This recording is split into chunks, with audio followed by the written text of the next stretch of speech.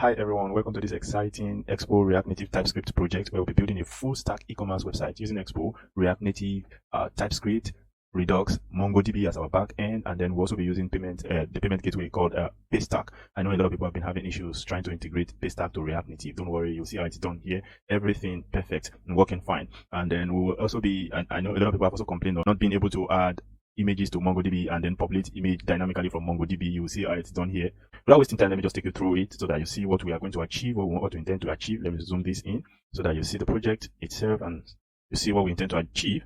So this is the home screen, and you can see this is beautiful and clean, isn't it? We have the header section, we have the go back, we have the search, we have the cart, and I know you love this cart section, it's beautiful, right? Then we have this image slider, the image slider section, this is the banner, and then we have new categories. You can see this is clean, and then this category is horizontally scrollable.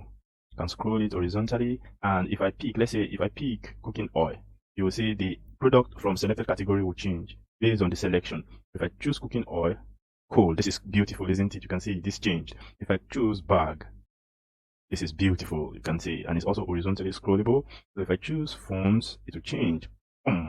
This is beautiful and clean. Now if I come, we have the trendy deals of the week. So we have the trending deals, and all this information is coming from the back end, from our MongoDB. So it's for a full stack project. So we also have limited deals, and you can see this beautiful progress bar that is showing the quantity of item left. So it's used to show the quantity of item left in and it's also coming from our backend. I'll show you how it's done. This is beautiful. And if I come here and I press on this, I press cool, it will redirect to the product page, product details page. And this is clean and beautiful, isn't it? And you can see it's rendering the product information. It's also showing if it's in stock. And if I go back, let me choose another one. Let me choose this. Cool, this is beautiful. And you still have everything including the product information. So let's try to add this to cart and see what happens. Boom, product added successfully, and you can see the cart has changed from 0 to 1, and you can also see add to cart, it has also changed the color, showing that this product has been added. So if I try to add it again, you can see this product already added to cart and it did not increase. Let's try to add another product to cart. Let's add this. This is clean, isn't it, and beautiful. And product added successfully. And then 2, we have to try to add again. No, it won't work. This is already added to cart. Let's add another product. Let's add TV. I added, product added successfully, and 3, good. So if I go to, let's go to the cart and then check this out.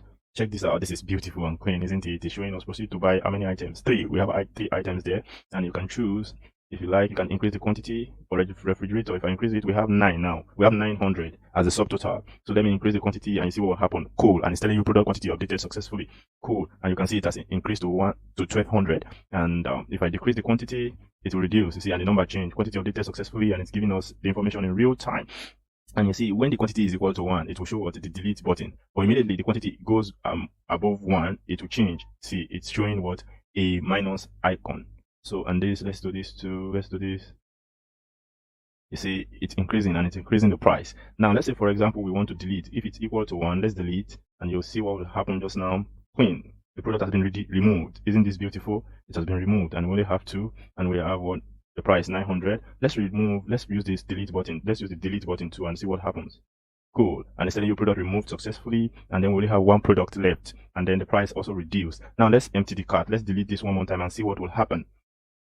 It's equal to 0, and you see what will happen. Because the cart is equal to 0, it's redirected back to the home page, because that's the idea. If the cart is empty, you want to redirect the user back to the page where we can add item or choose item and add to be added to the cart. So we're going to add product to the cart item again, so we can do the checkout part.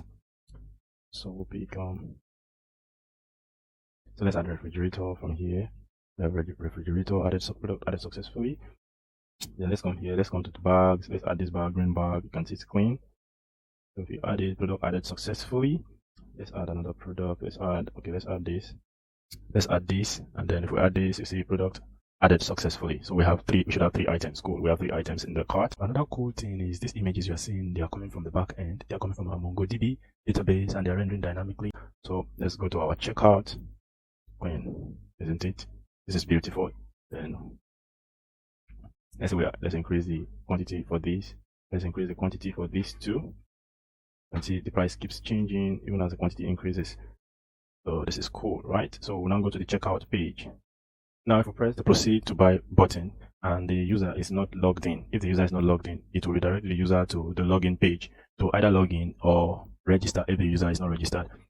But if the user is logged in, it will go to the checkout page. So we'll just see how it goes. Press proceed, and you can see it's redirected to the login page. So you can see it's a login to your account, and see this is clean. Just see what happens. Just the same page. So if the user is not logged in, you press sign up. You can see it redirected towards the register a new account page. And then if you press login, already have an account, login, it go back toward the login to your account. So we will not actually be doing the registration part because there's an existing user that I've created, but the registration is working fine. So we'll use, if you press the login now, let's say the user wants to log in, and then you press the user login, just see what will happen. You see the animation effect there. This is beautiful, isn't it? You can see clean. I'll be showing you how this is built, and you say it's enter your email. So, and then if I dropped it, you see it comes back. This is beautiful, isn't it? So I'm just going to enter one of the user account that I've registered before. So I'm going to write, this is from one of the accounts I created. So, and you notice what will happen if I bring it down. You see the label, the placeholder is not coming down. Why? Because we have a value inside that field. See, it remains there, and this is clean, isn't it? Now, if I come here, let's do for the password. So you can see for the password, if I close it, I make it on focus, it's on blur. You see, it came down, it came back because the field is empty. So let me add a password. And if I take it down, you see it's also standing. This is cool, isn't it? And I'll log in now. If it's accepted, cool, login successful. This is clean, right? So we'll just press proceed now, and you'll see it to take us to the checkout. Cool, this is beautiful. You see now we're able to access the proceed page, the checkout page rather, and then you can see you can add to the address. That's the add button to add new address, where you can see, and it's bringing up the user address information right from MongoDB from the back end. So currently this user has 2 delivery address information, which you can choose anyone from the 2. So if I choose this now, you see deliver to this address. This is beautiful. If I come here and choose this, it changes. So deliver to this address. The one you choose there would automatically be the address this product will be sent to, and you can also remove the address and edit the address. So if I come here and I set, let's set this first one as the delivery address. So I'll say deliver to this address, and then I'll press it. You see, cool, and it takes me to the next step. So the next step, okay, let's just leave this, let's just go. And then you see it has 2 features. It's either you want to do cash on delivery or card payment. So the cash, will not be using the cash now. Let me just quickly use the card, because the cash, it will just take it directly. So you pay on delivery. So that one is really working. So let's take it to card delivery, and you're going to see pay stack. This, I use integrated pay stack live. And you see pay with debit card, pay online, then proceed. And you see this is clean, and it's redirecting to pay stack pay. This is live. Just look at this. This is live, and you can see it has updated the price. That's updated this price. That's 2,000, and then this is beautiful. And this is what happened when I press pay. Boom, payment successful. Order placed successfully. This is beautiful, isn't it? So this is what you'll see. Without wasting time, let's go and get started with this build. We're also going to cover React Native navigations and with TypeScript, and especially for those who have been having issues with going back to the previous screen, it is also going to be addressed. The navigation.go back, the issues with it, you'll see it to be addressed here. I really appreciate feedback from you. Please endeavor to like, to comment, to share this video, and most importantly, subscribe to this channel just to encourage the community. Thank you very much. So let's get started. So just go ahead and create a project starter template, and from there we can start our build up in proper, start building the whole project, everything from there. But the project starter template is what's going to be the background on which we'll build the whole project. And remember, we're using React Native Expo TypeScript. So the first thing is we make a directory, and then after making a directory, we can create a folder, and from which we will create an Expo app with TypeScript. So without wasting time, we'll do mkdir. So come to the terminal here. I'm using VS Code. Say mkdir. So make a directory, and we'll give it the name e-commerce. Let's call it e-commerce project. Sorry, mk. Okay, it says the name already exists, right? Okay, so the name already exists. Okay, let me just make another directory. mkdir. So let's see e-commerce. Okay, let's call it e-commerce. You can call it any name you like. So we navigate to that directory, cd e-commerce. You can give it any name you like. So from there we can then create, from our e-commerce project, we can create our Expo TypeScript starter template. And to create that, we're going to use a code called npx we're going to write MP. I think it's npx create. So we're going to npx create. Wait, should be npx create expo. Then we give it the name. Okay, Expo app. Yeah, we'll now give it the name. Let's say we want to call it e-commerce app. That's all you need to write. Make sure that the spellings are correct. If not, it will throw an error. So if the spellings are correct, it will load the project. So we just have to exercise patience while the project starter template is created by Expo app. So the project starter template has been created. It has been created successfully. So the next thing we'll do, we'll just navigate to the project folder and we can start building up our own project the way we want it to be. So don't forget that we use CD to navigate to folders. So we call the name e-commerce app. So we navigate to this project. So we're going to open that folder now in we're going to open the folder in a new window, in a new VS Code window, so that we can start building. So to do that, you just press code space double dot. You can see the project folder has been opened in another VS Code window. So we have the project folder here. So another thing we need to do, let's quickly open the terminal here. We open the terminal, new terminal, so we can go to the, so we can start the project. So once we start the project, then we can now pop it up on screen. So pop it up on screen. The next thing we'll do is let me close the format so that we will not be opening too many code visual code editor. So we navigate to the project itself. So the project itself is e-commerce app. Then we can add the npx expo start to start the project. So you can use npx expo start. Then to run a metro bundler, we'll run to bundle the project so we can have it on our iOS simulator. So for me, I'm using a window PC.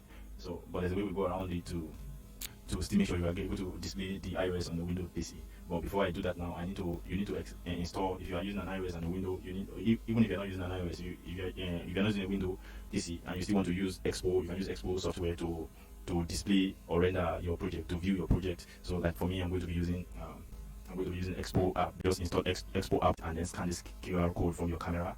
So you scan the QR code from your camera and to open the project. To open the project on your Expo app directly, and from there you can start building and see the display. So that's what I'm going to do now. I'm just going to scan this QR code from my phone camera, and it's opening the project on my iOS phone. Or don't worry, I'll display it. The reason why I'm not displaying it now is because I use another software to display my iOS on my Windows phone, and once the software is running, it won't scan the QR code, so the two are not working. It is called because I'll be using screen mirroring. So the screen mirroring will help me to display my iOS on my Windows computer using an app called Reflector 4. So without wasting time, let me take you to Reflector 4. So you can just search and then download the Reflector 4, install it. Once you install it, it will give a name. You see, this is the name of my PC. Then you go to your iOS phone. That's after you have used the QR code for your project starter template. You must have run the QR code and make sure your project is running, because once you turn on the screen mirroring, it may not allow you to scan QR code, like it won't work. So you just swipe up your iOS device and then locate the screen mirror mirroring icon. You will see it on your phone, and then just turn it on, and it will read your PC.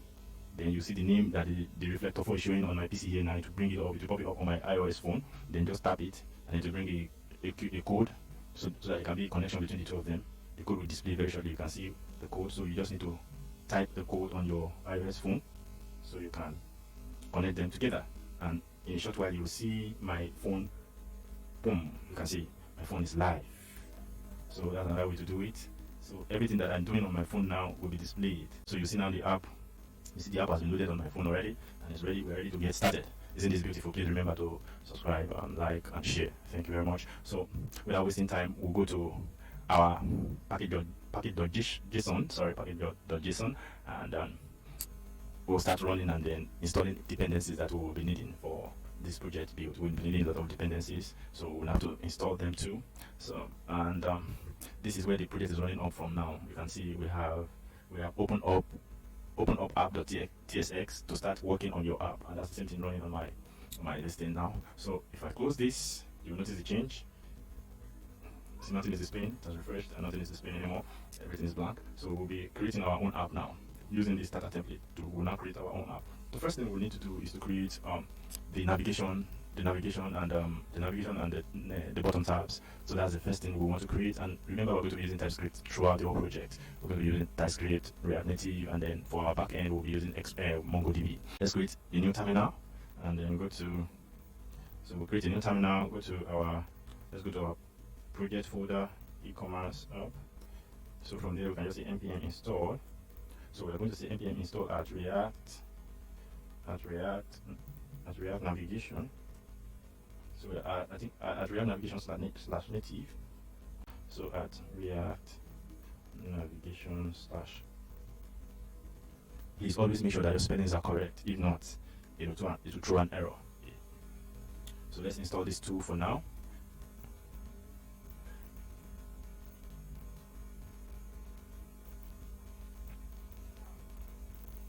This is what I'm talking about. I already made a mistake. At React, my React is not correct. Ooh. So let me just copy this. I won't waste time. Won't waste time. Exactly what I talked about. You see it happening. So let's just correct React.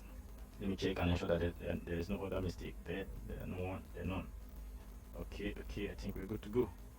So let's install it again now, and everything should work. Installed.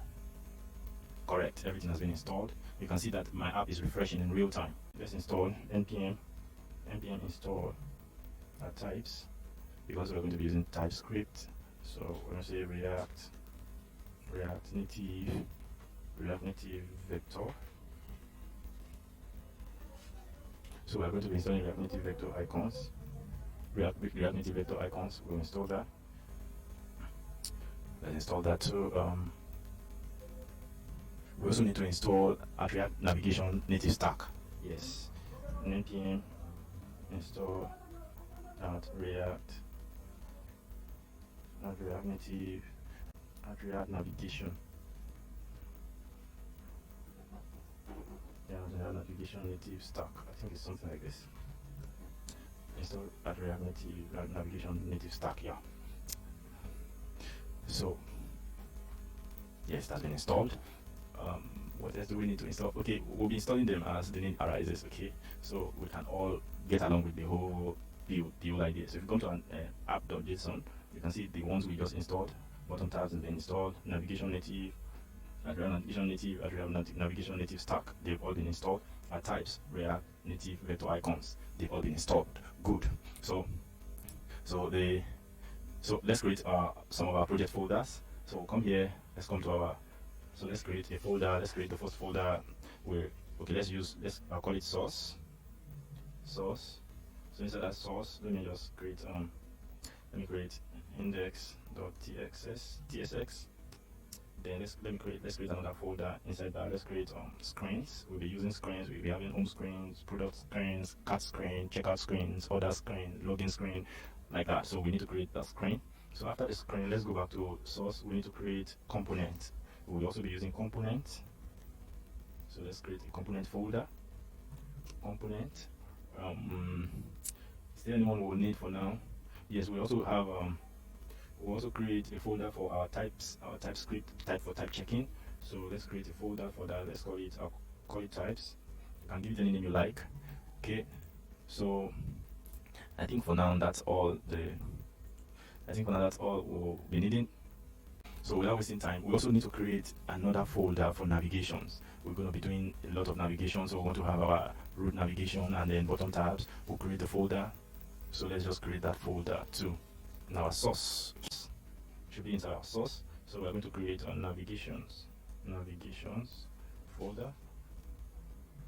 So root navigator.tsx. Then we need to create another file. We need to create another file for our bottom tabs to manage our bottom tabs navigation. Okay, so I'll call that tab navigation or tab navigator. So both these two navigation files will be inside our navigation folder. So tab navigator.tsx. So this is good, right? So let's get started with that. You don't need to freak out. Everything will be explained. You understand how it works, and then it makes the work a lot more easier. So the first thing that we'll do here inside our tab navigator, inside our root navigator, sorry, we are going to import React. So let's import React. Let's import React from React. So we're going to import React from React. We're also going to be using from our navigation native stack. Let's import And to do that, we're going to be using navigation. We're going to be using navigation at React Navigation / native stack. So we're going to import. So remember we installed that dependency. It's already popping up at React Navigation / native stack. So we are going to do all our. We're going to install. We're going to import. We're going to import two. We're going to destructure it and import. We're going to bring navigation native stack screen props. So we'll be using native stack screen props. I will show you what it does very shortly. You can see it's already popping up. Native stack screen props. So native stack screen props. Then we're also going to import create native stack navigation. Sorry, so I think it's small letter. Create native stack navigator. Yeah, create native stack navigator. See, we're going to import the two of them. I always remember to save. It's very important. Then from our React Navigation native, we need to import navigator screen params. All these things I'll explain to you very shortly. So we're going to import from React Navigation / native, and then there's what we call navigator screen params there. Navigator screen params. Yeah. So we're going to import that, and for now, let's just leave it here. We're going to be using these two things with our TypeScript. You'll see how it works very shortly. So the first thing we'll do is we are going to create a parameter or an object for our bottom tab screen. The thing is, we're going to create an export. So because these params we need to export it so we can use it in our app.txs. So we're going to export it. We're going to say export type. So we give it a name. Let's give it a name root stack param object. So root stack param object. So let's say root stack param obj will do. So will be equal to. So it's an object. It's actually an object. And let's say, for example, it's going to take our deal screen. So for now, let's just make it undefined. So we are trying to create the parameters. So for now, we're making it undefined. Let's create the cart screen. For the cart screen, we make it undefined too, just so you see how it works. Then there's another thing we need to do, because we also need to link since the root navigator is what actually helps us to navigate from one screen to another.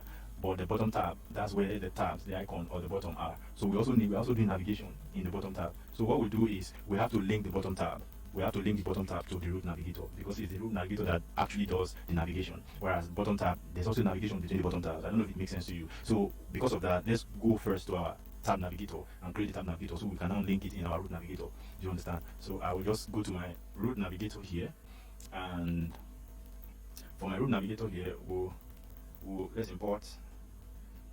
We import React from React. Let's import.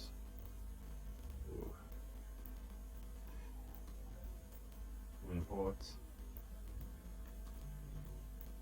import from. So we import at. So the same we imported from native navigation here. The same we imported from native stack. So we're also going to import from bottom tabs. So we're going to say React native bottom tabs. See, it's already bringing it up. And inside the bottom tabs, there's what we call bottom tab screen props. Bottom tabs screen props. Yeah. Bottom tab screen props, and then we have create bottom tab screen props, just the same way we did for the root navigator the other time. So we have create bottom tab screen props already popping up. Then, so for now that will do. Then we also need to add. We also need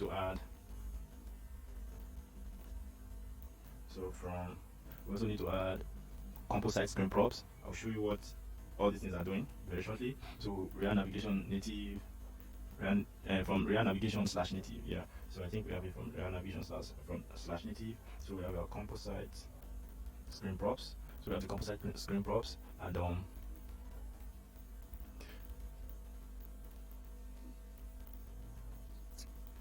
I think for now, okay, yes, we need an icon. I'm thinking about it. Because we're using icon, we'll be displaying those icons at our bottom tab. So we need to import the icon dependency. That's vector icon that we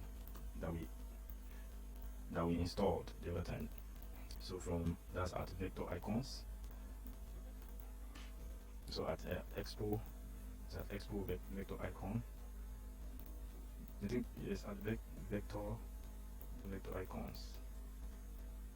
Yeah. So we do export type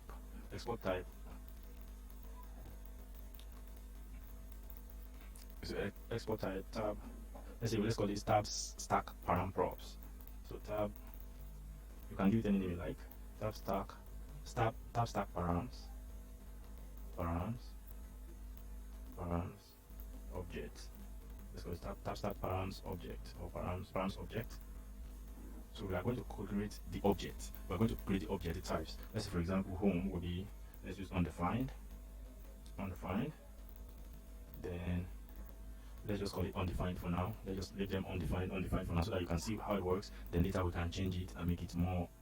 So let me add cat too. Since we used cat, so let's use cat undefined too. For now, let's just keep everything undefined. So that's all about this. We'll add to it later during when we are building the project. So we're going to call this, let's call this tab stack. So tab stack, we are now going to use the bottom tab create bottom tab navigator. So it's a TypeScript. So the way we are going to do it, okay, let me just write it first. So it's going to take the tabs params object props. So it will take all the object props in here, as it's already displaying it. So it will take it here. So let me just write everything first, and then we'll explain them later, so I won't waste time. So we're going to export type tab stack screen prop, tab stack screen props. So we're going to call it tab stack screen props. So we are trying to make it generic. Extends key of, so it should be of key of tab stack object, and then equal to, so that's what we're going to use, that composite screen props, and then hook it to bottom. We're going to hook it to bottom tab screen props, bottom tabs screen prop, bottom tabs. There's bottom tabs. Okay, let me just write it. Bottom tabs screen props. So we'll bring it. I think I wrote bottom tabs screen props. Okay, I'll just write it. Bottom tabs screen props. Then we now take our tab stack param objects. So tab param, then we're gonna make it generic, and root. It'll take our root stack root stack screen. Why are they not coming up? Screen root stack screen props. It's not coming up. Then into now we're now passing our tab stack, right? We'll pass in our tab stack, then we'll close it. So these are our bottom tabs. Okay, supposed to be bottom tab. We are supposed to pass bottom tab screen props, and it's supposed to take our tabs params object, and then root stack. Okay, yeah. So we need to import that root stack. The root stack, remember, is coming from our root navigator. So that's what we're exporting here, root stack. So this is what it is. So okay, we have not even declared it. So it's supposed to come from our root stack screen props. So we need to define our root stack screen prop. So we'll come here. We'll just leave this way, and let's call it root. Let's call it root stack. Root stack will be equal to create native stack navigator that we installed here, you see, and then we're going to give it root. It's a root stack param object. So of course, and that's simple. So you can see we're basically doing the same thing, but in a different way, because they're going to be doing different. They're going to perform different functions. So we're going to call this root. Let's call it root stack screen props, just like we call this tab stack screen props. So the screen props, the properties, the props that it will be passing. So now for this now we are using a root stack screen props. Root stack screen props. Root stack screen props. So we are doing root stack screen props, and then we're going to be passing. I'll explain what everything is doing. Extends key of. So extend key of root stack. It will not be extending the key of root stack params object. root stack params object, and then let's bring it down. Then we're going to be using native stack screen props, and it's going to also take root stack params object. Cool, everything's correct. So we'll now go to our tab. Now we import this root stack screen props. So we need to import that root stack screen props so we can connect the two together. So we'll come here, root stack screen props. So you should bring it up here from root navigator. See, it's working. I think we're making a mistake with the. I'm using bottom tab. It's I think I'm the one who made a mistake. Here it's supposed to be bottom tab screen. It's supposed to be bottom tab screen props. That's what we actually need. Not tab bar. So we need bottom tab. We need bottom tab screen props.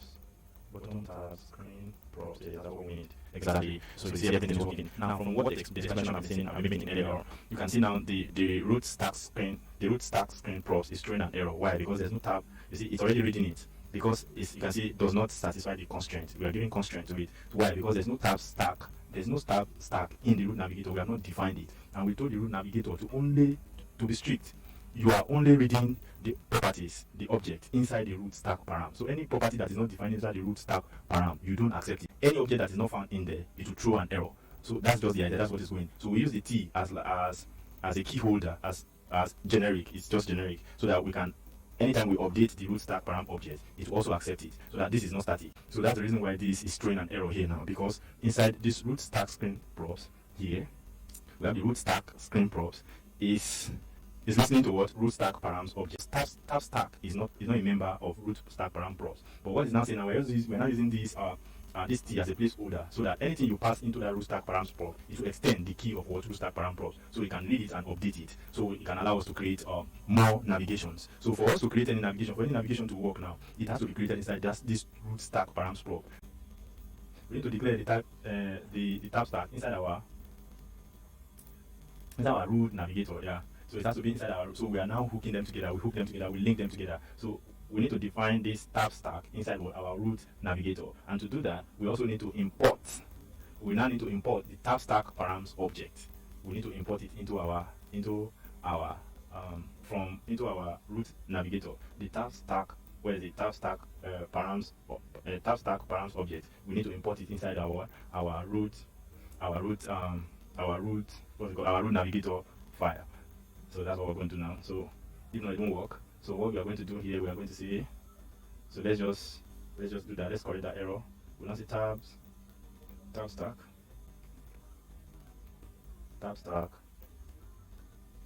So there's what we call navigator screen params that we installed here. So that's what's going to help us to, and that's what will enable the navigation of that tabs, of all the tabs, all the bottom tabs. Yes. So we'll call this. We'll call navigator screen params.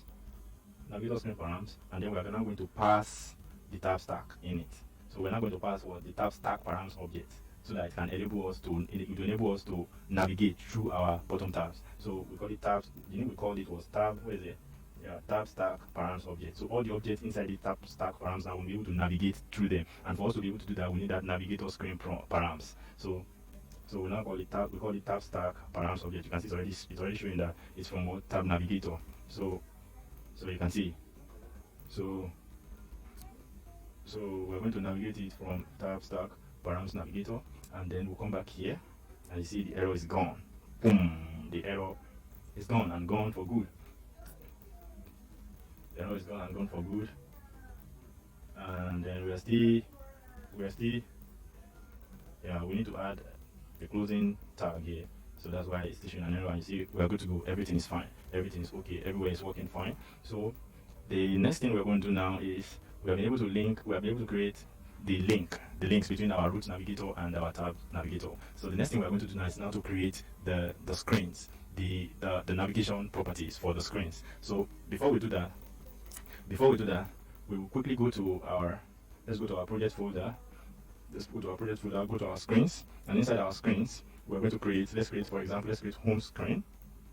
let's create home screens, home screens.txs. So we're going to create home screen.tsx. So let's import React from React. Create React from React. We're going to create React from React, and where okay, for now let's go to, so that you understand how everything is going to work out. So let's go back to our tab navigator. So and let's create the tab navigators. Let's create all the bottom tabs navigator. So let's just go there and create it so that you see how everything will work out. So we see const tabs. Let's say const tabs navigator. So we return, let's add our return function, and our return function we'll take in. So we can now use our tab stack here. You know, we call that tab stack. That's what's going to help us create the bottom tab navigator. So so this is what is used to create the bottom tabs navigator. The bottom tabs. This is what we use to create the bottom tabs. But it's heavily reliant on the object that we pass in here. Can you see the sense in it? So it's looking out for the object that is passed inside the tab stack param object. So that's what we're passing into it. So we'll now use that tab stack. That's what we use to create. We use the tab stack to create what our bottom tabs navigation. So inside tab stack, inside the create bottom tab navigator, there's what we call navigator. You can see when I pass the dot, it shows me what the navigator. So inside that navigator, we have so we're going to do something like this, and then inside that we have some things that we need to call. We need our screen options. So the screen options will be, we don't want it to show the tab. We don't want it to show the tab bar label. We don't want it to show the tab bar label. Tab bar label. So we're going to make it false. We don't want it to show the tab bar label. So we now have tab. We have tab stack. Sorry, tab stack. We need tab stack. Tab stack. Then you see we have navigator. We have screen. So now we want to use that of screen. So we have tab stack. So the screen. So we need to pass in the name of the screen. So I'll pass home. So we need the component. That's the screen where we'll be calling it up from. So we need a component, and this screen, since is a name home, we are going to be calling it from home screen. So let's say home screen. So we're going to be calling it from what? From home screen. Now don't worry about the error. I know the reason why it's throwing the error, because we have not created a JSX function inside our home screen. That's why it's throwing that error. So as soon as we create the JSX function, the error will disappear. So we have options. We can have options, and then we can see header shown. We want it to be false. So because we want to display our own header, so header shown false. We have a tab bar icon.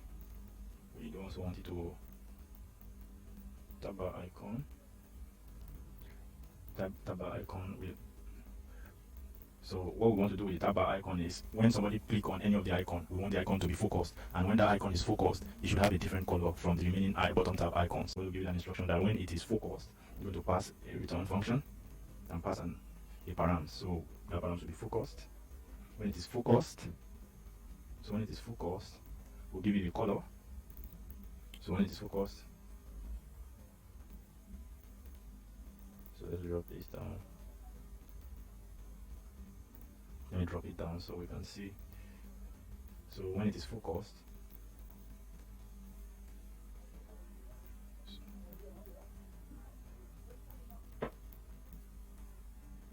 we want it to, if it is focused, we want you to do this, else do that. That's what it's just saying. When it is focused,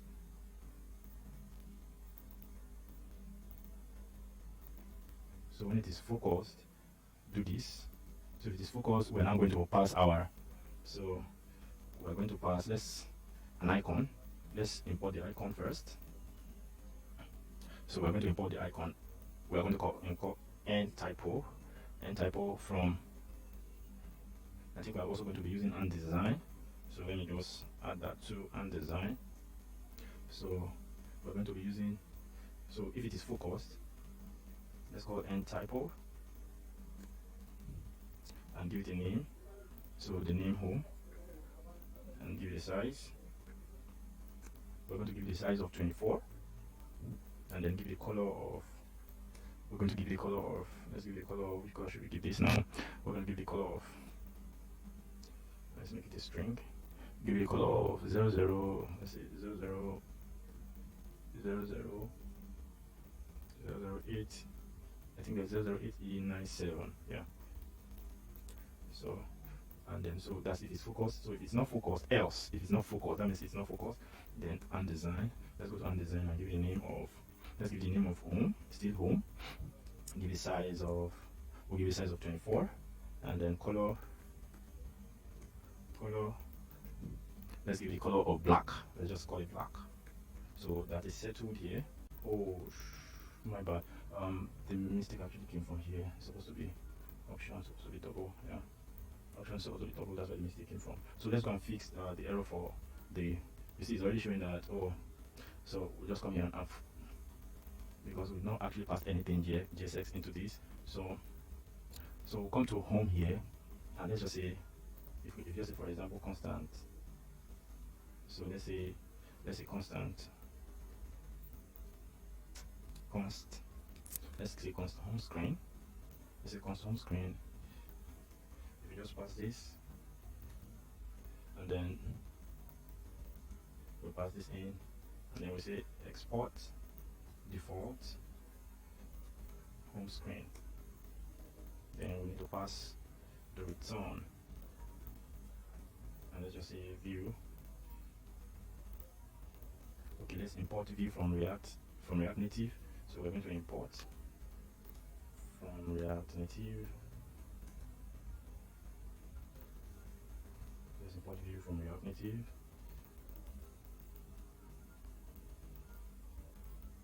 No, view has to be in capital letter. V has to be in capital letter. So we can now come here now and then inside our home we also need to import. Okay, no. Then we can now come here.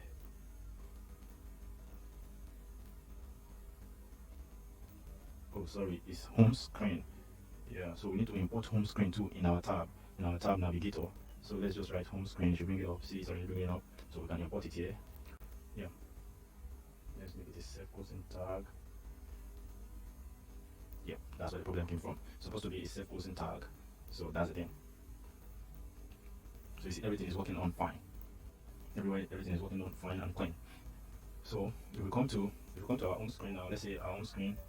Let's render text. Let's import text from React Native. So let's render text. Let's call it hi E-Commerce App. Let's call it hi E-Commerce App. Let's give it a style of let's say font size. Let's call it 30. So very soon we're going to navigate to the home screen. So from here now we've done for tab, we've gone for the tab, and you can simply duplicate for all other navigations. But very soon you will see them showing up on our screen. So that will not waste time. What we're going to do now, I will just copy and paste, so that we can do for, let's say we have 4 bottom tabs. We've done the first bottom tab, that is home screen. So we can just copy this and paste it 3 more times. Save, and then we just adjust them accordingly. So from so let's call this card screen, or for now, okay, let's just call it card screen, but we have to create this screen. So let's say we come here now, come to screen again, and then create another screen, call it card screen .tsx. Then let's just copy everything we have in our home screen and dump it in the card screen, and then we just change this to card screen. Oh, sure. Card screen, and then card screen, so we can be able to move faster. Card screen. So let's call it arrival cart. Let's call it cart. So we have our cart screen ready. Let's have one or two more. Okay, we still have 2 more anyway. Let's have, after cart screen, what other screens can we have? We can have deal screen. We can have profile screen. So let's add deal screen and profile screen. Deal screen, you can call it any screen you like. You can give any screen you like. It's up to you. Then we have the profile. Let's have profile screen. So let's have profile screen here. Let's have profile screen. Profile screen. Profile screen. Then let's have view screen here.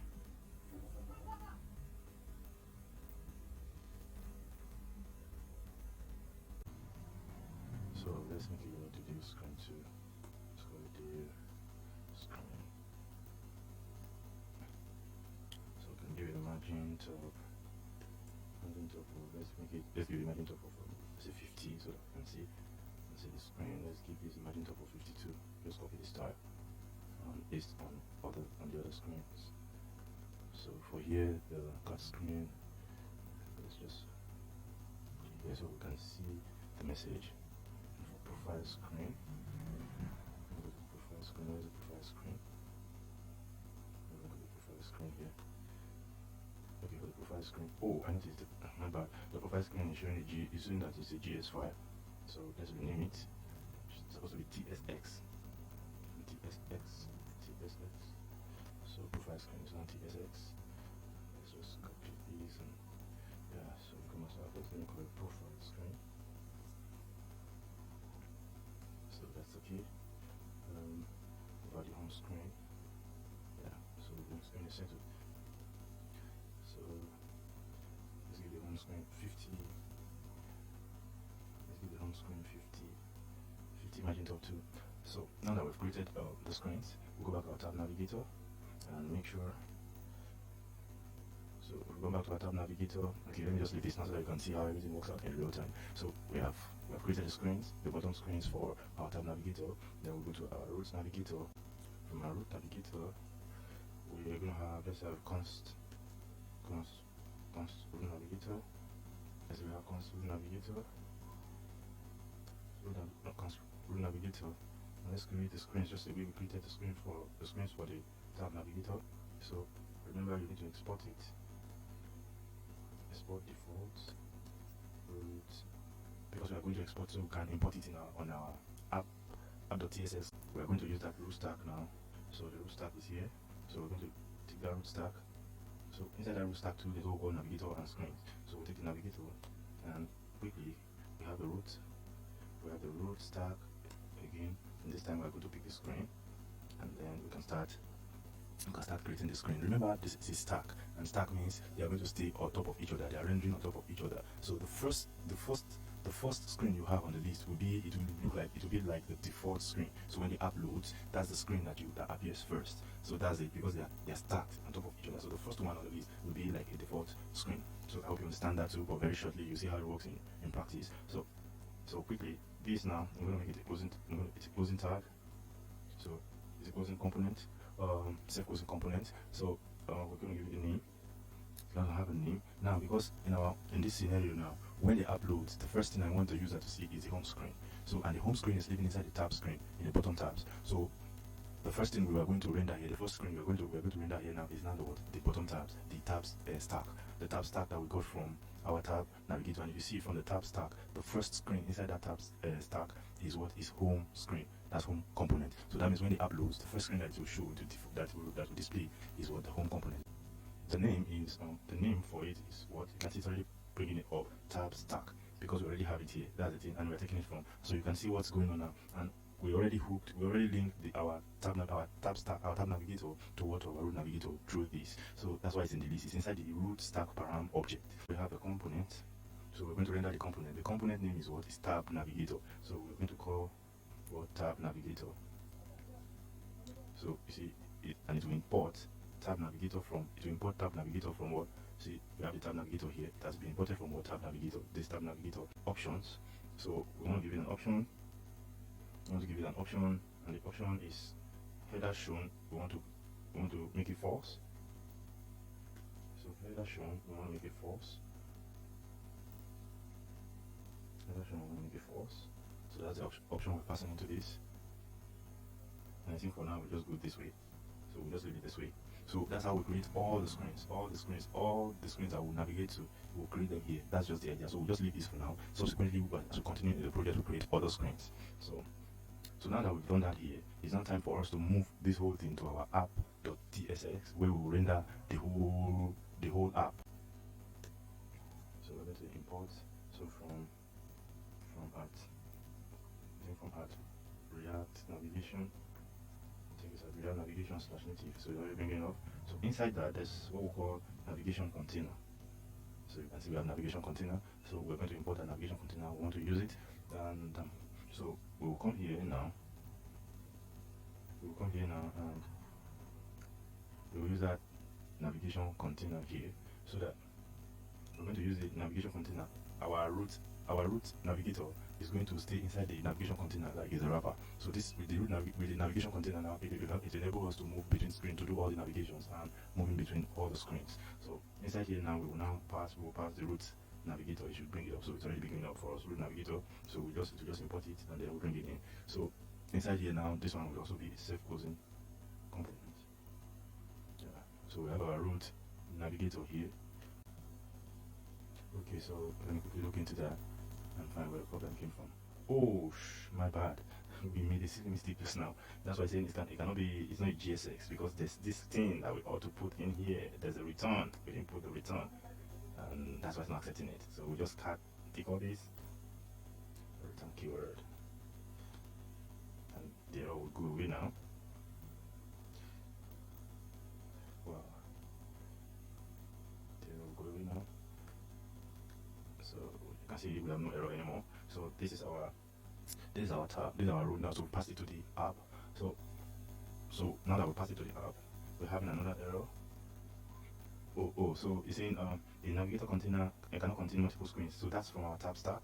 So that's our tab navigator. You know, I just copy paste the screens. So that's not acceptable. We have to define those screens. So you see we're having home. It's not acceptable. It won't accept it. That's why it's yelling at us. That's why it's throwing an error. So quickly we're going to change this. Let's make this cart. So we have a name in our tab. Let's check our tab. Okay, we have cart, we have deals, we have profiles. So let me just use this as small letter so everything becomes clearer. So we're going to call this cart. Is the error will soon go away. Oh, sorry. So we're going to call this cart. We're going to call these deals. Let's call this profile. And since we have all the screens, let's just put in those screens. Let's use the screens there. So I'm going to call this cart screen. She's already asked me to import it, so let's just import that, and it's working well. So here we're going to have deals screen. So it's already bringing up, so it's going to import it automatically for us. So here we have profile screen. So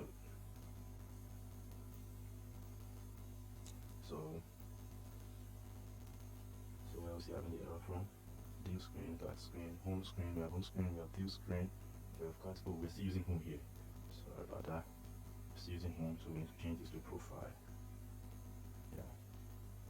So everything good. You can see, boom. You can see our home screen has been loaded. This is cool, isn't it? See, because we have Hi E-Commerce App inside our home screen. So you can see we have our E-Commerce App inside our home screen. It's coming up, and you can see all the button tabs, and you can see what I said the other time. It is focused, so this is focused. Now, okay, quickly, let's just change the icons. Let's just change the icons so that everything will display clearly. Yeah, so we can display everything clearly. So let's just change the icons for our shopping. Where is it? For our cart, we're going to use what we call shopping cart from Ant Design. So there's Ant Design. Yes. So there's what we call shopping cart. Shopping cart from Ant Design. That's what we're going to use. And if we refresh that, it's supposed to have changed. That's changed. You can see. And when I press on the shopping cart, you can see it becomes focused and the color changed. So that's it. And so we're doing well. So if I go to the cart screen now, let me save it. Yes, you can see Hi E-Commerce App cart is different from home. So if I go back home, you see Hi E-Commerce App. This is lovely. Please just remember to subscribe, comment, and share. Thank you very much. It's very important, please. So we also do for the profile. Let's change the icon, the profile. So let's change the icon for the profile. For the deals rather, we're going to let's use iron icons. So iron icons. So for the deals, okay, this is profile. Oh, I'm changing the name. So for the profile, we're going to also use ion icons. So ion icons, there's what we call person. Inside ion icon, person, and then let's see person outline. Person outline. So let's not setting. Okay, it's from ion icons, not ant design. So ion icons, yeah, so it's fine. Then let's see for divs. I think we have ion icons too. Ion icons, and we have copy, and then ion icons. I think we have copy outline. So we have copy. We should have copy outline. So we have copy outline. So and also it's from ion icons. So we should have new icons for them. Good, this is perfect, isn't it? So if I go to cart, it's showing me hi e-commerce app cart.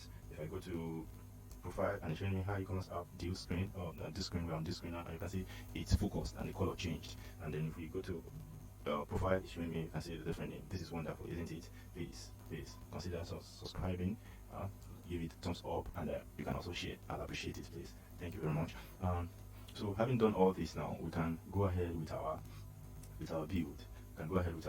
So I think the next thing we'll do now, we'll go and build the home screen properly. So let's go into the home screen. So I'll go back to the home screen here, and you can see everything is showing up on the screen too. So for the home screen, so for now we can make do with our tab navigator.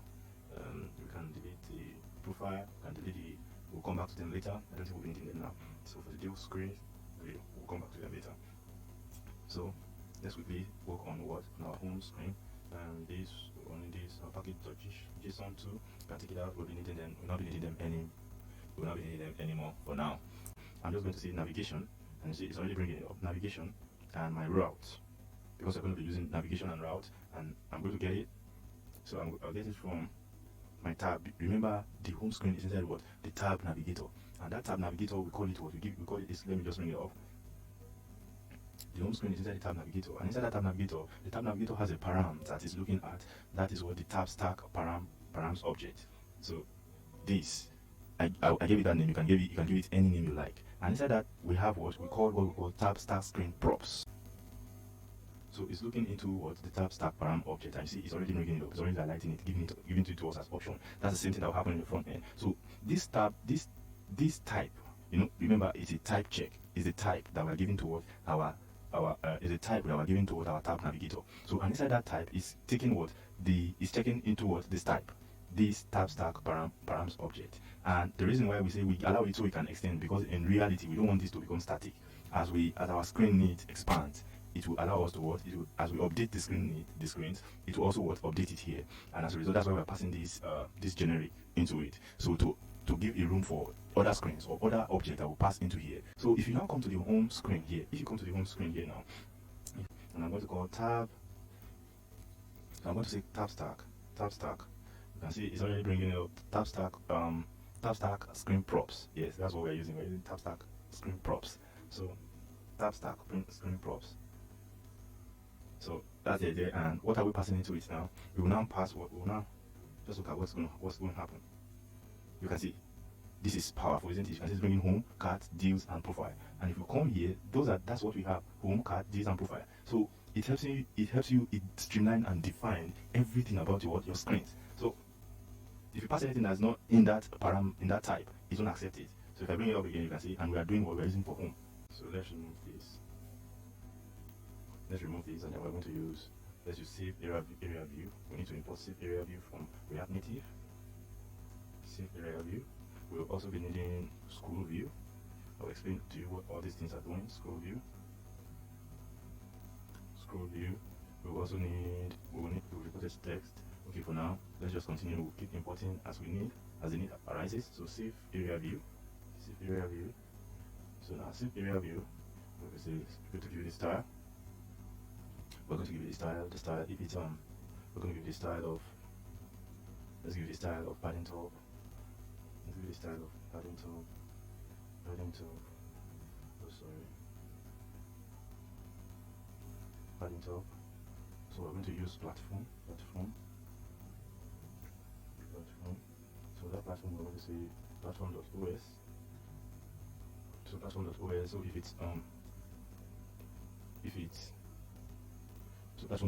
it's Android, it should give us 40 and else it should be 0. So if it's Android, platform.os. So if it's Android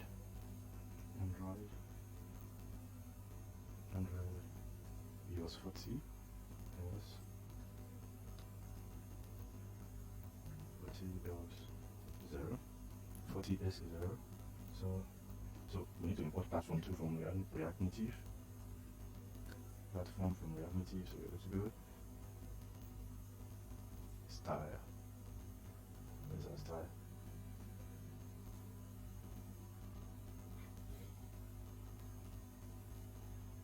Okay, the second quoting tag is not there. Style. So we're going to give it flex of 1.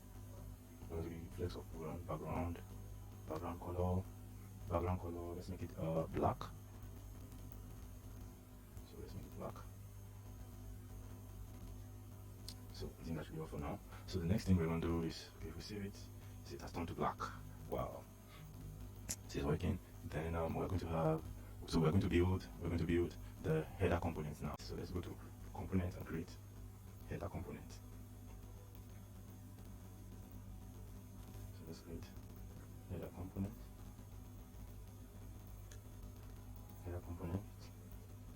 .tsx. So quickly, let's go to our header component. Inside our header component, we'll import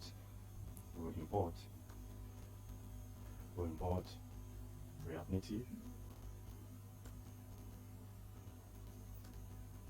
So let's see, we're going to use view, we're going to use text. So we'll not waste time. Most of the time I have to copy and paste. I need to copy and paste from the previous screen, but I just want to put here so that people can see, for the beginners, so they can see how we actually do most of these things in real time. But for time constraint, going forward, I'll need to copy and paste it here. You can also do the same. So we're going to import React, and we're going to also destructure some things from React. So I'm going to write export const, headers component. So we're going to make this. So I'm going to call this go to previous. Then we're going to have search. For the search bar, we're going to have cat length. Oh, let's just create the TypeScript for it. Let's create the type check. So we're going to be using interface. I'll call it interface header params. Let's call it interface header params. So let's declare the params, the object that we're passing here now. We'll declare it in our TypeScript. So the go to previous is going to be a function. So if it's going to be a function, so we're going to say go to previous. Since it's a function, so we're going to make it optional, or so that if the function is active, it run the function. If not, it will be undefined. That's what this question mark means. So okay, don't worry, when I write it, you will see what it will show. So it's that it's working. If it's working, if it's in use, it will run the function, and if it's not in use, make it functional so that it won't throw an error. So you can see so that it's running the void, the function that I pass, or it's undefined. So it's like option, you're giving an option. So if it's not in use, just make it undefined. If not, it will throw an error. If you don't put the question mark here, then you're making it compulsory. It's a criteria, it's a strong criteria for that component to work. So anytime, if you're not putting the question mark, you're saying anytime that component loads, anytime the component is in use, this go to previous screen is a requirement. So without it will throw an error to be showing the person that, okay, this is required. You cannot make it undefined. But with our question mark now, we're saying, okay, if it's not in use, if it's not active, if they didn't call the function, just treat it as what it is, undefined. So it's optional. So that's what it's saying there. Then for our search, so search 2 will also be a function, because we're going to be calling some products from the backend. So it's going to run the function. So we're calling it void. So that's how to treat most of the functions in TypeScript. So we're going to have length. So cat length. So the cat length will be a number. So we can read the number of items in the cart. So it's going to be a number, either 1 item or 2 or 3. So that's what TypeScript is helping you to avoid those errors, to have type safety. So that if anybody pass a string into cat length now, it will throw an error. Because the cat length is supposed to be a number. We define it that it is a number. And here we are not going to make it optional, so it's always a number, and that's 0, 1, 2, 3, 4. So, and the default number will be 0. So no matter what, the default number of a cart will be 0. The cart is empty. So in our own scenario anyway, so the default number will be 0. So we have another prop that is a go to cart screen. Go to cart screen, and then we're going to parse, and we're going to run another function there that will navigate toward the cart screen. So make it void. So for now, these are the parameters we'll be using. So we can just call now with the structure. We just call this. We just bring the hi header.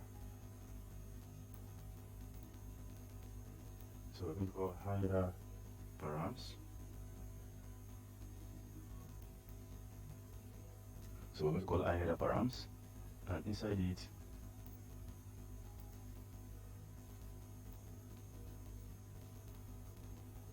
so we're going to this person function. So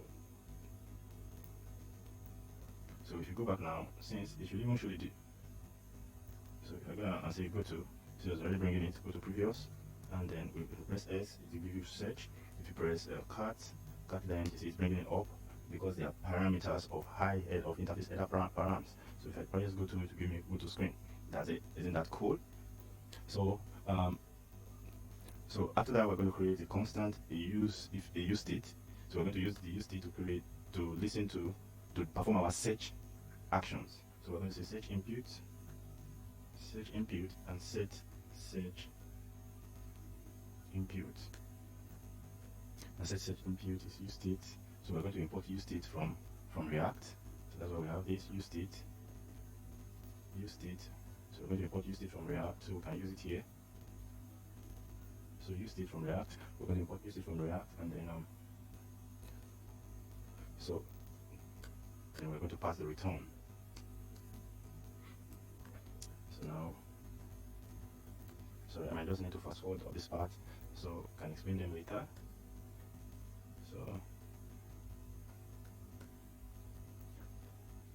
So we're going to have the background color. Okay, maybe another thing I'll do is let me just import, so that whatever changes we are making here, it will show in our home screen. So let me just come here and import. Let me import the header. I'll import the header component in our home screen. So I'll just see header. See, it's already popping up, header component. So we're going to import header component in our home screen, and you can see it already it's yelling. So it is because we passed some parameter to it that are required. So let me just come here for now and then make them optional. So you see that's that line there. You can see it's showing an error. It's throwing an error because we made this compulsory. It's not optional. You see, it's no longer throwing that error because see, immediately I pass the question mark to it, the error disappears. It's no longer throwing an error. So we make it optional. So we make them optional for now, so that we can just continue with what we're doing here. So the header components we're going to have for our header component we're going to have the style. So we're going to have create a container. So container we have a background color. You have a background color of black. We'll give it a background color of black. Give it a background color of black. We give it padding. Let's make the padding 10. We give flex direction. Flex direction will be row. So give it flex direction of row. We have align items of center. So align items of center. So I think that will be all for now there. Then we have to create, okay, let's just leave that aside for now. We'll create it later. So we'll create, let me display something. So we're going to use we're going to be using Pressable from React Native.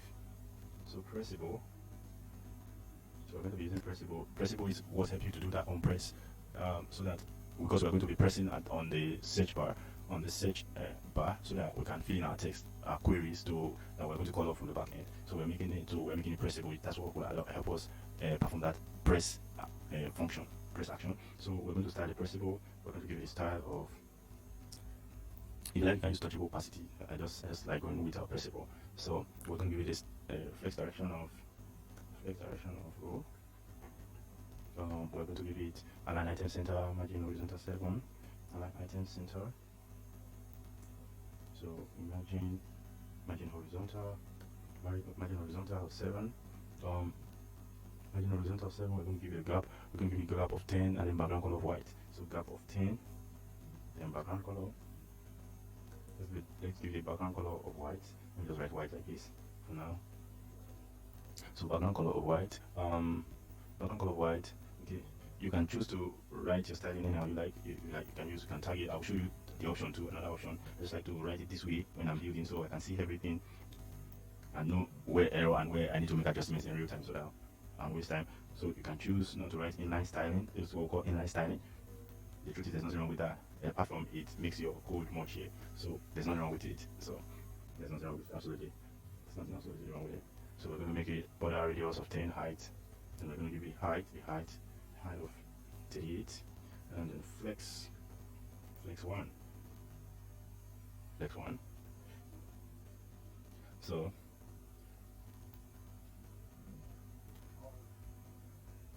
you can see, boom, we already have what? We have our search bar. Isn't this beautiful? It's beautiful, right? So we'll continue. You see, as we are doing it here, it's just coming up here, bam, and everything is just rendering because we have passed the component into our home screen. So we'll continue. So we'll continue. We're going to call another principle. Going to be another principle. Sorry. So another principle. We're going to give it style. We're going to give it style padding 10, so that we can use it for our search. That's what we're going to use for our search bar. So we'll give it a style of, let's call it padding 10.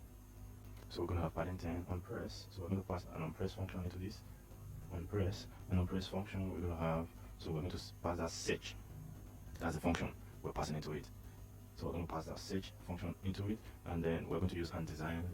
Okay, so that we won't waste time writing. Okay, I'm not writing anyone here. I think I use undesign in here. So let me just come here and tick this. Yeah, let's just tick this and undesign here.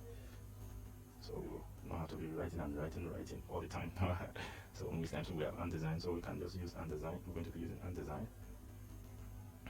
So I called up undesign, self-closing tag, and we're going to give it a name. So we want to pop up the search icon. Yeah. So I think we have one in undesign. So for now, I'm going to give it a name. So the name is going to be, I think the name is search1 in undesign, and we're going to give it a size of 22, and then we're going to give it a color of black. So let's give it color black. Let me just write the color this way, color of black. So correct, isn't this beautiful? So we'll give it a color of black. This is working. Then we're going to render a text input into this. So we'll go. So we'll come here. And so we need to also import text input from React Native. So you see how we are destructuring React Native. So we're only calling up what is necessary, what we need text input from React Native, and then we're going to give it text input. Let's call that text input. We're going to make it a self-closing tag. That's what we use. We're going to give it a value of. So that value is going to take our search input. So the state now, let me just explain a little. The state is like the state of something. Because I want to use layman terms to explain this so that you actually understand how it works. So when you say the state is the state of something, like what is the current state of something right now? What is the current state of an economy? What is the current state of an individual? What is the current state? Maybe you see a child of 22 years old. You say, okay, what's your current educational state? So is the child still in a primary school, in college or high school, or is the child a working class? So you want to know the current state. So maybe when the child is 3-4, the child can say primary school, and maybe at 22, 25, the current state of the child changes and is now a working class. Just that scenario, that's just what we're talking about. So just understand that first. That's the most important thing. So we use it to manage state, not globally now. We use it to manage state within our app. So we want to manage the state of the search input. You know, when you get to a search input, the initial state that is the search input is what is empty, and then the search input, like the search itself, I didn't pass the type to it, but there's a reason why I haven't passed a type into it.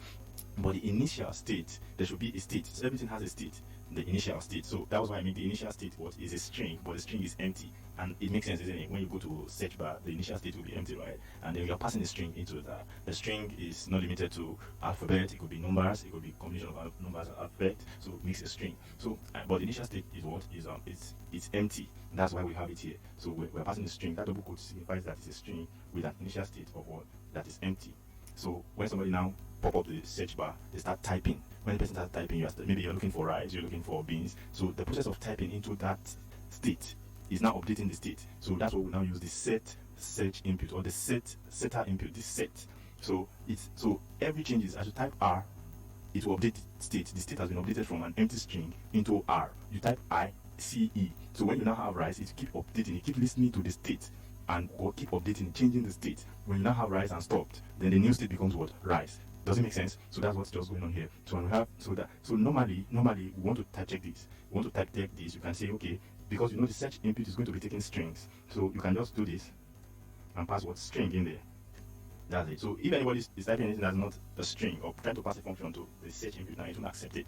It won't accept it. That's for the search input. Then we can use the set search input. We can now use a setter function for it. There's a way we run around it. But normally TypeScript is, they call it IntelliSense. TypeScript is wise enough to know that, okay, if you're passing something like this and you already declare that is an empty string, that double quote signifies that it's a string. Either single or double quote, it signifies that it's a string. So the TypeScript already knows, okay, what you're trying to do here is string. It will not be what we call inference. It will infer for you that, oh, this person wants to pass a string here. So if I highlight this now, you see it will show. See, it's showing use state a string. Why? Because I passed an empty string into it. So it has inferred for me that, okay, oh, this is a string, this person is doing. And for that, if I'm going to do a set function, that's to update, it's also going to be a string, a set state action called or string. We'll get into that later. I hope that makes sense. So for the text input now, we're calling what a search input, and if I hover over it now, you see it's recognizing that it's a string. It's showing that it's a string based on what I passed. I passed an empty string, so it has IntelliSense infer for me that, oh, this guy is trying to do a string here. So it's talking to the search input. So let's just continue. I hope it makes sense. So there's what we call on change. There's what we call on change text. On change text is going to take. So that's where we now pass. That's where we now pass the set. So when the text change, set the search input into the new state. Create a new state for the search input. I'll show you in real time. So we're now going to pass the search input. That's it. So, and we have a placeholder. If you like, you can use a placeholder. If you like, it's up to you. So placeholder, because it's for tutorial, that's why I'm trying to show most of these options. So you can see search items, and boom, you can see it's already showing. It's already showing. If I tap on my search icon now, you see it's already bringing it up. And okay, let me just console so that you see what's up. So I'll just console.log search input. So anything I press into the, let me now go to our terminal here. Let's go to our terminal so that you can see what I'm talking about. So we're in our terminal now. If I press anything, you see it starts showing inside the terminal. Just look at the terminal. So I'm going to press R. You can see it showing me. So it's updating. That's search input. That's search input. That's helping us to update. You can see it's updating, and boom, I have rise there. So that's what's just happening. And then if I delete, as soon as I'm deleting, it's also updating. It's also updating, and this thing is working real nice. Let's continue. Search bar. So after the search bar, we're going to create. We'll go back. Okay, let's just shorten it. So I'm going to create it. I'm going to create another component. Oh, sorry, I didn't put the type. So it's TSX, and then I'm going to create another component for go to cart. So let's do it. Go back first. So let me just copy this to make it faster. I'm going to copy this here, because since we are basically going to be using most of the things we've used here too. And let's create the type. So let's export interface. Go to, or let's just call it go back. Let's call it I go back. So we're going to call it I go back. So we're going to say on press, because we're going to be passing an on press function. So on press, when you press this, so we're going to call it the symbol we use for this as a void. So we're going to run a function when we press it. So we'll come here and say const, just the same way we did for the go back. Const go back. Const go back. So we're going to let's just do it the same way. Const. Let's export it. We need to export it too. Now I'm going to destructure that IG back.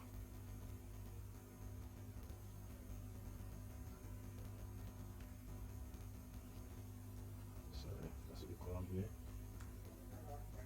So, and then in here we have to, so in here we're going to pass the on press. So we're going to pass the on press. That's it. And you see it's working fine. So let's pass the return. I don't want to forget that thing again. So we're gonna have pressable. So we already have a pressable, and then so the pressable is going to be, so we're going to be passing the onPress into it. The onPress, we're going to be recognizing the onPress, and then we'll pass the onPress up here. We'll pass the onPress up here into it. Okay, so we'll pass into the onPress. So whenever a user press that this button, this go back icon, it should run this onPress function. So that's what it's just saying. So I think that's all we need to do, and then we need to pass that icon. So we're going to get the icon from ion icons. So ion icons. Let's give it a closing tag. Then we're going to give it a name. The icon, I think, is chevron back cycle. Yeah, I think it's chevron. We have chevron back cycle. So chevron back cycle, and we're going to have a size. Let's give it a size of 30. Let's give it a size of 30. I think 30 won't be too bad. Let's give it a size of 30, and let's give it color. We're going to give it color of, let's give it color white. And the color of, let's use this white this time. So our name, so chevron back. Okay, yeah, so we're good to go. So now that we've exported this, we can now go and import it in our app, in our header component. We come and import it. Remember, we put it here, so we can now say there's a go back. I think we call it go back here, so it's already given it to us. So we're going to import it from here, and then we'll make this a closing tag. If we bring it up, boom, isn't this lovely? The next one was rendered as a cut. Yes, the cut. Okay. And then before we do that, we are going to pass the onPress. We pass the parameter inside that. We pass the onPress. That should run the function anytime they press it. It should run the function. So we're going to pass the onPress in here too. So we're going to call that function. We call it onPress. And when that function, we are going to pass in what, go to previous. So we're going to go to previous into it. So you can see how we are connecting them together. So quickly, let's go and create the function for the cart. So let me just create it directly. So we close this for the search box. This box is a container for the search box. We have closed it, so we can open for the cart. So we're going to use another pressable. So we're going to use pressable again, and inside the pressable we're going to have a view. So let's make the pressable. The pressable is going to be an onPress. It's going to carry an onPress too. So when an onPress happens, we're going to pass this go to cart screen function. So we're going to pass it into it. So we're going to pass that into it, and I think that's all we need to do. So we come here for our view, let's style it. Edit too.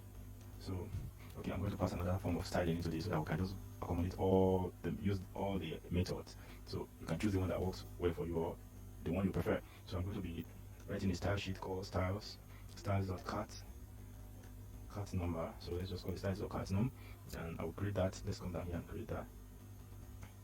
So we're going to say const. So we're going to say const the styles that we called just now. So we're going to say const styles. So const styles is equal to we're going to use the style sheet. Remember I imported style sheet here. Let me just show you. For the sake of the beginners, you can see style sheet is here. That's where I'm calling it from. So we're saying style sheet. So we're saying style sheet. Const style sheet. There's a function inside const style sheet. We'll go create, and we're going to create the style. So we give it the name of cart num. So we're going to create that style cart num. So we're going to create that, and it's going to be an object. So it's going to be an object. We're going to give it a position. So we're going to give it a position of absolute, and then we put a comma. We're going to give it our top. Top will be -5. Put a comma. We're going to give right.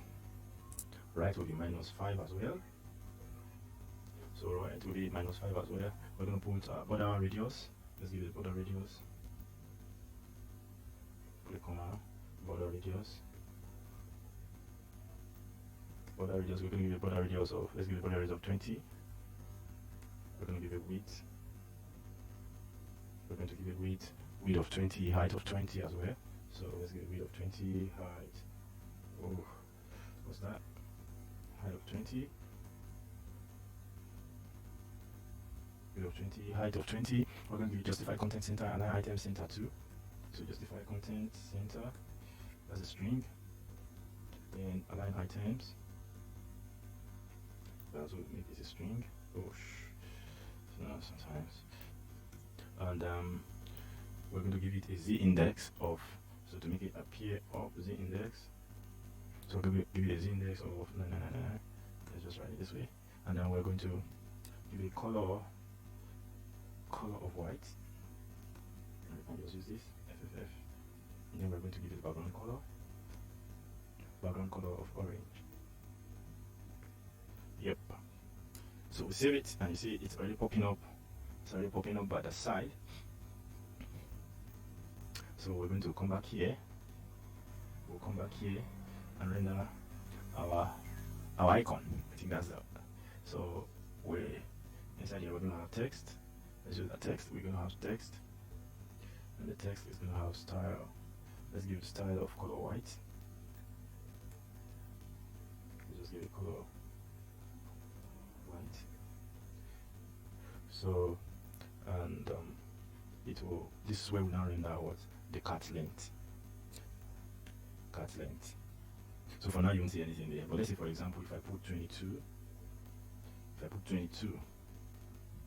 you see 22 has been passed into the cart, but we're using cart length, so it will pop up later. By the time we run that function, we do that function, so it will pop up. So the next thing we're going to do now, we need to pass an icon, and the icon, let me see, did I add material UI? So we're going to be getting this icon from material UI, so we keep this structuring. So we go to material, see material icons. So we're going to take this from material icons and pass it here. We're going to pass it after, yes, after this view. So we're going to call it material. We're going to call that material icons. Suppose tag, and we'll give it a name. The name is shopping cart. We have shopping cart in material icon. We want to use the shopping cart in material icon. Name hyphen not equal to shopping cart. Then size. We're going to have size. We're going to have size of 24. And color. Let's give it color white. Let's make it color white. And then we're going to let's pass style into it. Let's give it a little styling. We'll make it padding 5 and margin top 3. That's just it. So padding 5, margin top 3. Good. Isn't this beautiful? This is what we've been working on since. This is beautiful, right? So that's the idea. So I hope you're enjoying this so far. So we just save. And you can see everything we run, everything inside the components, and from the components now we're passing it to we're just passing this makes it clean. We go back to our home screen. If you come to our home screen now, our header component. So our header component, we're going to, so we'll now destructure this way. We'll now call up all the functions that we've been passing into the component here. We'll now call all these functions. Let me show you. They go to previous search, cat length. We'll call them up in our home screen. So we can come here now. If I come here and write cat length, it'll bring it up. You see, it's bringing it up already. So, but we'll not be using the cat length yet because we've not created it. We're going to create it in our Redux. We'll be using Redux too. So we're going to create it in our Redux.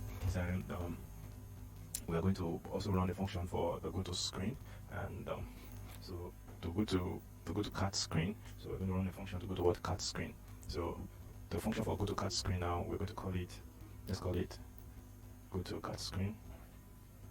Go to cat screen. So let's create that function. So we're going to create a function here. So const go to cat screen const go to cat screen is equal to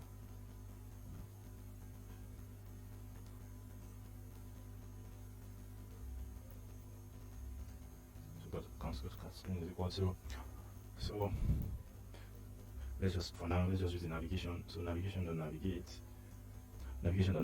We don't want to pass anything serious for now. So navigation.navigate. Let's just say navigation.navigate. Okay. You can see it's bringing him up. It's bringing all the places we can navigate to. It's bringing it up. So we can just see cat. So you see immediately I press the cat screen. That's taking me. It's navigating toward the cat screen. So let me go back.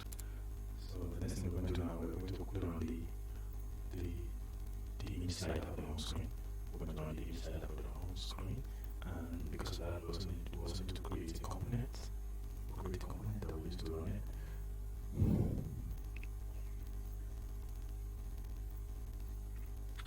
So let's go to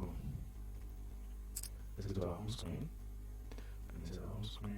We're going to for now I don't need the header component to continue later. So we can run other functions that are supposed to be part of it. So we'll run them later. So let's go. The next thing we're going to use is a scroll view. So what the scroll view does immediately in React Native is what helps you to scroll. It helps you to scroll vertically or horizontally. And then the default setting of React Native is it's column, it's column. Especially that's when most of the time you're using flex directional, so it's column based. It has the column view. So for the scroll view too, is the default setting is it enables you to scroll vertically. So you can, once you're using the scroll view, you can scroll vertically on the screen. But for you to do horizontal scrolling, then you have to specify. So for our image slider, it's going to be sliding and it's going to be sliding horizontally. So for our scroll view now, we're going to write horizontal. So it can do not scroll vertically. Do not use the default setting. It's going to scroll horizontally, and then there's what we call shows. We have shows horizontal scroll indicator and shows horizontal vertical indicator.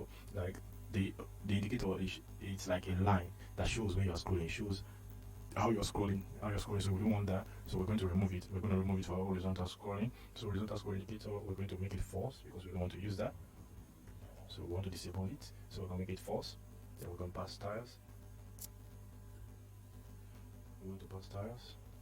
Let's pass those styles. I just like to write my styles like this. So you can choose whichever one you prefer, whichever approach work for you. So we have the background. Background color will be white. And then I'm going to give it border width of 7, border color white too. Border width. So border width 7 and border color white.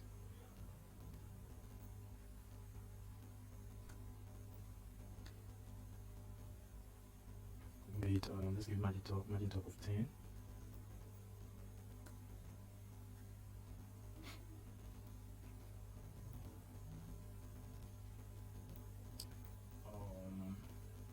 Might not really need the colors. I don't need the let's take it back. I think for now, let's just give you the background color. Let's give you the background color of. Let's give you the background color. Let's give you the background color this time around. So inside here we're going to be passing an image slider. So let's create a component for image slider. Let's go to our component and then create image slider. TSX. So inside our image slider we're going to. So inside our image slider, let's quickly copy these things. We're going to need them. Okay, let me go to my headers component and copy this. Okay, that's not the same. There was a place we used. Okay, so let's go into our image slider. From React Native, where's the React Native? Yeah, let's copy this one from React Native. I don't have to repeat everything. I'm going to be using quite a number of them. So let's just remove this since we have a copy. So yeah. So from here to we're going to the interface. Let's create an interface for image prop because we're going to be passing images. So let's create an interface for image props. And we're going to pass images, and those images are going to be an array. It will be an array of strings. So you can just pass it like this, an array of string. If you like, you can pass it. You can pass it and enclose the string. You can pass it like this. Okay, I'll be showing you later, so let's not waste time on that. So we have const. Let's define another. Let's get our screen width. We're going to get our screen width using this is an array. We're going to define our screen width. We're going to say max width. Max width is equal to, so we're going to get dimensions from React Native. So we have dimensions from it. So we're going to be using dimensions. So dimension is going to enable us to get the screen width, the screen, so that we can grab the screen width. So we have the screen, and then we can get the width of the screen. So we're saving the width of the screen in here. So what we're going to do now is let's create our component image slider.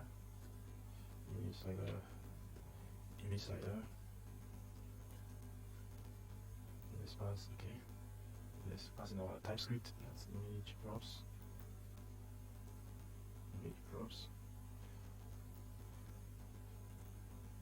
So we have const. You know, I keep making a mistake with this const. Keep making a mistake on that. So we're going to pass our images. It's already popping up. So let's get use state.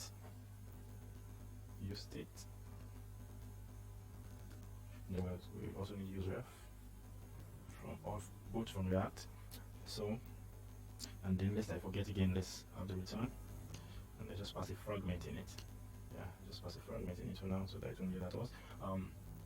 so we're going to be using the use state because we're going to be using what we call animated from React Native. So let me just import animated from React Native.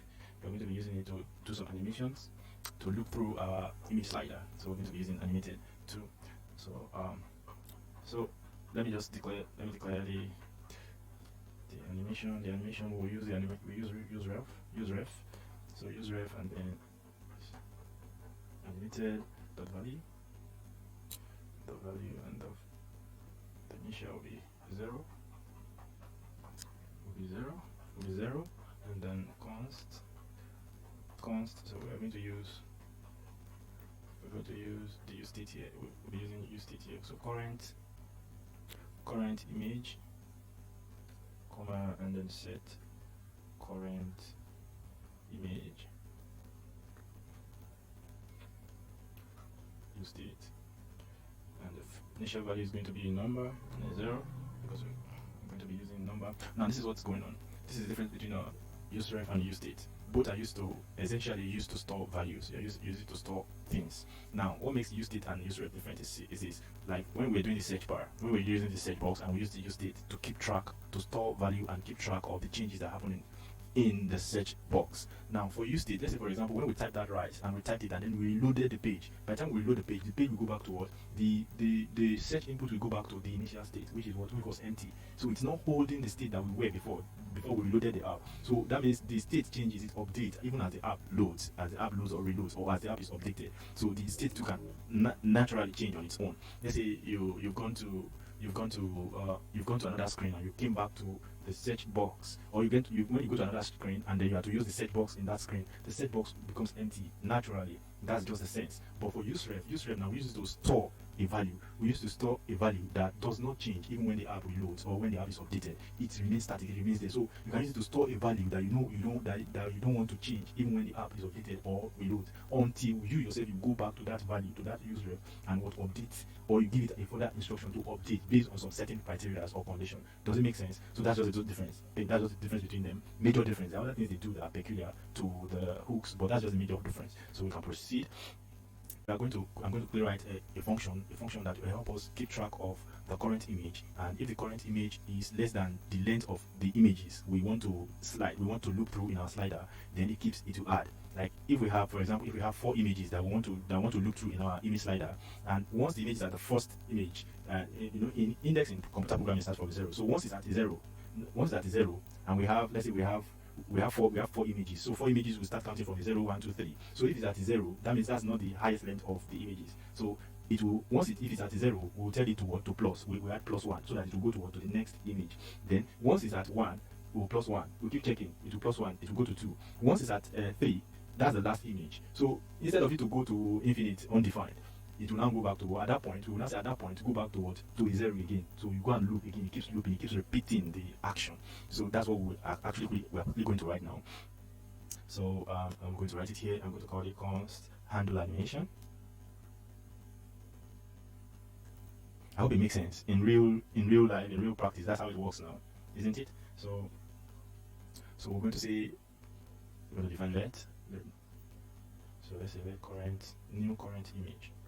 So let new current image equal to current image +1. So that's what we're saying here. So when the image is sliding, when the slider starts working, so the current image will be the 0, the index 0. So we're using the new current image now to loop through, to move from a 0 to 1 to 2 to 3, depending on the numbers of images you're sliding. So when it gets to the last image on the list, it will go back to what is 0. So here now we're using the new current image, so we are adding +1 to add. So whatever the current image is, add +1. That means it will go to the next image. It's that simple. So then we're going to run an if condition to check if the image is at the maximum, if the image length is at the maximum. So if the new current image is equal to or greater than the image length, that means it has exhausted the images on the list. Then go back to the starting point, go back to the 0. That's what we want to write here. So we will now say new current image. So new current image, if it's greater or equal to the image, so that images.length. So images.length. If it's equal to or greater than images.length, what you are going to do, perform this function. You're going to run this function. So if it's equal to it or greater than it, so new current image will now be equal to current image multiplied by what? 0. By what? 0. Multiplied by 0. And anything multiplied by 0 is equal to what? 0. So it will go and start from the beginning. So we will now return the set current image to what? 0. So it's going to start from 0. You see where we return it. So that's the condition. So we're now going to render our animated. So let's just write the animation code. So the spring animation. So animation on current. There's what we call current inside useref. Inside useref, there's what we call the current function. The current. So we're going to use to value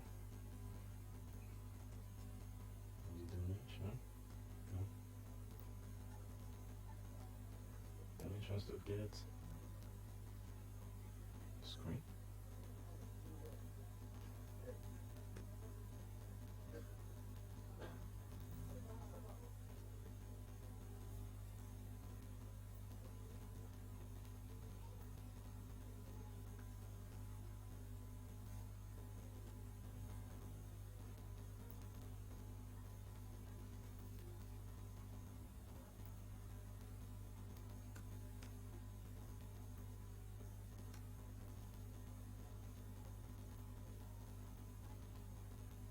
Oh yeah, that's where the problem is. Animation. No animation. Oh yes, we're able to go now. So now we will now set. So we'll set current image. So set current image will now be equal to what? New current image. That's the idea.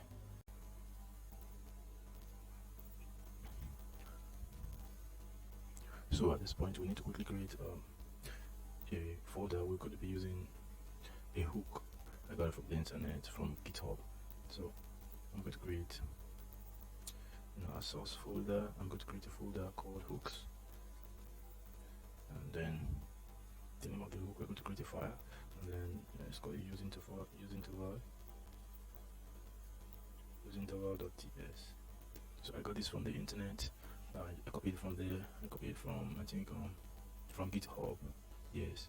So it's used for our callback function on delays, just to animate things when the loop changes. So it's used for that delay. It's a callback function. So I copied it from the internet. So I just advise that you do the same.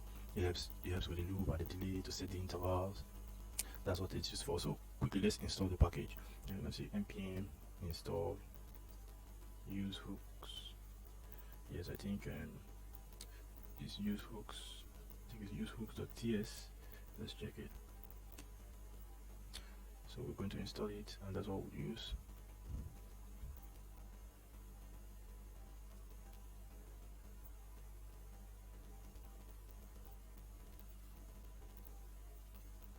Okay, I think we just installed the package. I think it has been installed. Let me check my package.json. Yes, use hooks ts. Use hooks -ts. It has been installed. So what we're going to do is we're going to import. We'll be using useEffect and useref. So let me just import them.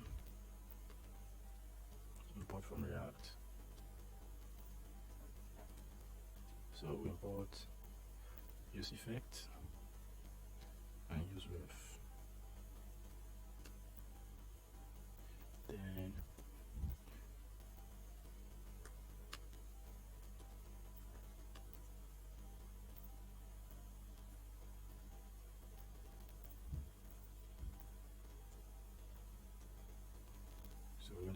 we're going to this program called use isomorphic layout effect. Yes, we're going to use isomorphic layout effect, and I'll just copy and paste it just do the same. I got it from the internet, from GitHub. So this is what it's doing. This is the code, and it's saying function interval, use interval. So there's a callback, and it's looking through the delay. So this is the isomorphic layout effect. So this helps us. This use effect helps us to set up the intervals at which. So if the delay is equals to null, it return. So there's nothing happening. Then we have the set interval function. It's that simple. It's that simple and straightforward. So set interval. So you can see it's calling the word the save callback to current and blah blah blah blah. I just got it from the internet. Let's know. So that's going to help us a lot with our loop and the timer. in the time at which the loop changes. So I'll save this and come to my image slider. In my image slider, I need to export default image slider. So we are going to do,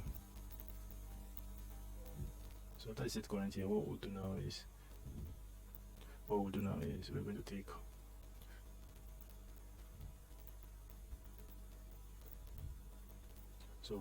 we'll import the use interval.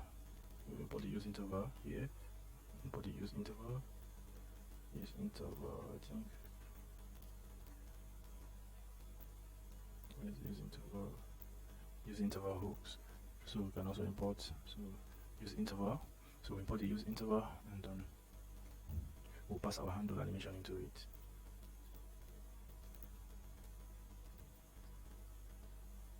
Pass our handle animation, and then we are going to call it every 2 seconds. So you can, it's up to you. That means every 2 seconds you call the use interval, and that's what we'll use to loop through our image slider. So that's what's that's doing there. So quickly, let's write the code for the image slider. Let's complete the code so we can stick another thing we can also do, so that we can see how the changes is being loaded in the front end. So let me import the image slider. We'll import it here, and so we can see the changes in real time. So we'll come here, and inside our scroll view here, this is where we'll render it. So inside our scroll view, we will import our image slider. So this is it. We have our image slider down here. So the image slider is a self-closing component which takes images, and the images will be equal to slider image. Let's call it slider images. So let's get those images for now, so that we won't waste time. Let's get those images, and you can see it has imported. There's an import here for image slider that we're using. So it imports automatically because we are going to load some images from the internet, so that we won't waste time. So I will just copy and paste those images. You just do the same too.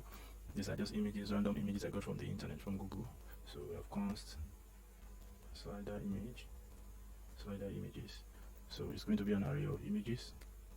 Remember, it has to be an array because that's what we're calling. So slider images. I'm just going to get those images and then paste it here so that we can move forward with our project.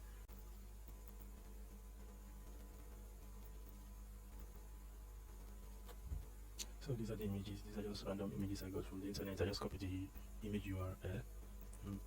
That's what I pasted here. It's just the image URL. There's nothing serious about that. So you can just copy any image you want. You just copy the URL and then make use of it. So if I save it now, so you see there's no problem, there's no error so far. So this is the image slider, and we have the slider images, so everything is fine. So we'll go here and write some code here and give it a style so that we can render the images in our on screen. Okay, so quickly we're going to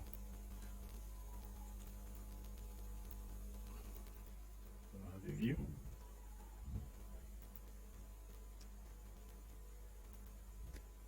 So the view, we're going to be using animated, React animated.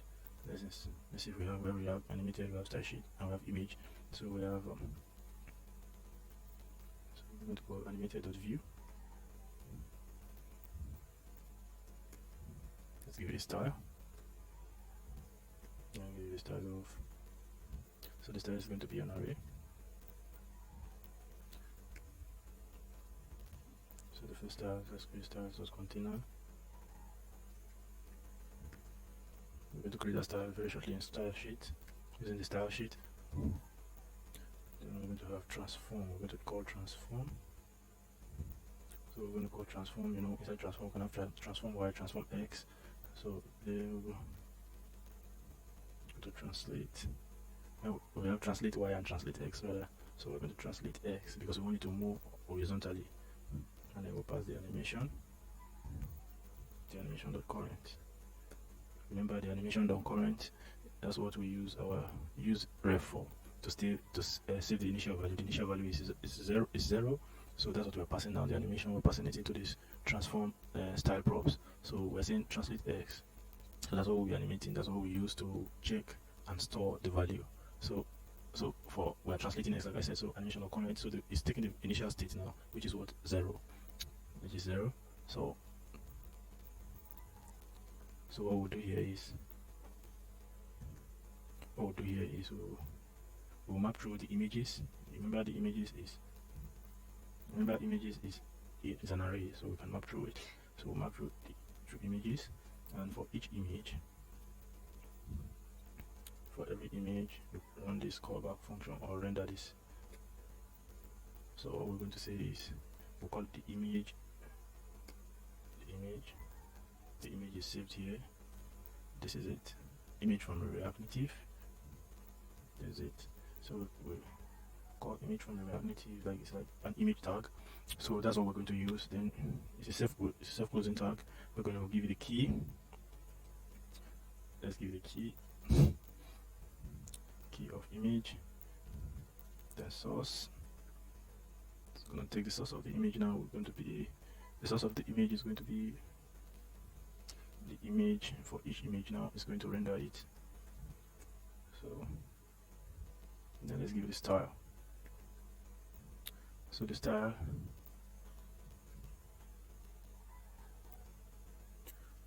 so let's call it style.image. We're going to write it in our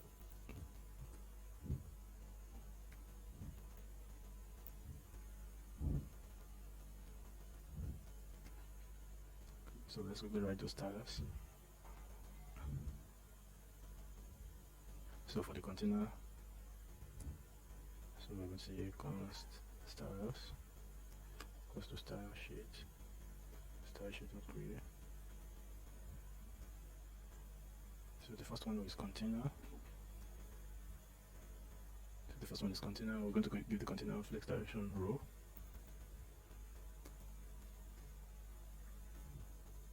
And the comma, and then we're going to give the background color of white.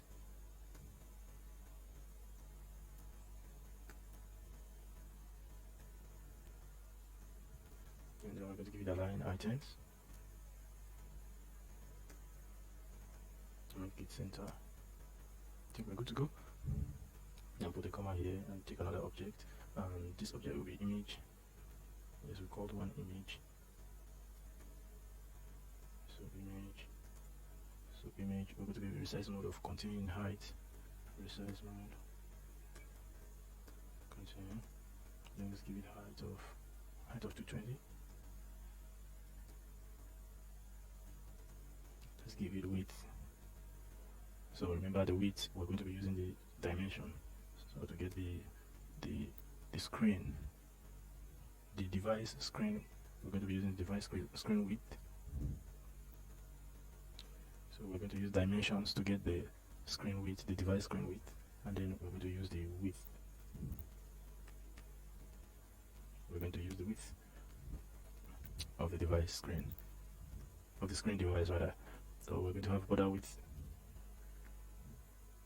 So we have border width. Let's give it a border of 7, and let's give it a border color.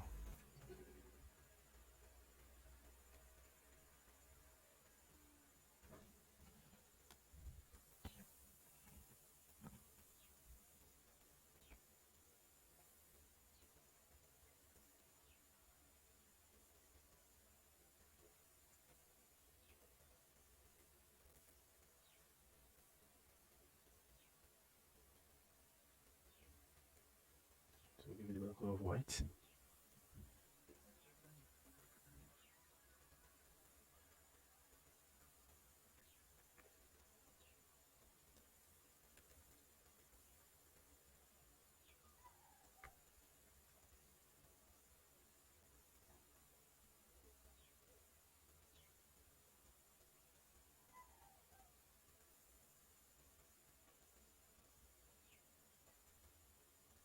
So we still have an error here. Okay, so it's supposed to be styles, small letter. So we'll save it. Styles. We'll save it. Good. You see, isn't this lovely? This is beautiful, isn't it? So quickly, what we're going to do now, we'll just build up the scroll indicator. We'll build the scroll indicator without wasting time, so we can see the active images as it scrolls. So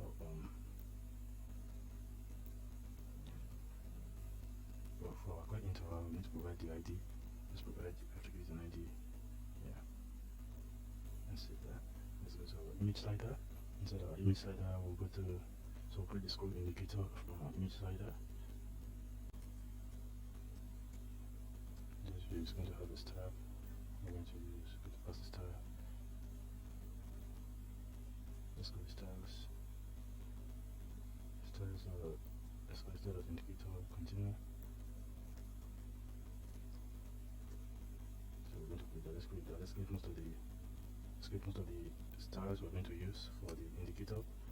So we're going to call these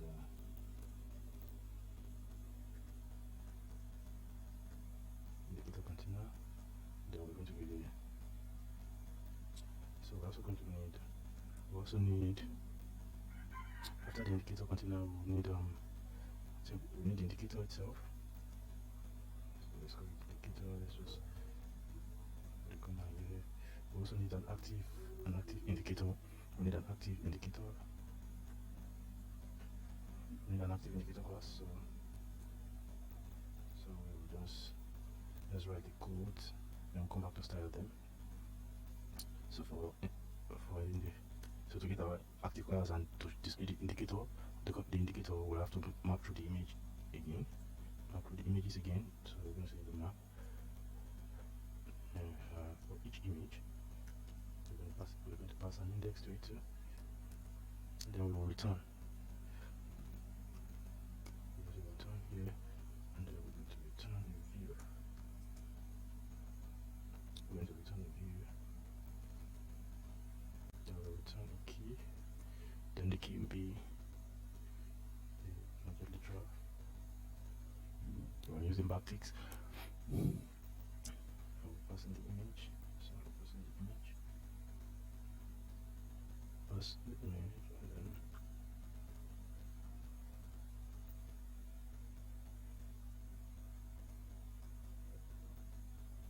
we're passing the index. Sorry.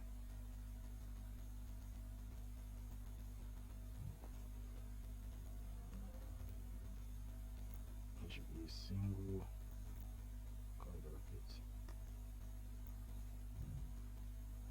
Then we'll give the star. Let's give the star of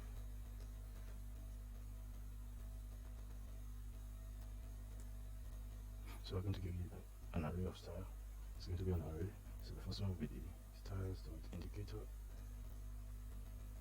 So that's the first one will be style.indicator, and then we're going to check if the image is active, is the current image. So if the index is equal to the current image, so we're going to give it an active class.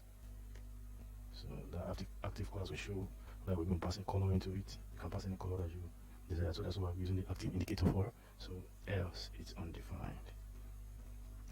So if the index is equal to the current image, the index of the current image, we're going to pass an active class into it. Else it becomes undefined. So that it can show that, oh, this is the current image that is displayed. This is the current image. So for the indicator container, we're going to pass some styles into it. For the indicator container, we're going to pass flex direction. So flex direction is going to be row. And common, we're going to pass justify content and align item of center. Align item of center too. Then we're going to use the width. Remember the max width that we defined earlier. So that's what we use here. The width will be equal to the max width that we defined earlier. We're also going to give the bottom. Not necessarily. Okay, we can just give the bottom. So we might just stay at the bottom of the slider. Let's make it 10. On 10 we have the index. The index is the index of 2. Then for the indicator we're going to give you the width. You can give it the size and width you prefer, depending on your need. So I'm going to give you the width. I'm going to give you the width of 6.5. height of 6. I'll give it border radius of 7.5. Border radius. So border radius of 7.5. I'll also give it a border color. Let's give it border color of silver. I'll give it border width of 1. Let's give it border width. Let's make it border width 1. It'll have margin horizontal 3. Margin bottom 0. And background color. Let's give it background color. Background color, and then for the indicator, so when it's active, when it's an active indicator, let's give it a background color. Give it a background color of. Give it a background color of orange. I think we're good to go. Cool. If you look at it now, you'll find it somewhere here, and it's working really well. It's working perfectly well. There's another thing that you notice when you're using, especially when you are changing your styling, when you're updating your styling for the image slider, the banner tends to become redundant because of the use interval. We are using the timer and the loop because of the use interval, so it may become redundant. If it happens to you, all you just need to do is come to this use interval. When you come to this interval, comment it out, and then click save, stop the loop, and then uncomment it, and it will work fine. In my case, it's not working that way. It's not redundant, but it could happen to you. It's because of the changes that happens if I made any changes in the style, especially the indicator or anyone that pertains to the loop. So it tends to be redundant. So that's just all you do. There's no problem. If you check your own build, your own project, you see the indicator there. Probably the reason why you can't see it too obvious is because the width and the height is small, but you can see it somewhere around here. If you check very well, you can see it's somewhere around here, and it's working all fine. So the next thing we want to do now is we want to have our categories. We want to display our categories. So this is our home screen, so we want to display our categories. So for the categories, we're going to have category section. Yes, we need a category section, and then we'll start working with the back end now, because we want to display everything from the back end on the go. So let's go to the categories. So we're going to let's just draw a little line to differentiate, just to split the banner from the image slider from the category. So we use a view, self-posing tag, and let's pass style into. We're going to let's use background color. Let's go here. We're going to pass border width. I think we need border width. Let's make it 3 for now. We'll see how it goes. We'll pass border color. Let's make it white. And margin top. Let's make it margin top of 5. Let's see how it goes.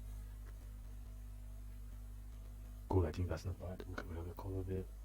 We have a line there that we can use. So from where we go to, let's start with our categories division, category section. So we're going to have a style for the label, and let's call the new categories. Good, we have it. New categories live. Let's increase the font size. Let's make it 25. Good, I think. Let's add margin horizontal. Let's add margin horizontal 5. Good. So I think we're good to go.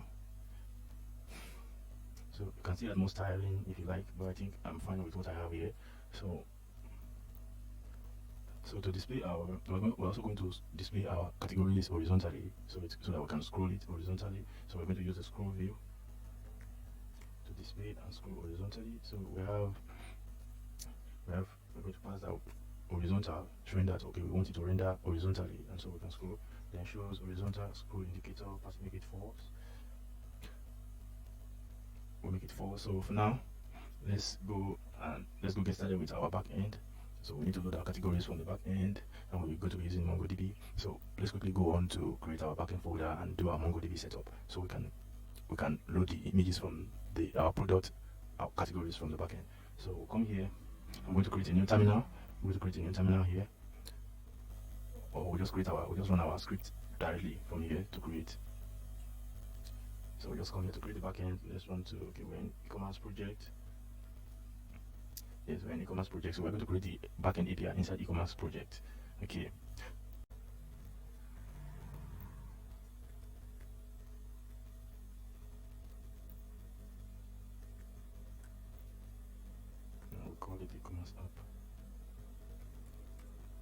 inside here now, we're going to use the same function we used earlier to create our front end package.json. We're going to create the package.json for the backend API, and we're going to use the same. So we're going to say npx. Remember npx create expo. We're going to say npx create expo app, and then give the name of the expo app. The app I'm going to call mine API, and then so we call it expo template, and it's blank. Expo template blank, and it's TypeScript. Don't forget to check the spelling and make sure the spelling is correct, because if it's not, it will throw an error. So let's load this. Let's create a package.json. So our package is ready. Our package.json is ready. So if you see now, we have our API here. So what we're going to do now, let's navigate to that folder, cd API, and open it in a new window. We're going to open it in a new window. So to do that, we'll just say code space dot dot. You can see it has opened it in a new window for us. So we have it in a new window. We have our package.json here. So we have it in a new VS terminal.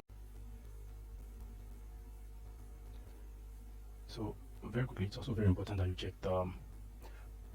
check the name of the file or the folder you are. Check the name of the package.json.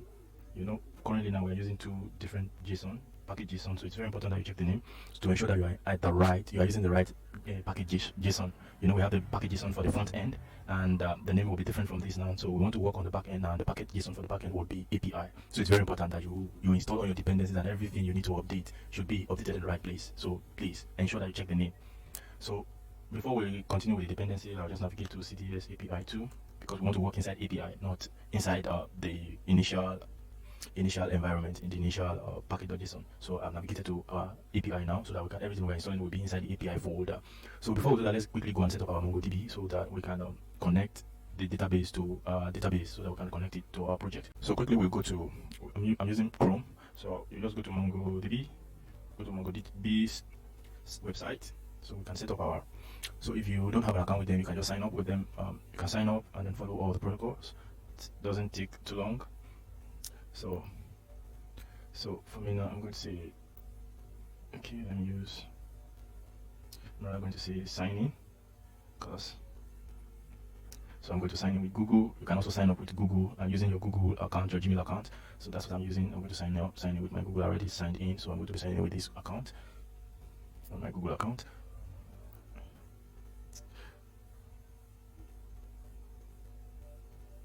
So signing in. So I'm signed in.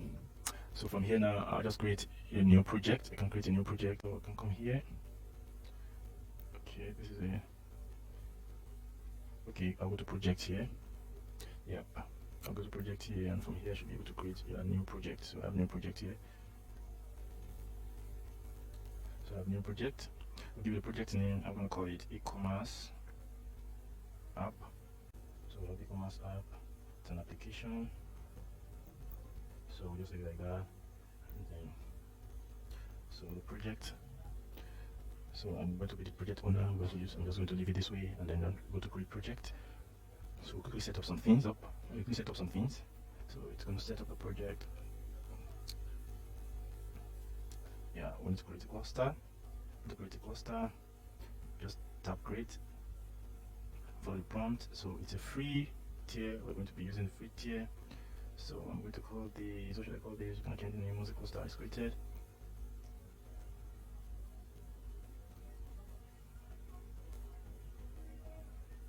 So I'm going to call it, to clean lab. Let me just give it a clean lab as a cluster name.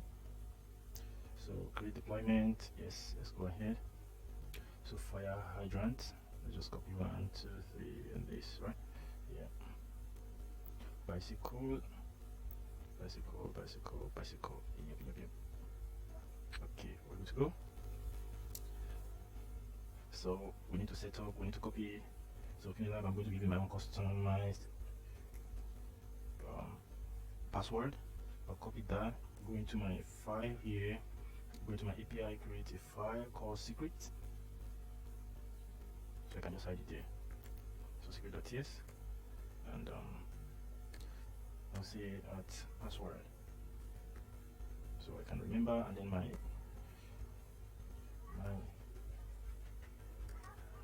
username. That was the username we created the other time. So come back to this. So choose the connection. I'll create database user. So I'm going to create the user now. Let's create the user. Then let's create a connection too. Just create connection. I'm using VS Code. So I'll say MongoDB for VS Code, and I'll copy this connection code to copy this connection URL, copy it, and go back to my secret file, and then paste it, save it here, and call it at my Mongo URL. Save that. Come back here. I need to create one more thing. That's the API. We want to be able to access this database from everywhere. So we need to create that as the API access list. So I want to be able to access it from everywhere. So I'll delete the current access list and then create another one, or we can actually edit. I think we should be able to edit this. Let me see if I'm able to edit this. Okay. I need to remove these. Yeah, I can edit it. So I can edit it so I can access it from everywhere. So I'll just call it for you to be able to access it from everywhere, so that not only on this computer. I'll just use 000000. So you can access it everywhere. So move this back and then confirm. Yeah, it has changed, so I can access this everywhere. So it's trying to update it. So I think we're almost done with the database connection, so we can go back to our, just want you to see, okay, it's now active, we can connect from everywhere. So we can now go back to our, we go back to our VS Code and set up the environment. Don't forget, it is very important that your APIs, your dependencies are installed inside here. So we'll call this up now, and inside API we're going to say npm. We install some packages. Let's install Express. Let's install Mongoose. Let's install Node MERN. Let's install TS Node. Right? Yeah, I think it's called TS Node. It's very important that you also get all the spellings correctly, because if you need the spelling, it's going to throw an error. And you don't want that to happen. So we have TS Node. We have what other packages? Okay, we are going to be using Malta. For our images, we use Malta S3. Let's install these ones for now, so that we can limit the rate of errors. Oh, see, my bad. I was supposed to say npm install. Like I said npm, and it's throwing an error already.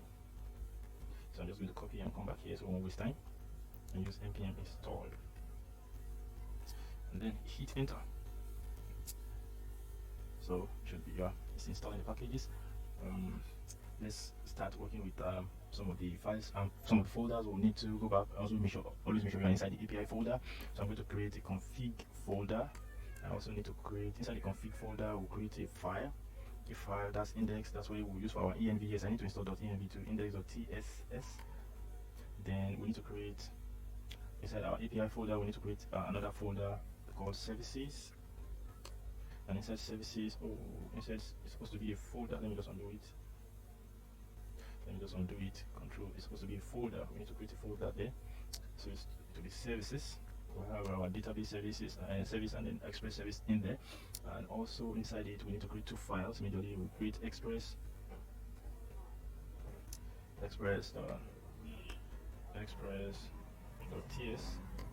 and then we also need to create. What do we create? We'll create a database. Let's call it database. You need to create a database.ts too. Okay, let's call this Express App so that it is defined. It's more specific. So that's where we'll be running the app. Express App. Yep. So all our dependencies have been installed. Let's check here and make sure they are inside here. Yeah. Where Mongoose, where Malta, group, they are in here. So they are inside our API. We also need .env, npm install .env. We need path. We will need short ID. We will need slugify. We will need JSON web token. We will need bcrypt. What else do we need? Just want to make sure that we install everything, that most of the dependencies we need, so that we won't have to come back here later. I can just call them right on the go. What else do we need? I think that's all we need for now. Okay, we also need to install our types. Okay, let's install these ones first, then we install our types. We need to install the TypeScript for Express, install the TypeScript for Mongoose, JSON web token. Yeah, I think that's all. And bcrypt too. Bcrypt, we need the Express, the TypeScript, the types for it. So we install the types for them as well. Okay, they've been installed. So let's say npm install at types. So at types, make sure your spellings are correct. It's very important, if not to throw an error. So with express, then at types mongoose, at types we need bcrypt. At types we need types for Malta too. At types Malta, we need at types Malta SD. We need at types, we have installed express, Malta, bcrypt, JSON web token too. We need the type for JSON web token. So types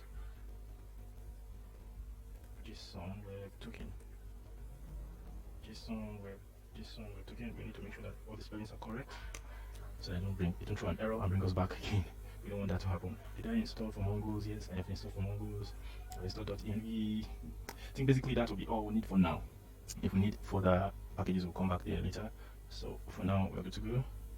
So all the packages have been installed, so we're good to go. So let's get started with this. We'll come here, and then we need to change this. Now we'll be using the NodeMon to run our app for the backend. So this is what NodeMon does. NodeMon listen to the state of our app, it listen to the changes in our apps, and as soon as you click that, Control S to save, it will update our app for us automatically, and you see the changes rendered immediately, almost immediately.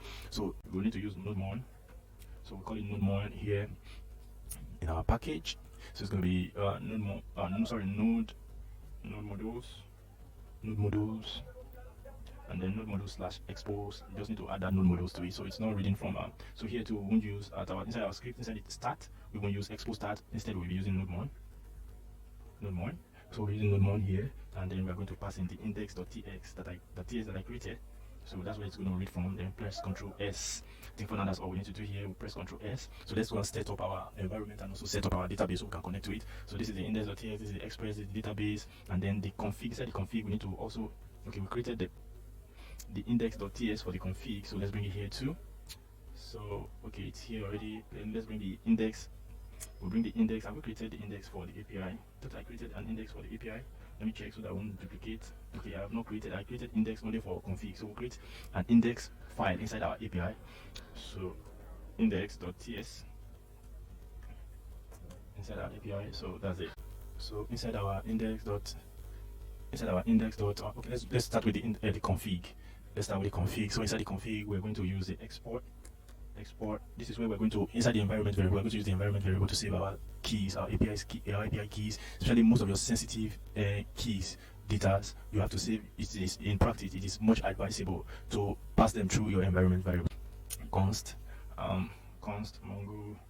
So to save our MongoDB URL, so I'm going to say const mongo URI, and I'm going to pass. So we'll go to the secret key and then pass this. I'm going to pass this URL inside here. So I'm going to pass it inside this config here. Okay. Then we're going to export our port too. The port that we'll be using, we keep it here too. So const port equal to process. So process.env. So we're using the env now .port. So the port, or if the port exists, you use the port that will generate, and if it doesn't exist, you should use 9000. So if it's not available, you can use 9000. That's what it means. It's that simple and straightforward. So I think we're done with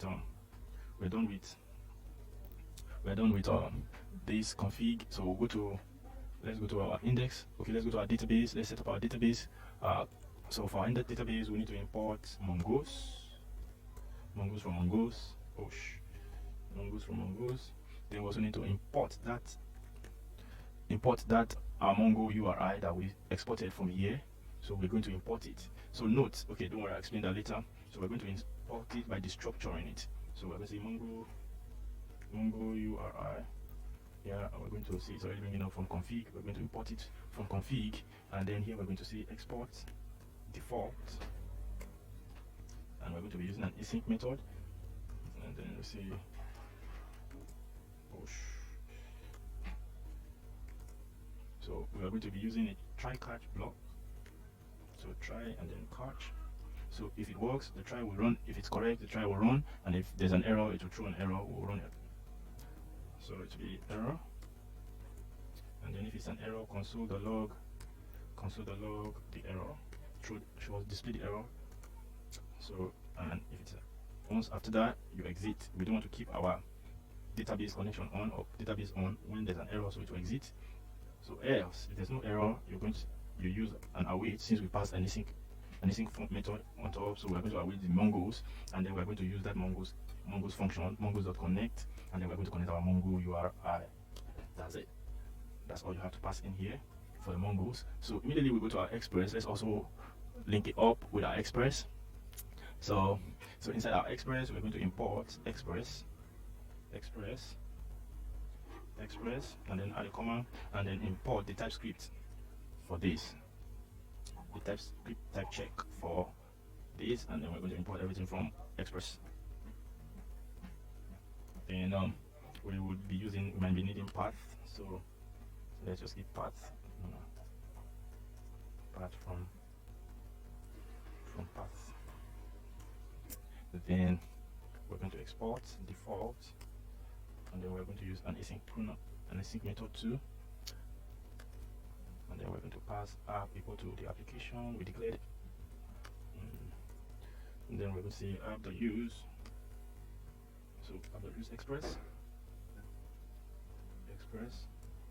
app.use express.json, and then the next one is app.use express.url encoded. So app.use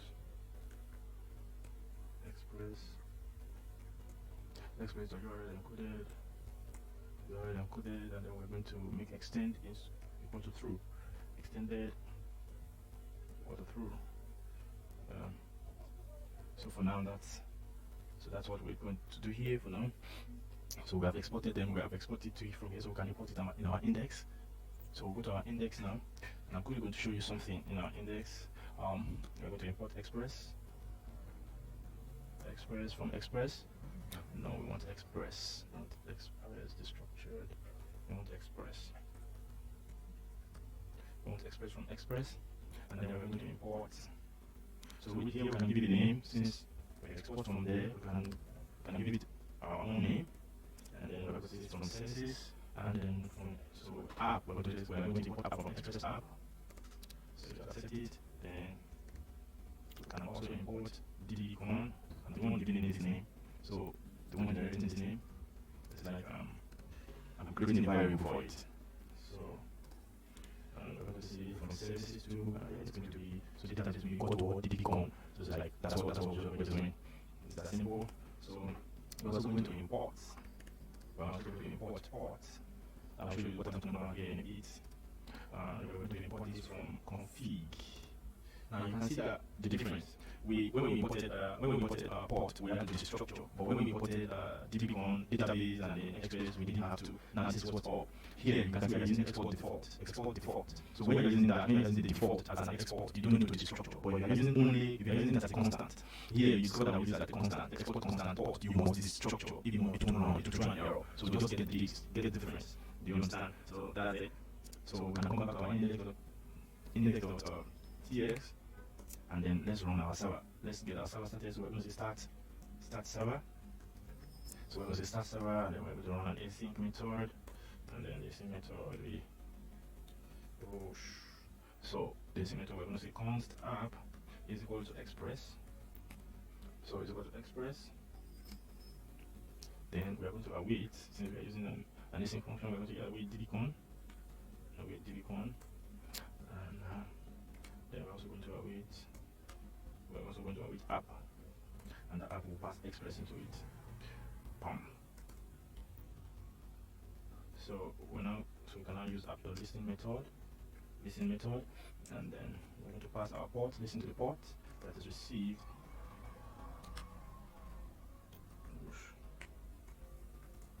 And then console the log. So we're going to use object literals, backtick. Why do we use backtick or object literal?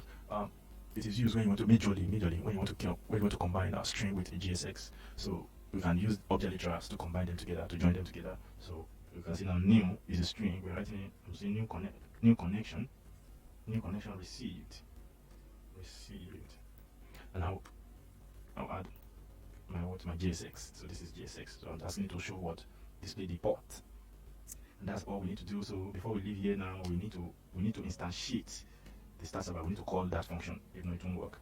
So that's what we just need to do. So far, I think we're good to go. If everything has been created correctly, our app, our backend should run. So we want to make sure everything is saved. Everything is saved.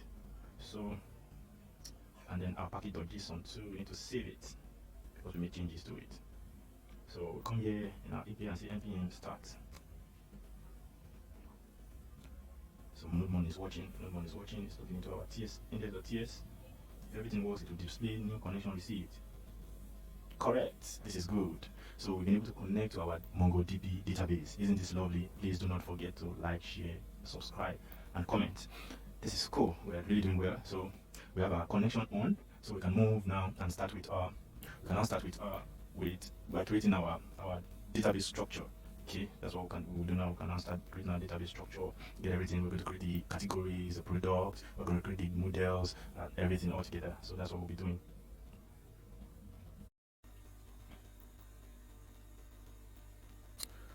So now we're going to create the categories. We're going to create the categories, the product categories. So for that, before we even get started with that, we're going to create some folders that we'll be using for our backend. That we'll be using in our backend. So we'll create. Remember, it has to be inside API. So we'll create. The first one we'll create is we are going to create controllers. Inside controllers, let's create. Inside controllers, we'll have the product category controllers, and then we have index. So let's create index.ts. Then we're going to have category controllers. Category controllers. .ts, yes. That's what we're going to create for now inside our controllers.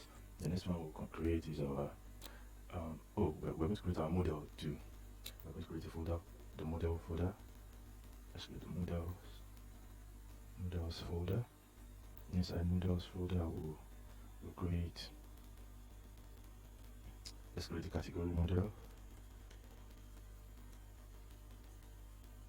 So inside models we'll create category models. I think that's all we need to create there. .ts. Then after that we'll create a routes folder. Routes folder. Inside routes folder we will have.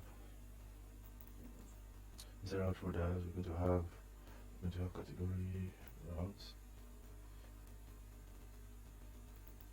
Inside routes.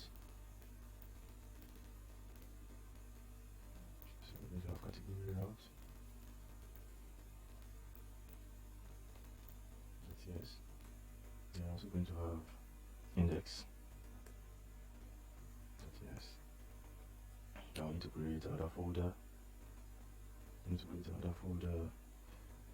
This one will be for our TypeScript, for our type check-in. So we're going to create, let me call it DTO. So for now, inside our DTO, we're going to have category DTO.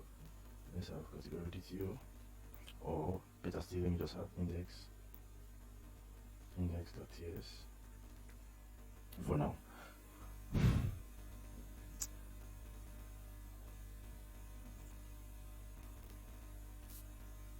Okay, so what we're going to do now is we're going to get started with the whole thing. Probably just to make everything more specific, let me create a category. Let's call it categories.ts. So that's where we keep all the type checks relating to categories. So we'll go to category model. Let's go to category model. So category model, let's import Mongoose. From Mongoose. Then for category model, we're going to do, let's have the categories TS. It's very important. Make it visible. So inside category TS, we're going to write our TypeScript there. In our category, we're going to be taking two major fields. Number one is name of the category, and number two is the images. And the image is going to be an array, of images. So for that, we're going to write the TypeScript for these two params. Export. Remember how we use export. So I'm going to say export interface. I'm going to say export interface category. Let's call it category object. object, and then we'll declare it. The first one, like I said, is name. So we say name is going to be a string. It's going to be a string. And then we have images. Images will be an array. So we can say it's an array of strings. It's an array of strings. So we save it. Come back to our category model and import it. Import. Remember, we have to use this. So we're going to say category object. So it's already bringing a category object from categories. So we're going to write const. So there's a category schema. We're going to create a schema. We're going to create a schema. We're going to name schema from Mongoose. So inside Mongoose here, we're going to put a comma here and bring out schema from Mongoose. So they're showing me. So we're going to call it new schema. It's like we're creating a table. Yeah, it's like creating a table for our category where we store all our category items. So that's what it is. That's what we're trying to do here. So we're going to try to create it in our database. So it's going to be an object. It's going to be an object containing name and images. So the first one we start is name, and then we're going to pass an object into it to give it some criteria. The type of the name is going to be a type of string. And remember, when you're writing the type here, it must be the first letter must be in capital letter, must be an uppercase. And then, do you want the name to be required? We want the name to be required. So anytime they are creating the category table or you are adding a category into the category table, if you don't add the name, it will throw an error. It's a requirement. It's compulsory. It can be undefined or blank. So making it required true. If it's not required, either you remove it or you write required false. So I think that's all we're going to do here for the name. Then we're going to pass images. We're going to pass an object into it too. So we're going to say it's an array. Don't forget, it's an array of string. So we're going to pass it to an array of string. Alright. Then we'll come here and we need to declare some criteria too. We don't want, when we create the category, there are other objects, there are other properties that we added into the category object, into the category table, like the version, the date was created, and the date was updated. It's going to create columns for that. But when we don't need that. When we want to call the category table, when we want to fetch the category table, we might not necessarily need it for our front end or our back end. We will be calling the date it was created. So we want to restrict it. And so that whenever you are fetching it, it will only limit the information it will pass will only be limited to majorly the name and images. So to do that, we're going to say JSON. So we're going to write the JSON function.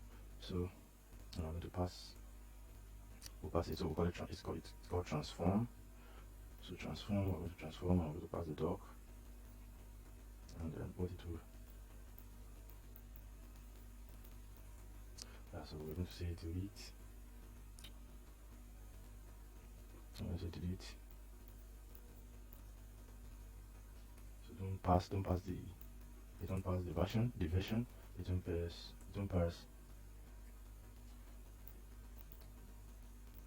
don't pass created at. So created at will be removed. There's that field, there's that column in the field in the database. So we don't want it to pass it. So we also remove updated at. Updated at. We don't want that too.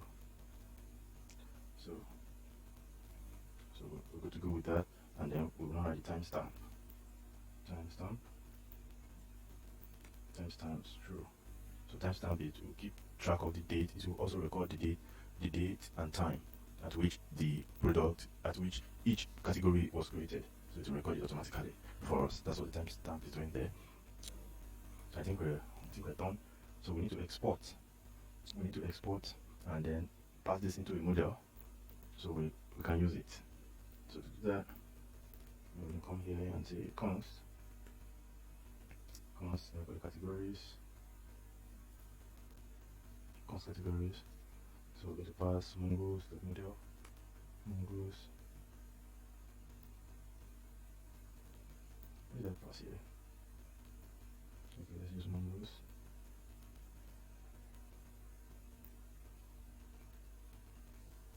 model.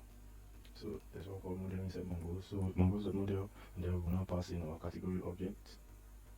Our category object, you see, we'll be passing it in here. Category object, and it will take. So this is the name we're going to give to it.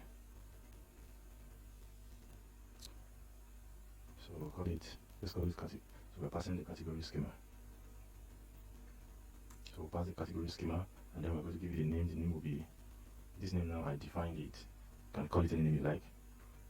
So this is what it's saying. It's going to create that object, and that collection, it call it what category, and then it is going to use category schema that we created here. So let me call this category and change it here.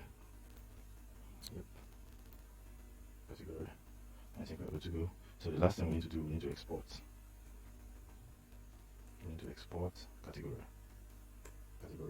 Boom. So we're good to go. So saved, and we're good to go. So after that, the next thing we'll do now, we'll go to our controller. We'll go to our controller. So where's our categories? Our category controller. So inside our category controller now, what we're going to do, import Express. Then we're going to import the TypeScript. The TypeScript that we're using, I think we're going to be using request and response from Express. Remember the reason why we installed our types for Express. So then we're also going to import the category that we just created. Categories, yeah. So we'll come here and then export const. Let's create it. Export const, create category. This is going to be an async. And that async, async will always take the request, and it's going to be equal to request. To be equal to request, and then it will take response, and the response will be equal to what? Response. And there's const. So what the person creating will send is will be received from what? So that's the request. The request, what is the request? The request of body. So inside the request there will be body. So body is what the person is sending. That's the name and images. So that's what it's doing. So and we'll need to destructure it. So for this, we'll also use the TypeScript to type check it. So we're going to use the TypeScript we created earlier. That is a category, because that's what it will receive. So we'll do what? Category object. So we're going to destructure the name. You can see it's already giving us what? The name. It's already suggesting the name because it's here. It's in here. So we're going to call the name. We're going to call the name, and let's create so let's get the image. The image will come in a file format. So it's going to come in a file format. So that's to get that, we're going to be using another method called request.files. So request.files, and it's going to be, so let's give it a type. So it's going to be the type of Express. We're using Malta, so it's going to be Express Malta, and it's going to be file. Yep. Then we're going to have const. Let's use the path. So the path. Now you see.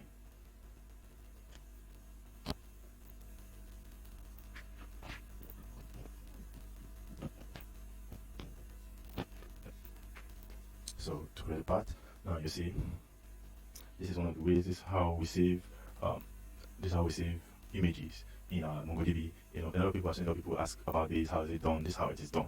Actually, we don't necessarily save the image inside our MongoDB. We're just going to save the path, a URL that we can call. So the image doesn't really live inside MongoDB. From documentation that I've read, it's not a good practice to actually save images there. It's not necessary. It's not like, I don't think there's anything wrong, but I think it's not actually a good practice. But they said it's better for you to use cloud storage, and sometimes you can have issues navigating between two of them. So I got this method. I was able to create this method whereby if we can call, that was how I got it. If you can call images using URL from the internet, then we should be able to pass the same thing to MongoDB. So I was able to create that, so that you just call the images using the URL. The only thing you are saving inside the MongoDB is the URL. So from there you can call the URL and merge it with the image inside your project. So the image is actually going to be inside the project, but we can call it using our URL. So we save the URL to that image inside our MongoDB. So that's what I'm doing here. So you'll see. So what we'll do is, this is the file part, and I'm going to be using So since I'm using Windows, so I have to use this IP. For those who are using Mac, you really don't need to. You can just pass in what you can just pass in your passing your data directly. But I'm using Windows, so I have to use this IP.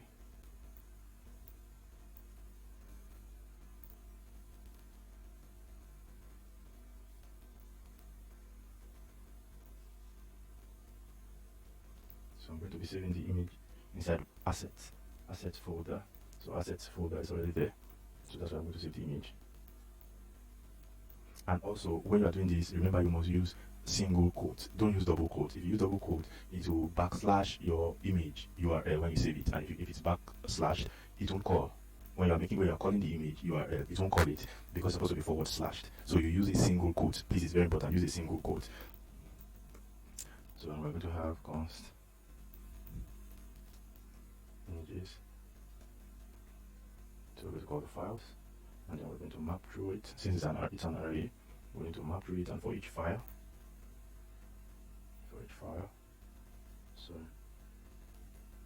so that file must be what is a type of express .malta .file. So we have to keep that there too. So .file. So for each of it, we're going to return the path. So this is how we now make the URL. So the path and then the file name. Yes. So the path, the file, and the file name. And then also note that when you are creating the category, when you're creating the category, at this point, the hierarchy is very important, especially for the sake of the image. So if the image comes before the name, because we see what you are passing here, we're passing the name before the image. So if the name comes before the image, the file name tends to be undefined. So you discover that by the time you pass it and you save it, it will save it, but the file, the image name, that file name becomes undefined because you're not following the hierarchy. So at that point, it is very important that when you're creating it, you see how we create it, we're using Postman to create it, name must appear first. The hierarchy is very important at this point. That's what I've noticed. So name should come first, then images. Don't pass images first. So we're good to go, and I'm going to say const. So let's create the category schema. So we can save the category. Const. So we're going to call a new category. Remember, we have new categories here as a schema. You see, it's calling it already. So that's what we're calling here to create a new category. So we're going to have it's an object. It's an object, and the object called is taking one name. If you like, you can just use name since we have name. So I'll do it this way. But if you like, you can just call images. You see, to accept it because we are using images already here.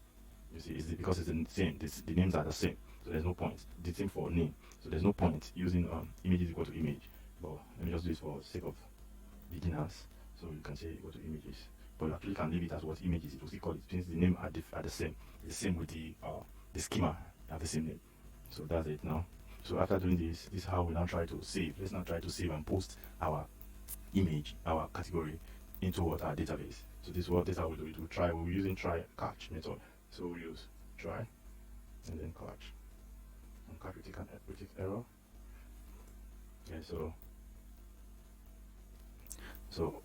if it's an error, you throw a response. So we're going to use response status. Response status, make it 500 so we can easily track the response and not the response is given. So when we see 500, we know it's an error. That's just the idea. So what we're going to do is we're going to use literals backslash and then we're saying field. Or it's a field to create category. You can call it anything you like. You can use your own statement, and then we're going to pass the error. So we're going to pass it as JSX. Good. So if it's an error, that's the error to throw. Else we will not try to save. Since we've been using async, so we'll use await.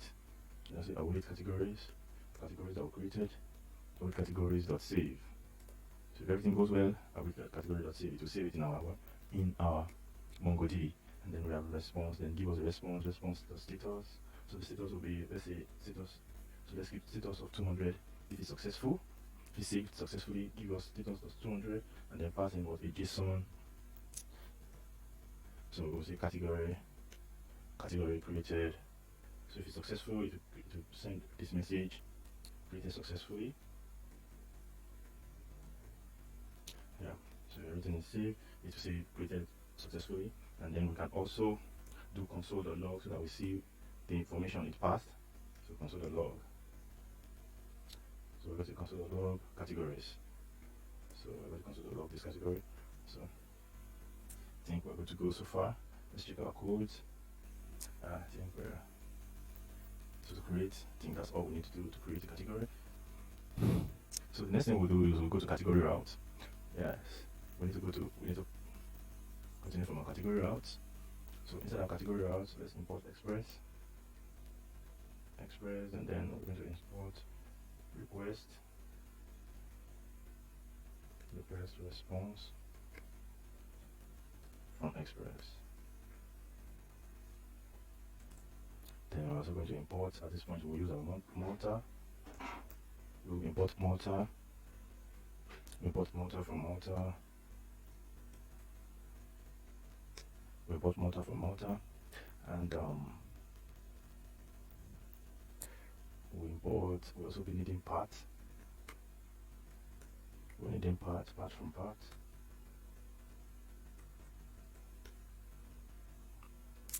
So we also forgot to do something. Express. So for our category now, we're going to save our category controller. For our category controller, we're going to save our categories inside an index. So we can just call everything, like we'll destructure them. So we save our category, all our category controllers inside an index, so we can just destructure them. So we don't have to be repeating import from controller, import from controller. So we can just import everything at once, because we create category, we get categories, we get all categories, update categories, delete categories.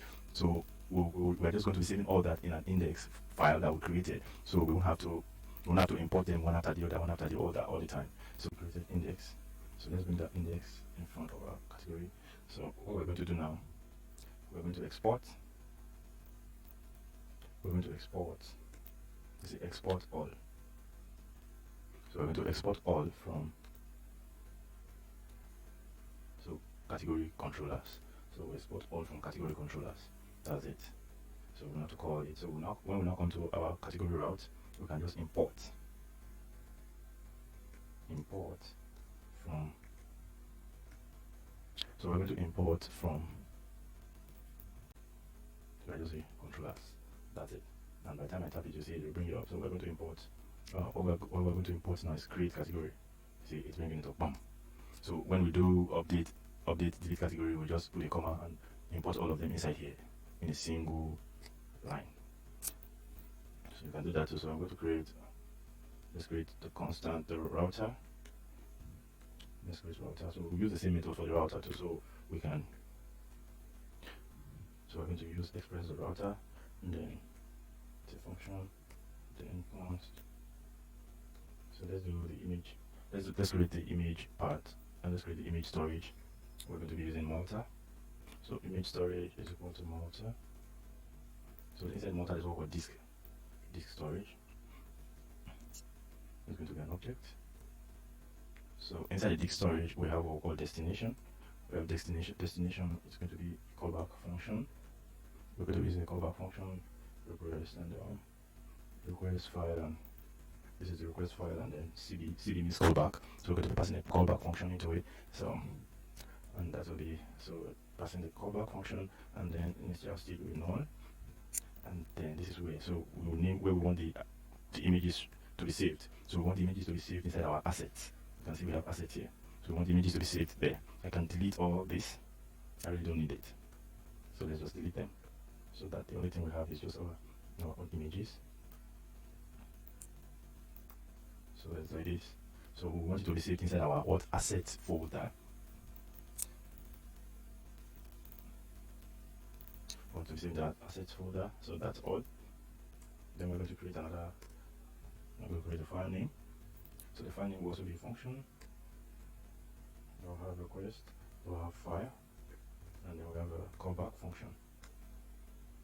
So the callback function will be the initial will be null. Then we're going to pass in the request. So we're going to have to request the body. So we're trying to create the name for the image. So it's going to be request.name, request the body.name. So the name that they passed from the admin or the person creating the image, the name it passed. So we're going to include the name as the name of the image, of those images, so to make them unique. So we're going to say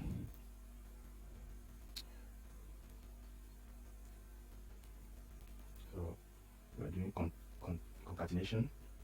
So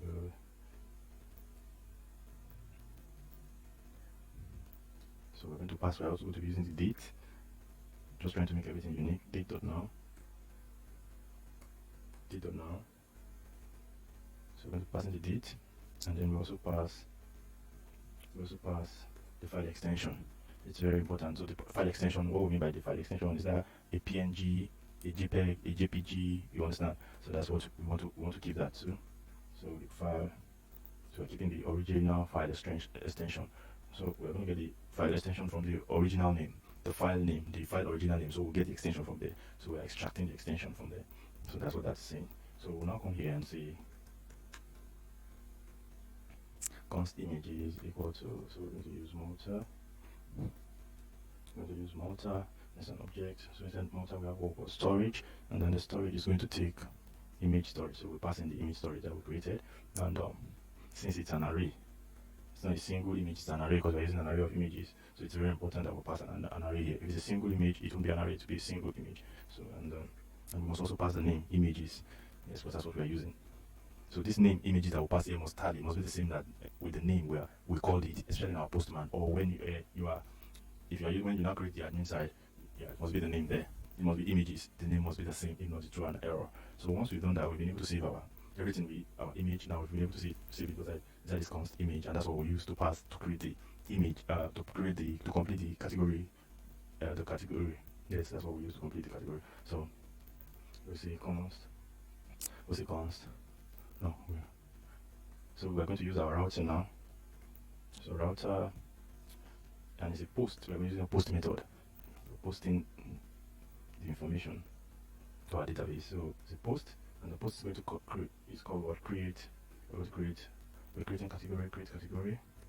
So you can give it any name you like, but just make sure it's a name that you can remember and easily relate with. And then we'll be passing images. We'll pass in images. We'll pass in images, and we'll pass the create category here. The create category here that we called. So that's what we're passing into this place. And I think that's all we need to do. Then we need to export. We need to export our router. So we're going to export our router as, so it's going to be category. We're going to call it category. Let's call it category route. So all our category route will be exported as one, as category route. That's the idea. That's what we're doing here. So for the categories for the routes we're going to create an index so that we can export everything as one. So for that, where's our category route? Where's our route? We already create an index after we created that index initially. So we're going to come here and put and say export all from category routes. So you see it's already popping up from category routes. So that's it, saved. Then we'll now come to, after our category, we'll go to our express. Yes, we'll go to our express, so we can pass the last function. So to be at our express app, so we can pass this. So at the express app, we're going to be passing with our express. Yes, express app. So we also need to save our asset, make it static. So app.use. So for the asset,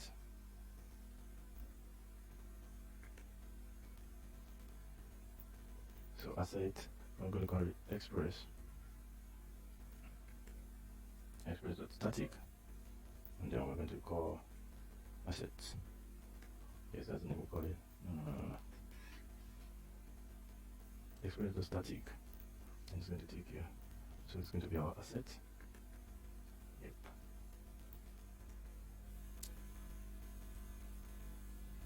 Let's send. So we're going to say app.use, and then we need to import. Let's say let's call it category, and then we need to take category route. Remember the category route. So it should bring it up for us. Category routes. Cool. So to import category, see it has imported the category routes from routes. So we'll just save, and we also need to create a function to return a return. We need to return app. It's very important. So after use category route. So when we are creating this now, we can now go to our postman. And everything is fine. We've done everything we need to do. If everything has been done correctly, then we create the categories. Let's go back to our category controllers. So when we create the categories, it will bring up whatever we pass into the category. It will console it. We'll see it here in our terminal, and then it will save and create a category model.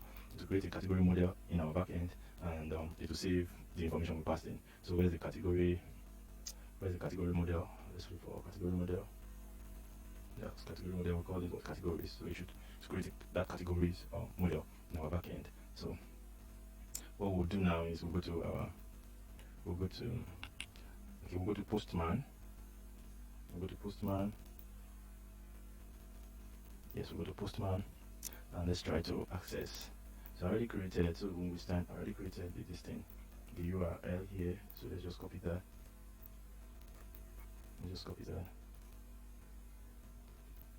So we enter the URL here. And first thing you must remember, it's a post. So we write what a post is, a post request, and then make sure that all these are the same. Remember, we have category and then we have create category. Let me quickly show you. We're using category. Where's our app? Where's our routes? It's inside our routes and then our Express app. So inside our category route, you see we call it what create category, and then inside our app, it's our Express app. We call it what category. So these two must be passed in for it to recognize it. So that's why we're passing category and then category, create category, and then it's going to be. So we're going to body, and it's a form data. So we're creating a form data. Yes, it's a form. Since we're using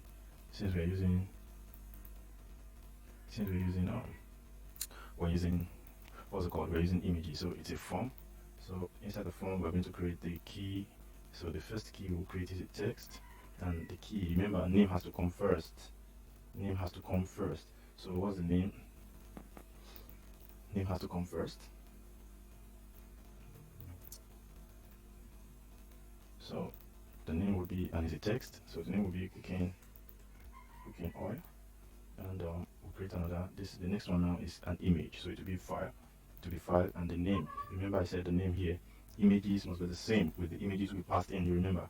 So we're now going to get the file. You can now get the file. So upload. So we're going to get the file. So I already have some of my images here. Don't worry, you have access to it too. So I'm going to use this as my cooking oil. So I'm going to use this, and it's called King Cooking Oil.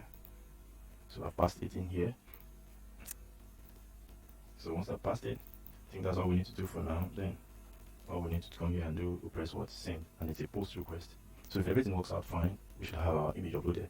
So correct, everything worked out well. You see, we have category created successfully. That then if we go to our backend, we'll have it now console. Correct, everything is fine. You can see we have our name, cooking oil, and then images. You see, it passed the image. You can see this is the image we are saving in our backend. You can see it has passed. That's it. What the URL. So the URL is what we are saving in our MongoDB. That's the idea. So we are calling it the same way we call URL on the internet, from the internet. So you can see it created all the URL using // and you can see the another thing it passed was the ID.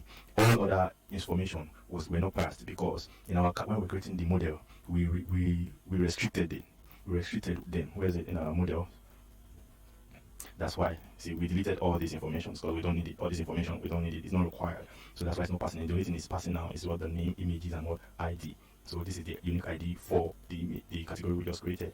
So another thing is we can now, if you now go, you can see you have what? Okay, it's actually created. It actually saved this inside our asset. Yeah, you can see it's our asset. This asset now is inside our API. So you can see we have what the image cooking oil is there. It's been saved. Everything is working out well. We will go and check our MongoDB. It's very important to double check that and make sure we have it. So we'll go to our MongoDB database. So let's go. We should have it inside the database too. So yeah, so you can see it's showing that it is connected. You see it's active. It's showing that it is connected. That means we're doing very well. So let's go to browse collections. You'll find it there. So we're going to have inside the test. You go inside the test now, you find that the category has been created. So boom, you can see it is categories. So if you just press on it, you see how our category inside here It's loading document. Cool. Isn't this cool? Can you see it? So you can see inside the category model now. You can see inside the category model we have the created art, we have the updated art, we have the version. So we didn't pass this to the front. So the only thing we passed was ID, name, and images. And if you check now, you see the image URL. You can see the image URL. Everything is working perfectly. Everything is working well. This is awesome and cool, isn't it? So that's it. We'll continue from there. So we have our images. So okay. So we won't waste much time. So I'll use the same approach and then create all the images. So to make this faster, so we won't waste time creating all the images, so everything will populate. You can just use the same approach and then create more images from your postman. So that's just the idea. So we're going to continue now from where we stopped. We've added we've been able to add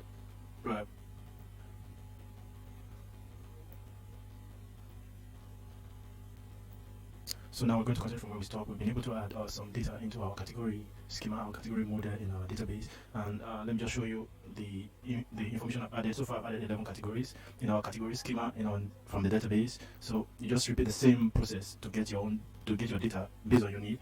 So I've added some categories. I've added 11. I've added 11 already. So we have 11 of 11. So added some of the categories. You'll see them when we are getting them. So the next thing we're going to run quickly now is we're going to write the code to get these categories from the database, so we can display it in the front end. Remember, we have posted the category using the post request to post the category and save those data in the back end. Now we need to fetch those data from the back end so we can display it on our front end, so that we can display it on our app. And that's what we call a get. It's a get request. The first one was a post request. We're going to use a get request now. So to get that done, we'll go back to our category controller. So inside our category controller, let's comment out these console.log categories. We don't need it anymore for now. We don't need it. So we'll come here outside of the first one of the post request, and we're going to write an export. So export const. So let's call it get category. You can call it any name you like. Get category. So we're going to get a single category with this now, and we're still going to use our async. We're still going to use async, and then the request, will be equal to request, whereas the response will be equal to response. So response, and so response. We'll use our try catch block. So try catch error, and then if it's an error, we're going to get a response. You should give us a response to status. Response to status 500. Let's use 500. We'll retain 500 for error and 200 for success. So response the fetch category. Let's call it fetch category field or category fetch field, whatever you like. Category fetch field. So that's what I'm going to call it. So if there's an error, say category fetch field. Okay, and then we can use what we did earlier on. Let's use object literal so we can display the error. So we can also display the error. So we're going to say error. So we're going to say error, and if not, let's run this code to fetch. Let's run this following code to fetch the category from to fetch a single category from the backend. So we're going to call it result. So result await. We're going to use await. So we're going into the categories model in the back end. So we're calling it as the categories here, and then we're saying find by ID.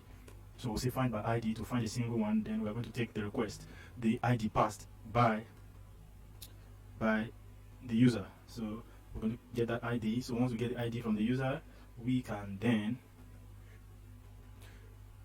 throw a response.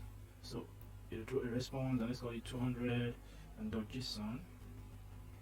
So we're going to get a result. So we need the result now. It will bring the results. So we need to get the result so we can display it at the front end. So I think basically that's all we need to write for this. So quickly let's write the code for fetching all the categories. So we're going to call that get all categories.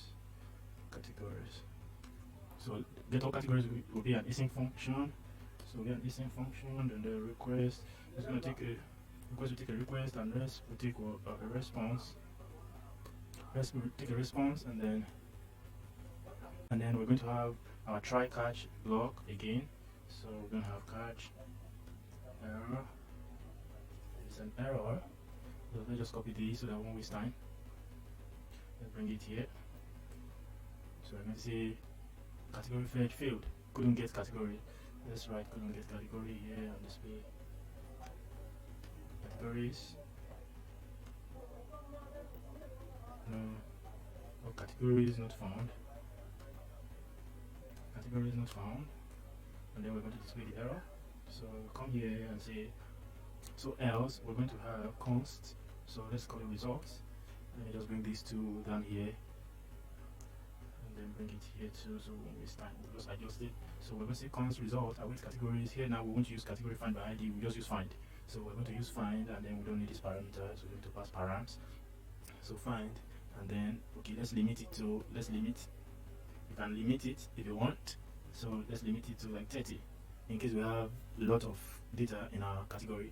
So, and this now, you know, we're getting all categories, we're getting more than a single category, so we can't just write a result here. It has to be an object. We're getting an object, so it will be like this with the structure it. So we're getting more than a single category, so we have to pass that the bracket into it, curly braces into it. So we need to go to our category routes. We need to go to our category routes and then get these things out. So inside our category routes now, all we're just basically going to do now is come here, and then we're going to create router.get. This time it's going to be a get request, router.get, and then we're going to pass what we used there was, we're going to pass a get category, and okay, let's pass get single category, yeah, and then so get single category, then we're going to get that's get category. So we shall get category, yes, get category. So you can see what's happening now. It's just adding them up, putting comma and adding them up. That's cool, isn't it? So that's the idea. Get category. So get category, and then so we can do router. Let's just copy this, and then paste here, and then we're going to see. Let's call this get categories, and then this we're going to call it get categories that we wrote. Get all categories. I think we use all categories. Yes, look at it here. So you can see it's just adding it up. So get all categories, and then we can save. That's all we need to do. We already export everything. As okay as category route. So everything will be exported as category route, so we can import it. So quickly we're going to see it makes it faster, and then it makes more sense, isn't it? So we'll go to our app, Express App. Where's Express App? So we'll come to Express App here, and then we're going to import it here so that it can be linked up with our database. So here we're going to write app.use.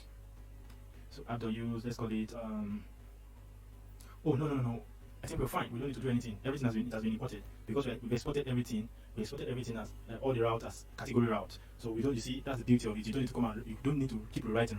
So immediately as we pass that in, it has recognized it here. So it has imported it, and everything is cool. We don't have any issue, any error with it. So I think we are good to move on.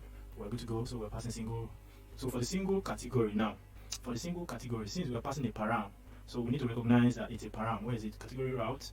We need to recognize that it's a param. We're passing an ID. It's going to find it by an ID. So inside our single category now, we put a forward slash and put what? Show that it's a param. So that's going to, an ID must be passed to it. So if we go to, let's go to our database and copy one of the IDs there. So we have ID for the bag, for bags. So I'm going to copy that ID. That's the params we're going to be passing.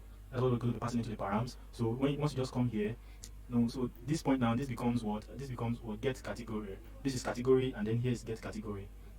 Because we want to get a single category, so get category, and then we're going to pass the params here. It's that simple. That's all you need to do.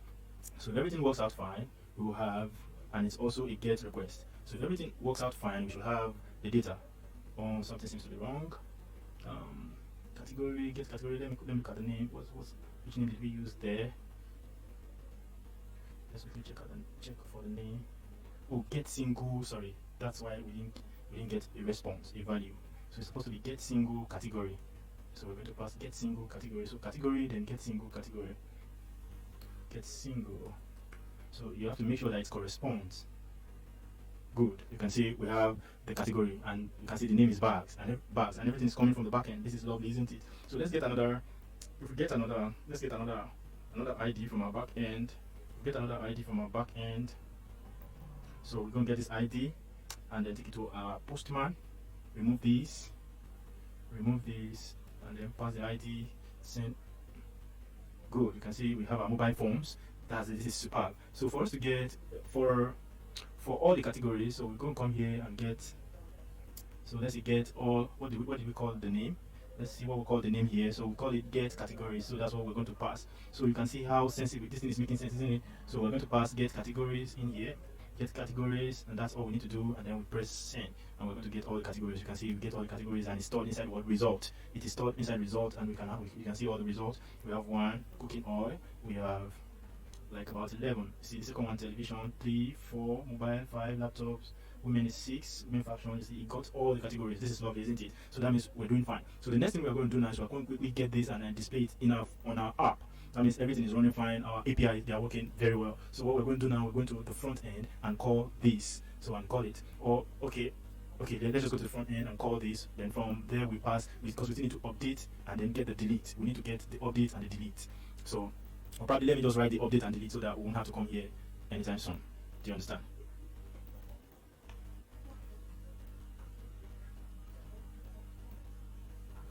So I'll just write the update and delete so we won't have to come here anytime soon.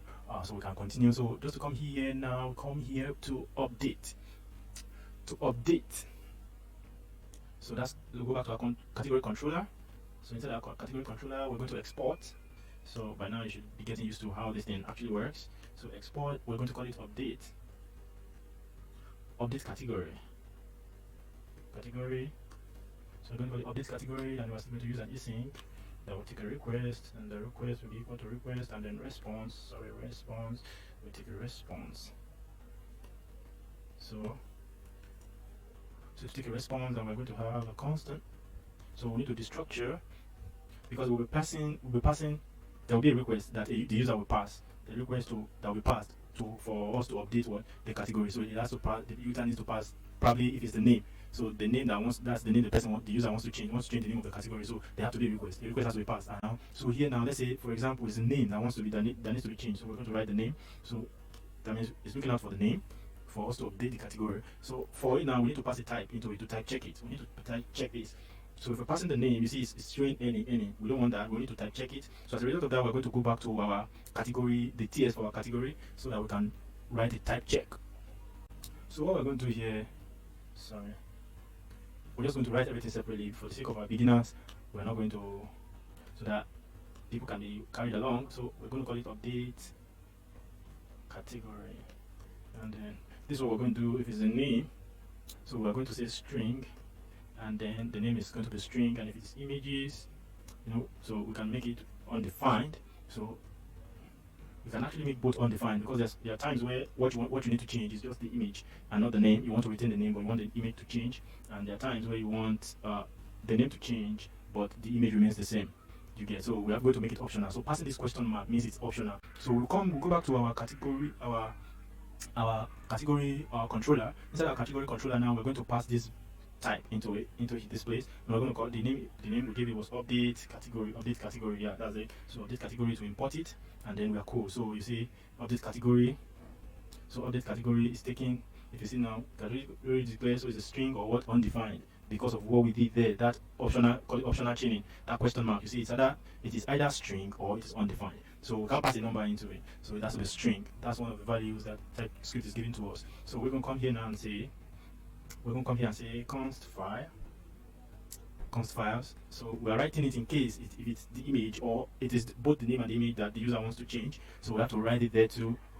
So remember how we did for Express the last time. So express.malta.file. So .file, and so we're going to say if files, that is, if there's a value, if file is true, if it's not empty, if file is true, then we are going to, that means the user wants to change the images. So we're going to say images.map. We're going to map through just the way we map through. Let me just write this so that I won't run into an error. So we're going to say, images, we're going to say files.map. So we're going to say file.map file, and then it's going to be express. It's going to be express.malta. Express.malta.file. Why is this thing keep coming out? Does it keep coming up? So .file, and then we're going to run. So we're going to run file.file name. Yep. So const. So we're going to run file.file name. So, and we're going to say const update category update const category update will be equal to, we're going to use an await function. So categories.find by ID, find by ID and update. That's what we call find by ID and update. That's what we're going to use, and we're going to receive the request.params.id. So that's the first thing we'll pass. Request.params.id, we'll get the ID, then comma. We need to get, so we also need to get the name.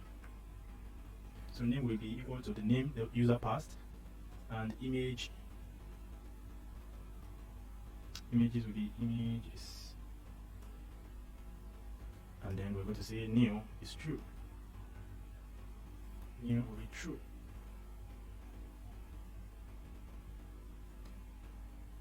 Cool. So we're good to go.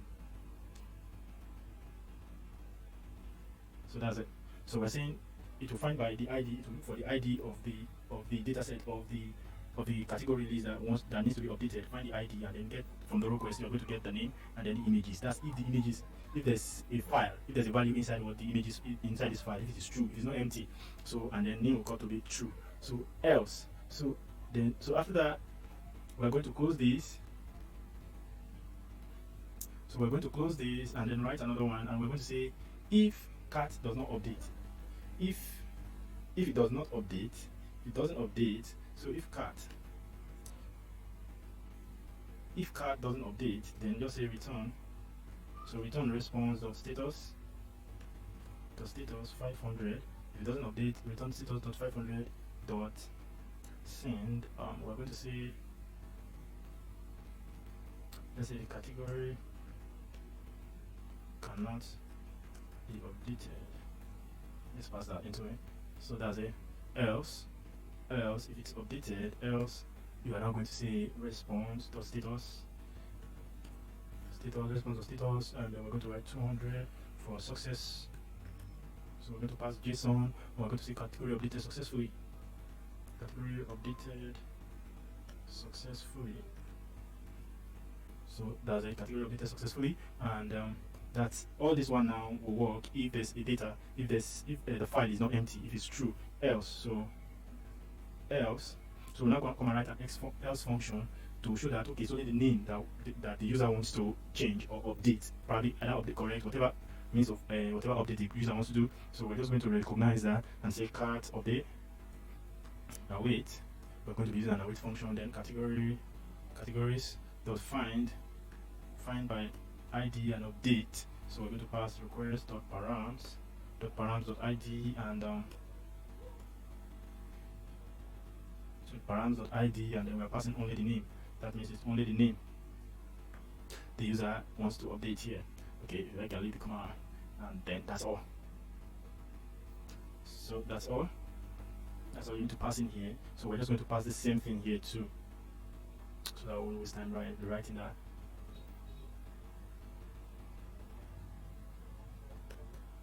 So we won't waste time writing that. So that's all. So this is for the category update.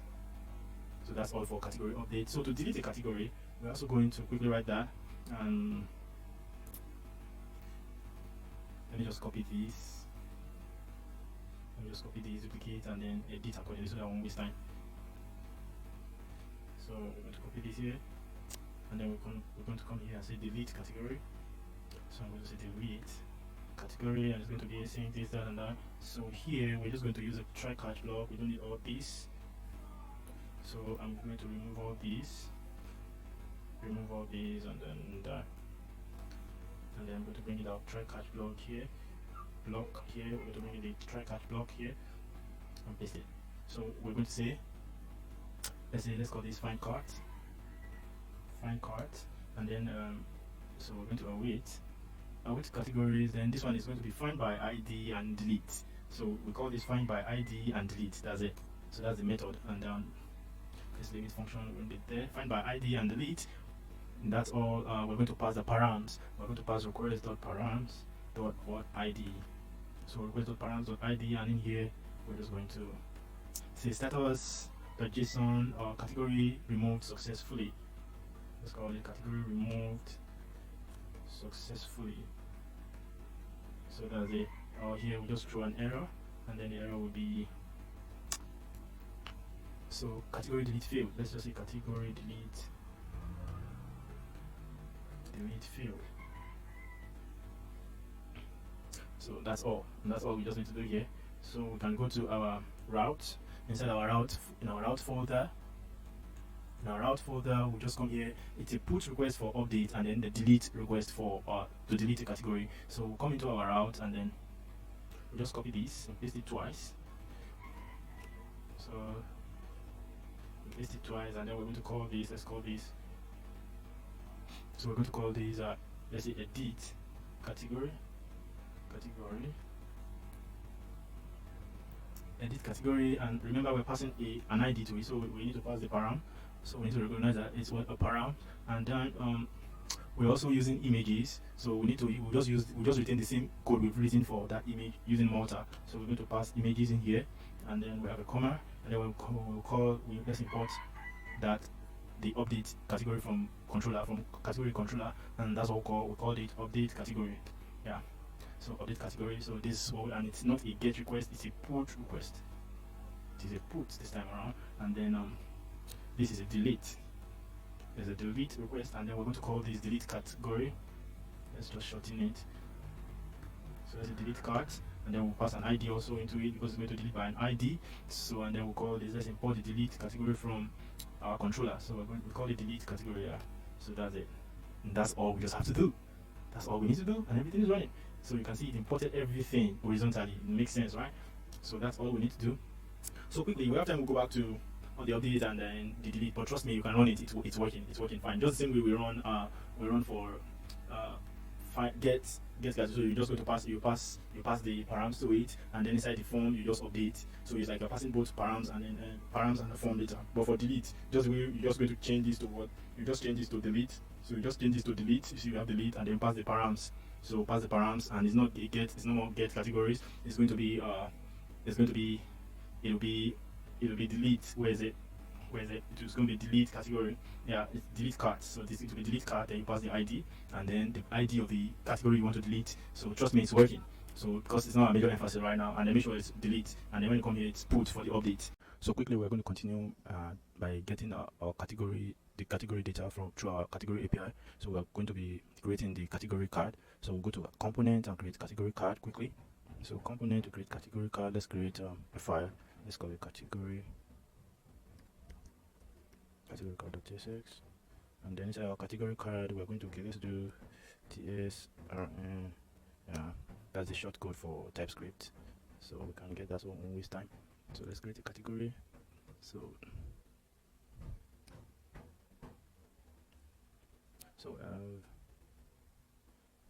we're just going to come here and say export. Then we're not going to use this. We're going to create one from our.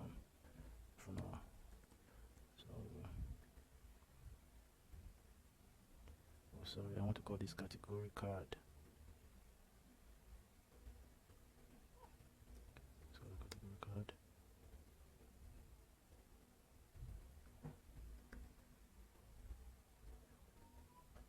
I'll be using this one too.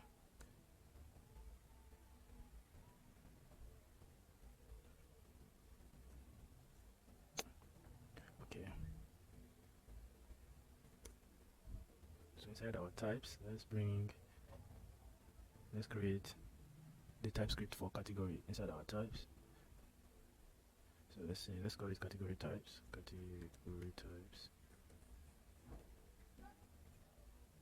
And if you like, you can write it inline. So if you can write it inline, maybe I should, but I don't want to write inline. So, or probably I'll just write it inline, then take it back. I don't want to be too much here. Okay, for the sake of beginners, let's write inline. Let's write it in here so that you can easily relate with it. Do you understand?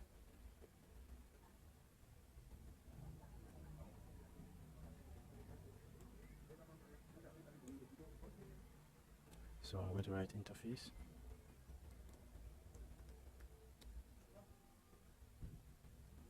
Let's call it interface card props. I'm going to call, so we're going to write 18. I'm going to be taking ID will be string,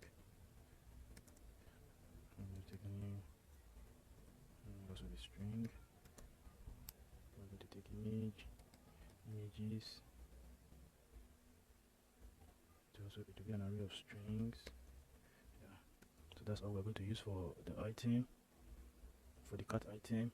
Then we're going to create another prop for cat props. The other props that we'll be needing, you will see how these things work shortly. So active cat, that will be string. Then we have onPress. Yeah, onPress will be a function. It's going to be void. I think that's what we need now. Then we also need the styles. There are some styles that we're going to make dynamic. Cat style. So let's go with cat style props. Then we're going to have image background. Let's go with image BG, and it's going to be the optional. I think I've explained what that means. Optional chaining. So we're going to have image background to BG height. So I mean that's what it means. Image background height. It's going to be a number because height is always a number. We're going to have width.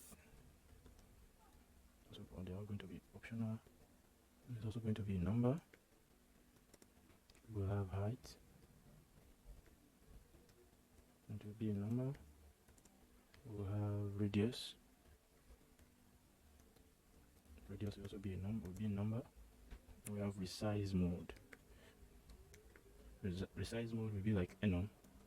We're going to pass in some parameters. Resize mode is usually either you're using a contain or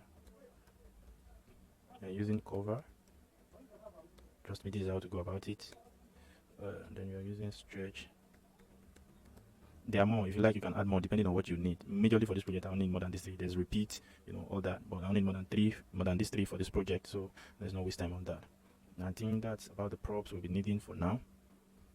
So you can just keep this. Normally I'll just keep this and put it inside my category types and then export it from there and import it, but we'll still do that. So for the sake of beginners, so that they see, so that they can easily relate with them. So we'll still come back to that, and so that we make this place clean. So I'm going to say export constant card, and then we're going to destructure it in here. We're going to destructure the props in here. So that's just what we're about to do. So I'm going to call, what did I call it? You should bring it up, iCat props. So interface cat props. So I'll just destructure them. See, it's already bringing item up. I also have my cat props, it's bringing it up, and I also have my cat style props. Yeah, so we're good to go.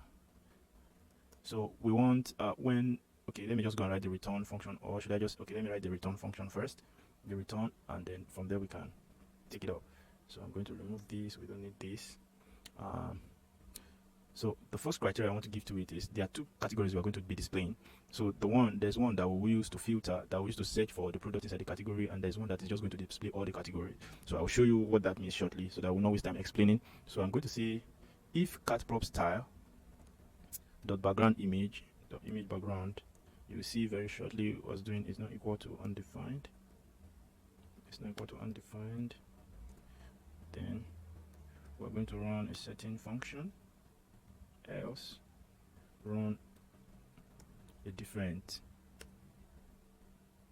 So what I'm saying, I'm going to be rendering two category lists. There's one that is static, that shows all the category list, and there's the other one that when you click on that category list, it is actually going to display the product that you have under that category, the product that are connected to that category. So it will display it for you, and as you click another category list, another category, it will display the products under that category.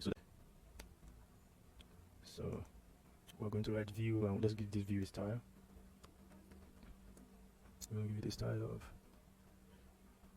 so let's align items.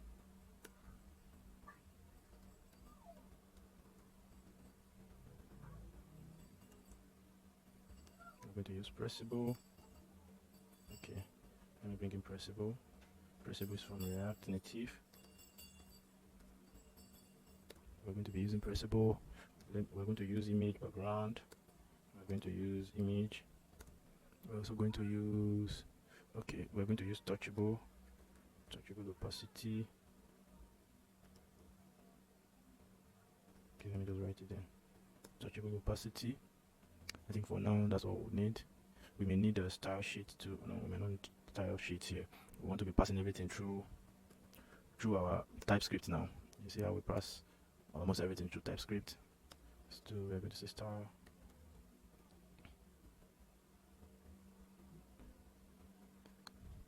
let's have style, and then so this specific is going to hold the image container. It's going to hold the image container. So let's call it image container,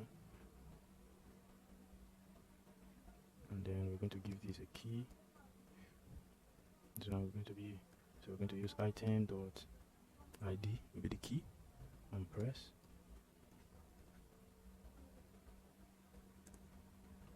So the press inside that is inside cat props. Yeah, cat props. So it will be cat props dot onPress.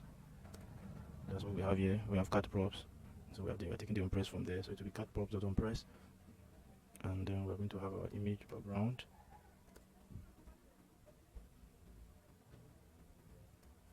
So we're going to have our image background, and inside our image background we're going to have a source. Source of the image background will be $i. So the source is going to come from our cat style props. Oh no, the image background is not a prop. Image background. Let's move it to, it's not a style. So let's move our image background to here. It's cats. Let's move it here because it's not a style. So let's move it to cat props. So move it to cat props. So you can see what we are doing here now. So let's quickly pass a style into it. So we're going to pass style. So this time now we're going to be using the TypeScript method because we want to be able to change the style dynamically. We want to be able to change the values of the type of the style dynamically. So I'm going to write style. So you see how this works shortly. So we're just going to write this, and then it's going to be cat. So we're taking it from cat style props, and we want to render the image height. We want to render the image height, and it's going to come from. So we're going to say image bg. Let's create that. Let's quickly create that. So okay, I think we'll be needing style sheet because of this image container. So let's bring in style sheet. Style sheet. So we're going to say const st equal to style sheet dot create. So we're going to have, let's have image container like we defined earlier. Yeah, we defined image container earlier here. Cat, oh sorry, this one is not supposed to be cat. This one will not be cat props. Yeah, cat props. So image container is supposed to be, oh, this one is supposed to be single, not double. It's supposed to be single. Yeah. So for our image container, we're going to give it a border radius of, let's say border radius of 50, and then we're going to give it padding of 3. Yeah, I think that's all we need to pass in here. Then for our style, for the TypeScript, for the style, so this one is supposed to be, let's just write it this way. So we're going to create that inside here now. You'll see how we do it shortly. So I'm just going to say star equal to, and then I'm passing, I think what we passed there was height, isn't it? Yes, we passed image height. So let me pass height here, and that height is going to be number.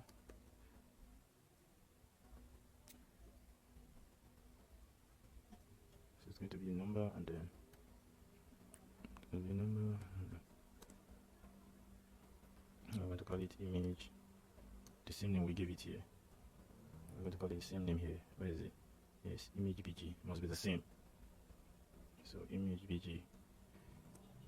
So you see everything is working. So the image bg will be height. We're giving a height.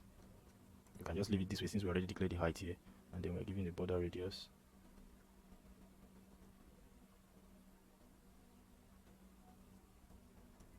So we want to be able to change the height dynamically. So giving it, let's give it static border radius, but we want to be able to change the height depending on our need. Let's make it border radius 10. So I think we're making a mistake with the name here. That's why it's showing an error, small s. Yeah, so everything is fine.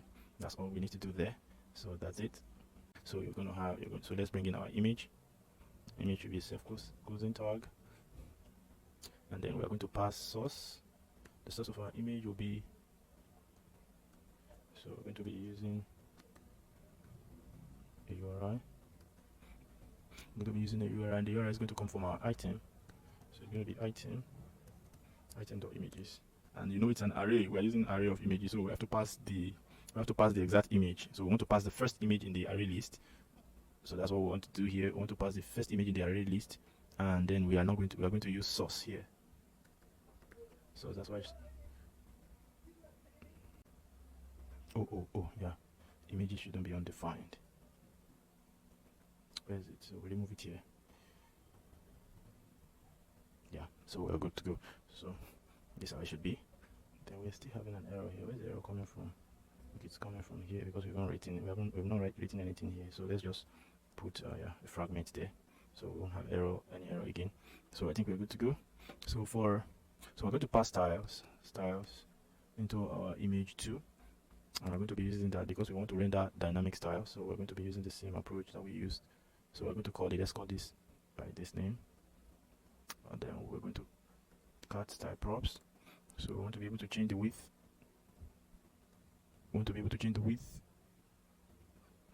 Dynamically. Then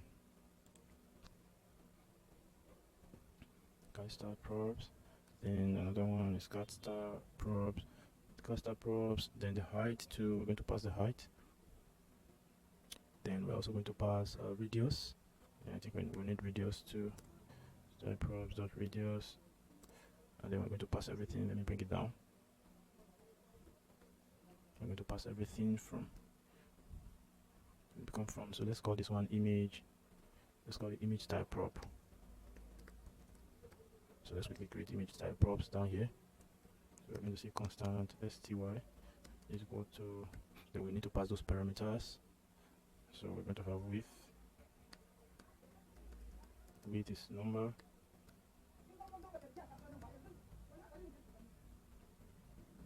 Okay, let's do it this way first. Sty constant sty. Width will be a number. Should be a colon. We passed height. Height will also be a number, and it's optional. And then we passed radius. Radius will also be optional, and they are going to be numbers. And in here we're going to pass a render.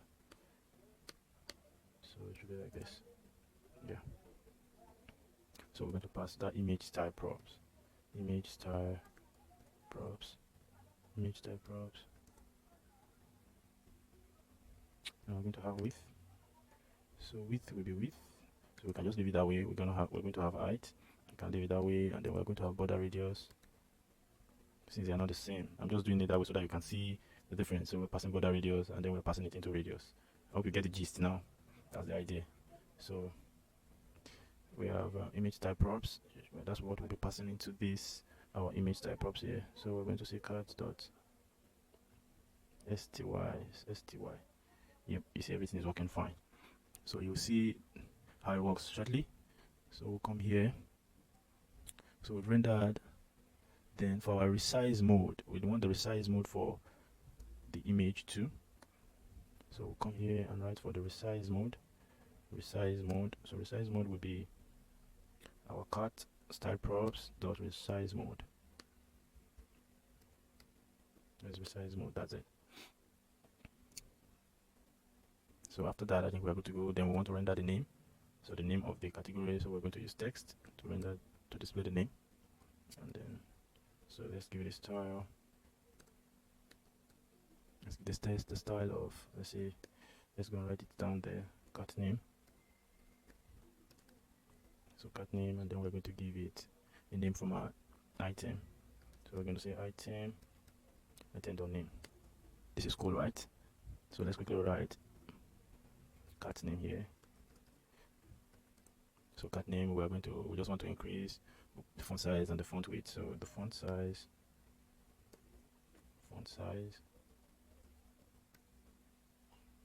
So let's use the font size of it for now, and then we're going to use font weight. Let's use bold. Cool.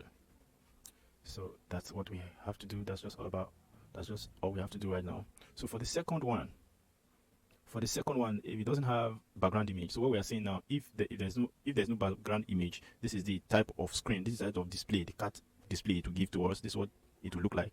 But if it has a background image, that means we want to render not a different category, entirely. We want it to appear differently. That's the reason why we're giving the else. So that we will just write touchable. So we'll come here quickly and remove this. Let's use touchable opacity here. Touchable opacity. And then we're going to give it a key. So we're going to, let's just copy this one because they're almost the same. Now we can just adjust and add to it. So we're going to have style.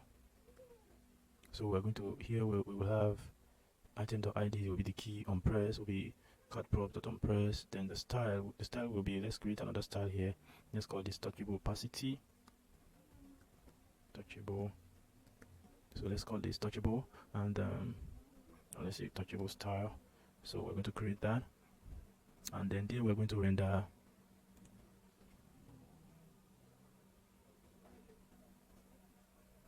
So here we are going to render an array of style. Yes, we're going to render an array of style because we want to display an active class. So we're going to add okay, here, sorry, citron error is supposed to be single curly brace. Yeah, because it's not an inline style. So here we're going to write the touchable.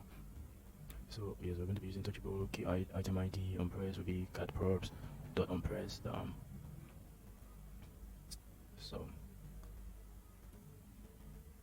So for the style, we're going to write, like I said, we want to display the background color when it's active. So as a result of that, we're going to be writing an array of style. So when the category is active, we want to display a background color for that. So as a result of that, let's write this and make this.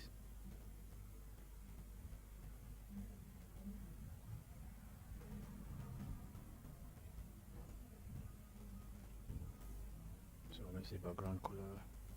So background color will be, so we're going to write that active class. We're going to say background color active button. Let's call it active button class. So let's write the touchable style. Touchable style.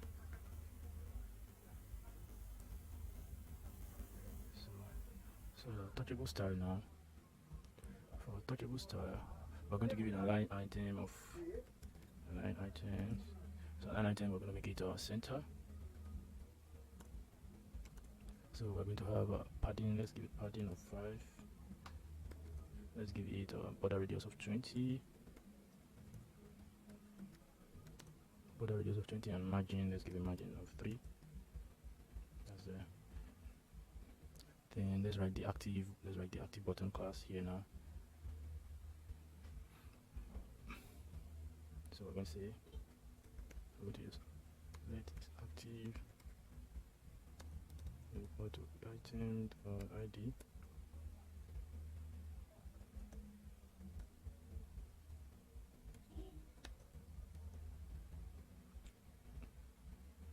So if item.id equal to the active class, so it is equal to cat props. So cat props.active, so the active cat. So item.id is equal to cat props.active class. Then we are going to say let active.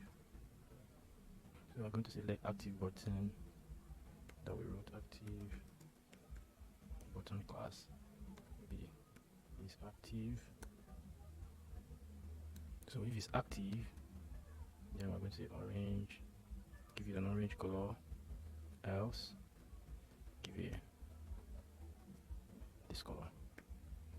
So what do we saying now? We make the active class is equal to, so active class is active is equal to the item.id. If the item.id is equal to cat props.active class, that's if the two are together, that means that category, that ID with the category, that category with that ID is where we are. So it will make it active. That's where we are, and then it will change the color to signify, okay, this is the one that was just pressed. So it will have an orange color, and if that one has an orange color, that means the active. Then the rest will have this color. It's like silver. So we're going to render the image there. So here we don't need what's it called? We don't need an image background. So we're just going to render the So we're going to use view, and inside this view here, we're going to pass in some star, a star. So we're going to pass that image container star. So we're going to say the image container, and that's all we need to pass in here. And then we're going to say image. Let's pass our image. So image, we're going to have a source. So let's just pass this image. Let's just pass this image to make it faster, and then we can adjust to suit our need.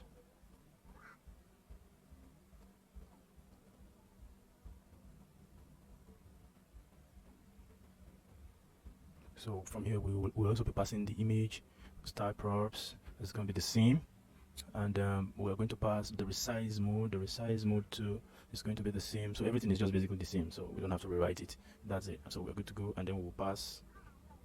After the view, we're going to pass. After this view, we're going to pass the cart name. So we're going to pass the cart name. That is a item.name. So we're going to pass style. Let's pass the style. We're going to pass cart name. Yeah. And for our props, we want to make the name compulsory. Name and image should be compulsory, so it shouldn't be optional. We want to make them compulsory. So I think that's all we need to do here. So quickly, so you see the way we wrote this now, you can now come and bring this. Where is it? You can bring all this now. Copy, cut it from here and bring it here. Boom. And then export it from here. So export and save, and then we come here. Then you can come here now and import it. So we're going to import. Remember, we have to import it this way. Cut props. That's it. You see, everything work fine, isn't it? So that's how we'll keep working on this going forward. So everything is okay here. We can go and render this. We can go and import this in our home screen, so that we can render it. We'll come to our home screen here, and then import. Let's see, how did we? Okay, we use this. So we're going to use the destructure method this way, and we're going to call it category, right? Category card. So it is going to import. It has been imported. So we can render the category card. So, but before we render the category card, let's fetch the category through our API. Let's use our API now to fetch the category. Okay. So to do that, we are going to use use state. So we're going to use state. Let's come here. So let's come here and say let's say const. Sorry, const. So use state.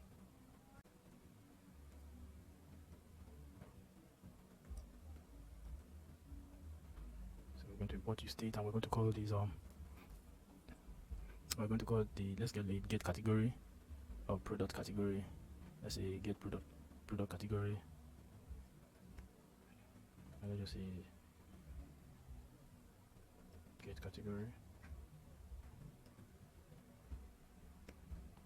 and then we're going to set get category. All right, and this is an array. It's an array. So because we are going to be fetching more than one list, more than one item from the category list, so it's an array. We're going to be getting an array of these, and we have to create the type check for this too. So for us to create the type check for it now, we are going to write the type check inside. Where's the type? So we come to type. Let's go to our type for types. So let's just write props.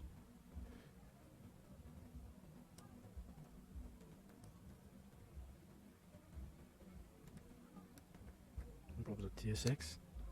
So inside our own props now, we will just go and declare. So we're going to use export interface. So let's quickly write them out. So we're going to call it, let's call it export interface home props, or let's call it product list params. Product list params. So that's product list parameters, and then what are the things we are expecting from it? We are expecting so we're just going to write these so that we can also use it for all our anything related to product, so it will not just be so that we don't have to rewrite for categories and when we are doing our product list. So we just write we're going to be getting the ID, and the ID will be a string, and then we'll be getting images will be an array of string. Then we're going to be getting name. So we're going to be getting name would be name would be string2. We're going to be getting price, and then price. So we're just writing everything in whole so that we can just take from it later. We're going to be writing price. I think we're going to have old price. It will also be number. We'll have in stock. You can have as many as possible. Okay, so let's make all these ones optional. Let's make them optional. We have in stock. We have in stock will be boolean. Then we have a color. Color will also be optional. Color will be string. So color will be string too. We have size. Size will be number. Or we can make it a string. Okay, size will be number. No, we can have. Yeah, it's going to be a string because we could have medium and not necessarily number. Description will definitely be a string. We have quantity. So quantity will be a number. Yep. So we'll now come here and export interface. Export interface. I use fetch. Okay, we leave this. Let's leave this for now because we're not needing it right now. So we can go back to our home screen and pass. So we're going to pass this type into our. So we're going to pass that product list param. So product list param. That's it. So we're going to pass it, and it's an array because we're going to be passing an array. So that's how you pass it. If not, it will throw an error.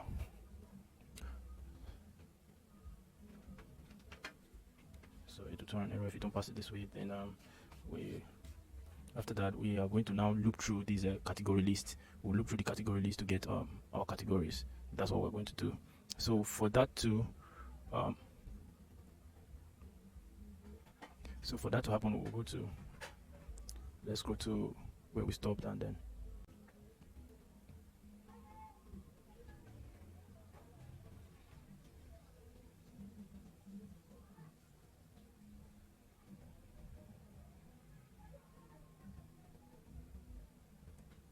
since our scroll view, let's add some parameters.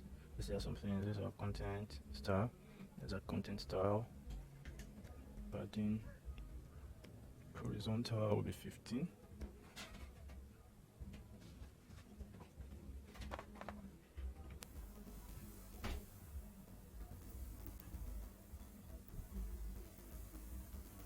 Padding horizontal will be 15, and then we have star. So let's add margin top.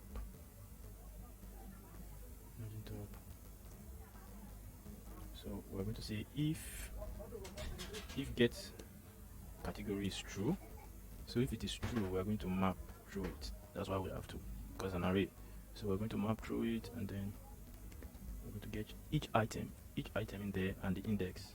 We're going to create an index for it for each item in there. We're going to give. So we're going to bring in our category card. That's the idea. And then we're going to give it a. So our category card is going to hold some parameters. Now we're going to get those parameters out. So you see how beautiful it is now. See, we're going to get item. See, it's already bringing up item. So item now, we're going to get it out, and we're going to write. You can see this is beautiful, isn't it? So it's bringing everything. So we're going to take the name, and the name will be equal to item.name from. So it's going to take item.name, the item.name here. So it's going to render it. And then we are going to have images, and images will be item.images. You can see how beautiful this is. This is bringing everything up for us automatically based on the product param list. So you can see it's bringing up images, and then we're going to pass also the ID. So the ID is going to be item.id. Good. See, and that's all we need to pass here. Then we'll come to the next one. Is cut. The next one is let's pass the style. So let's pass the style. You can see this is beautiful, isn't it? So let's pass it, and then let's take. You can see it's already showing me the height, and then the height will be, let's use 50 for the width. So let's pass the width. You can see it's showing them already. This is beautiful, and you can now change everything. So for the width, we're going to let's use 55, and then what else do we need? Let's pass the radius. Let's pass radius, and for the radius, let's use 20. This is beautiful, isn't it? And then the resize mode, and it will bring up all the options. You can see it's bringing up we passed 3 options and it's bringing up the 3 options. This is beautiful and clean, isn't it? So I think that's all we need to pass for this. And the last one we'll now do is cart props. So for the cart props, we can then pass the active. You can see it's bringing up active. So we have not written the code for that. We're supposed to write that for use state to always look and listen through to use the event, so that when they we'll write the code shortly, and then we'll have another one on press. Yes, on press. So for this one now, we're not going to be using the image background. We just want to display the image, the product on its own. So we're going to write on press, and then on press will be, remember it's a function, and the function will be set active. So we're going to set active class. So let's just write the code for active. So we'll come up here and write the code. Where is it? Let's write it under this. So we're going to say const. So let's say const active cart, and set active cart. Let's go to use state, and then it's going to be a string because we're going to be passing an ID there. So let's make it a string, and the string, okay, let's pass a string, that a default string, but if you like you can make it empty. So if you make it empty, it will not pre-select a category, so it will just remain there until you pass in a category. So let's make it empty for now. And then so we're going to set it to active cart. So we're going to set this to active cart, and then we're going to give it, so we're going to now get the ID. So I'm passing to it so that active cart will now receive the ID that we select. So when the user press a category list, it will take the ID of that category list, of that category, and then pass it to our active cart, so it becomes the active category. So that's the idea. That's just what this is doing here. So now we have created this. So let's now pass an API that will help us to get the category right from the back end now.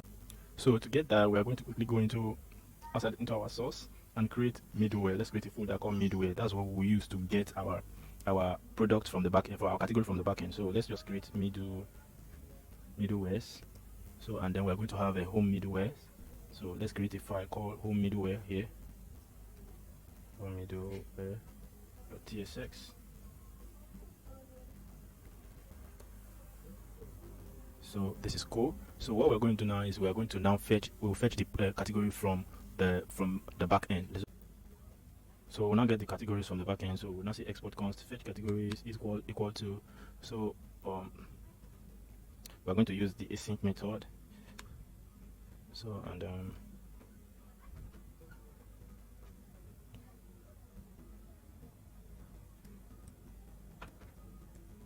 so this async method, now we need to pass the type to this. So to create that, we're going to quickly declare the type interface. So we're going to declare interface.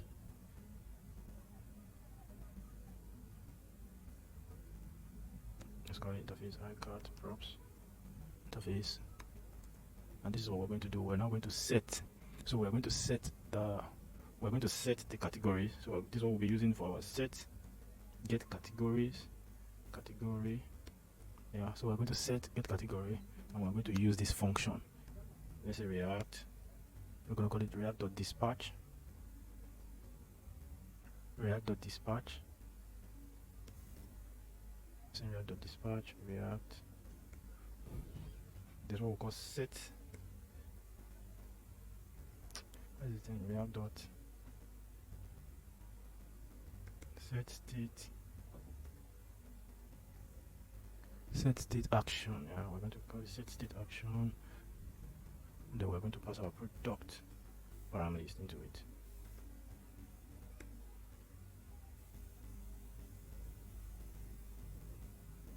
Okay, I think the reason why we didn't import React, so let's import React from React. That's why it's not writing where.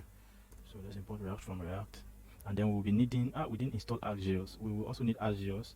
So we have not installed Axios, so let's come here and say npm install Axios. We'll be needing Axios. So let's rewrite this now, it becomes clearer. So React dot, you see, it will bring that dispatch up. You see it's bringing the dispatch, and then we are going to have React dot set state action. See set state action, React set state action, and then we can now bring in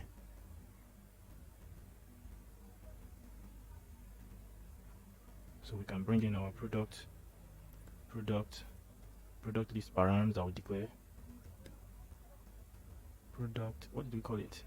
Product, I think it's inside our home props. So we have product list params. Let's just copy so that we avoid mistake. So product list params. So, and remember it's an array, so we have to pass the array into it. So let's import product list params. Product list params.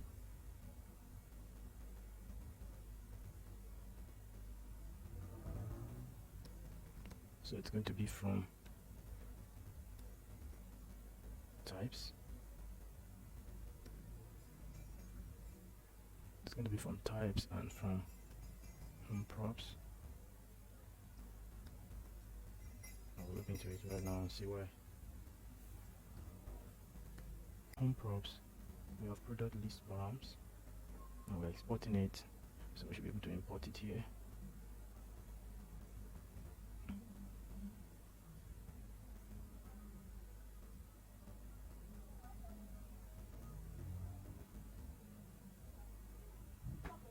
We have home props. What do we have here? Let's check here. Product list params. Okay, yes, params. Yep, we're good to go. Yes, product list params. So we're going to get it from here. So we're assigning it to our set get category, which is here. Where is it? Set get category is here. You see set get category. So we're assigning it to this. So we have been able to import it and pass into it. So we have passed the parameter into this, and then we'll now use Axios. We also need to import Axios at this point. Import Axios. Axios has been installed, so Axios from Axios, because that's what we use to connect to our backend. Axios. So that's it. It's working. That means it has been installed successfully. So that's all we need to write to get our product. So we now need to write the function to fetch the category from our backend, which is this. So here now we need to pass this iCard props, and then we need to pass our set get category. So set get category, we have passed it in here because we're going to be using it. So we're going to be using a try catch block, and then we're going to write this error if it's error. So if it's an error, so console.log the error. So we now say, let's just say an error occurred, and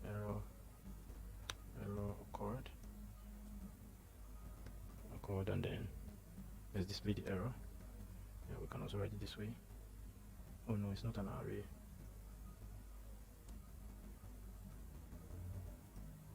Yeah, so else let's run a function that we get.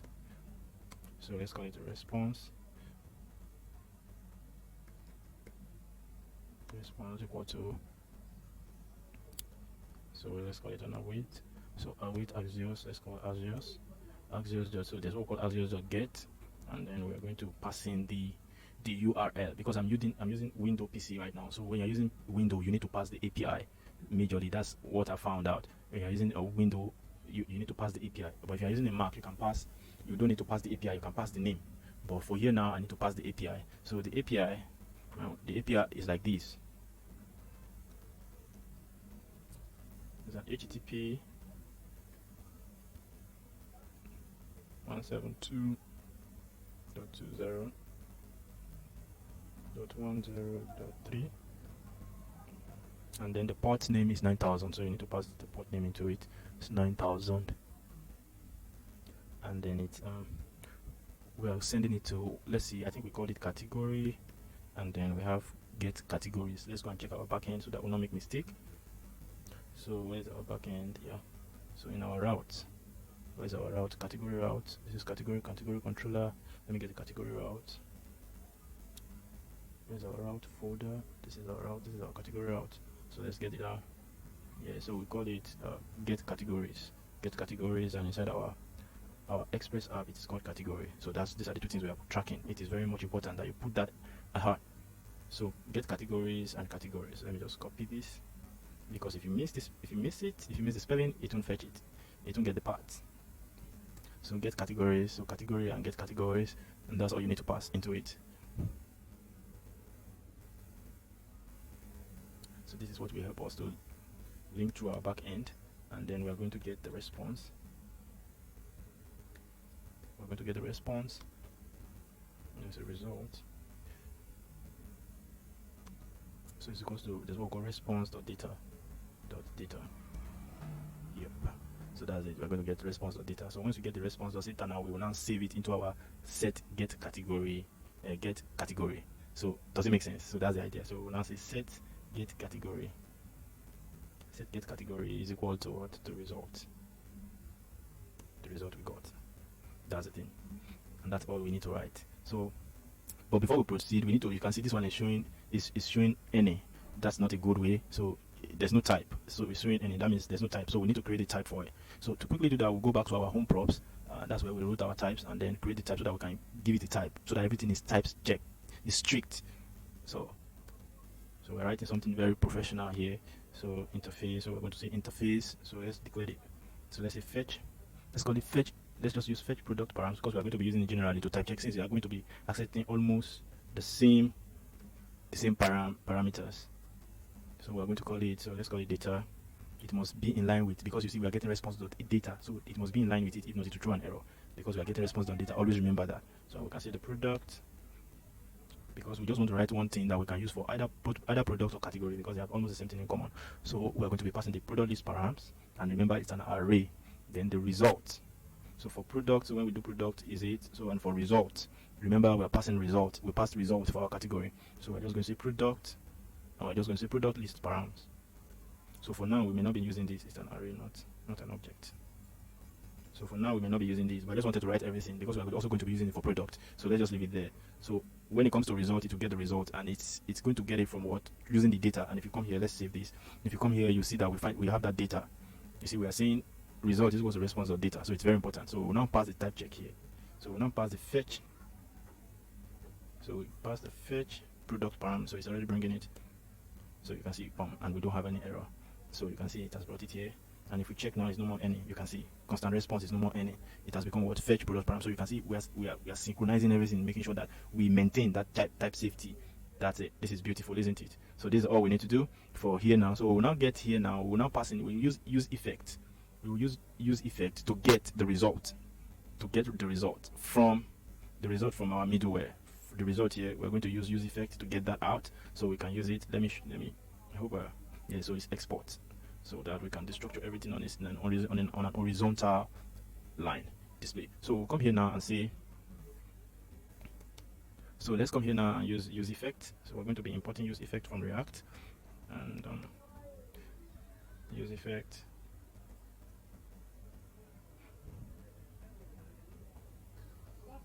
And then let's import that get, I think we call it get category, what did we call it? Let's come here middleware. Yeah, fetch categories. It was fetch categories that we called it. So fetch categories.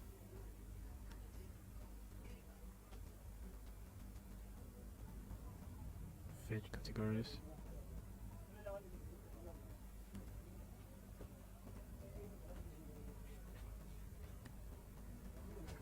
That's not bringing it up. Okay, let's just fetch it directly then if it don't bring it up for us. Fetch categories. Let me come here. Let's import fetch categories.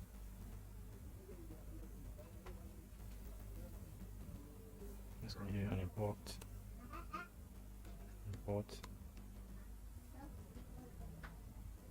fetch categories. Let's go back to our. So I got where the problem came from. The problem was from the name we give to it. So it's supposed to be dot. It's not using dot, it's a comma. You can imagine, instead of a dot, it's using a comma. So it's supposed to be home. Yeah, so this is supposed to be home. So if we import it now, it should work. So let's even comment this out. That's why it didn't work. That's why I couldn't locate it. So now let's try it again. Categories. You can see it's bringing it up. So, and it has imported it for us. You can see it has imported fetch. It has imported fetch categories. So we just take this out and come here. So we're going to say fetch category, and then we're going to pass it So we're not going to pass this set. We're not going to pass it into the set category. So we're going to pass it as an object, and then we're going to pass set category. Cool, isn't it? That's the thing.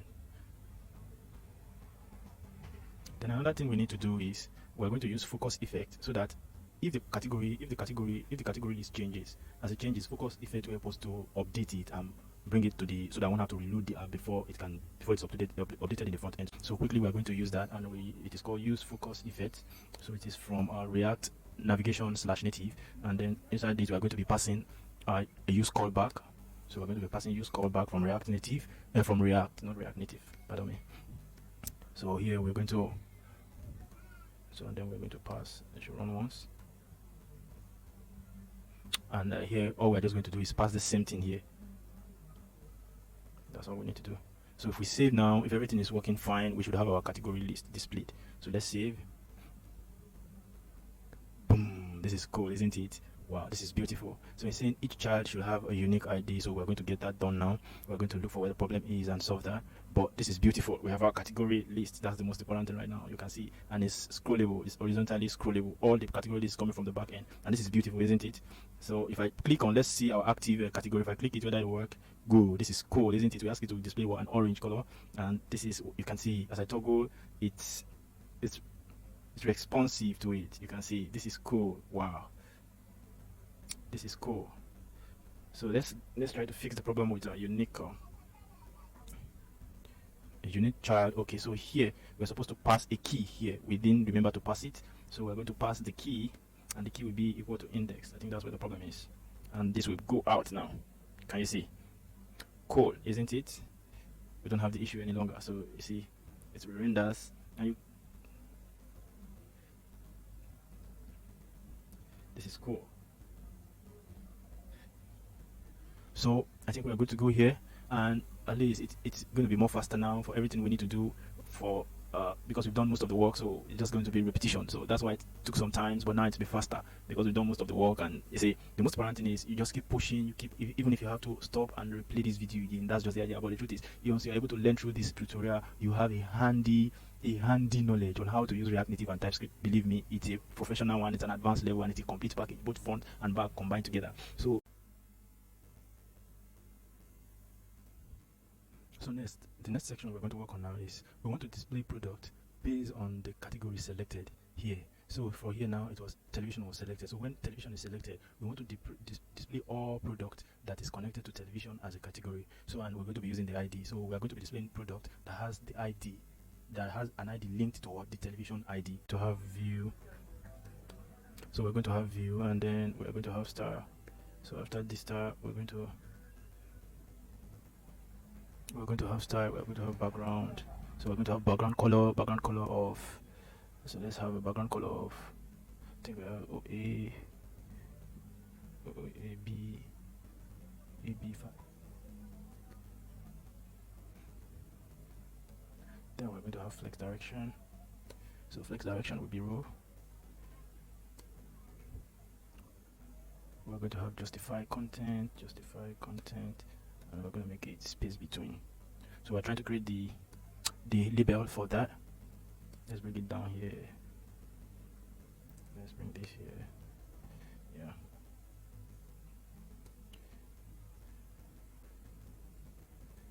So for me, I just like to have my style here, so that if anything go wrong, I can easily correct. So margin top, it's up to you. You can. So margin top, I'm going to give it 10 so that to move in from the top from the category list. So I think with that we are cool. So we're going to render a text inside this. We're going to render a text. And we're going to call it limited divs or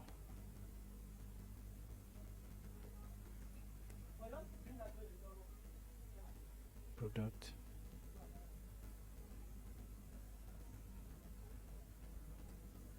Selected category product.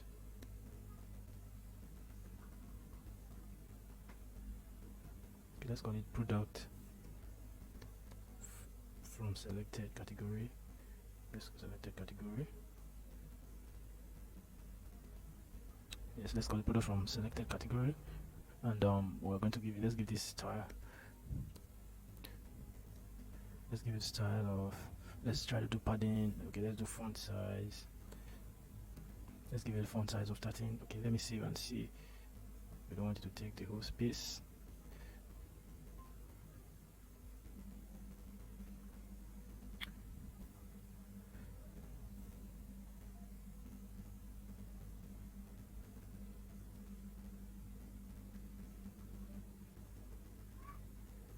So I think we're good to go for now. So we have product, we have font size. Let's give it font weight of, let's make it bold. Let's give it padding. Let's make it padding 10. Let's see how that goes. So padding 10.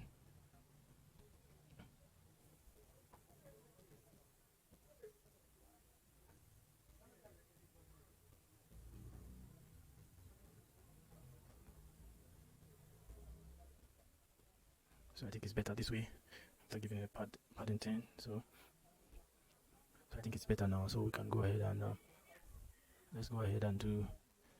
So after the text, we need to also render. So see also we're going to be using pressable. So we're going to be using pressable from React Native. Since we have not installed pressable, let's try to install pressable, import pressable. Yes, there's no pressable here, so we bring in pressable from the React Native. Yeah. So pressable from React Native, so we can render our code. So we bring in text. No, and that text we're going to call it see all. So let's see. Good. So let's quickly style it. Let's give it a style. So we're going to give it a style of padding 10. Let's give it padding 10 too, so that it can be equal in size, and then we're going to give it font size of 13 too, and we're going to give it font weight bold, just exactly what we give. So everything should be fine now. So everything is fine. If you like, you can give it a color to make it a like call to action. You can give it a different color, but we're doing that. So we render the label. After that, we're going to, let's get started with, I'm going to give this style. I'm going to call it, let's bring this in.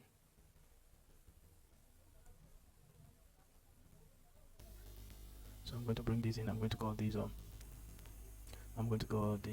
let's give the background color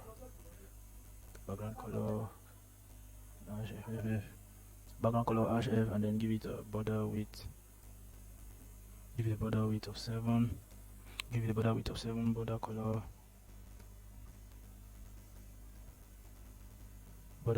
and then we're going to give it the flex direction. The flex direction of row.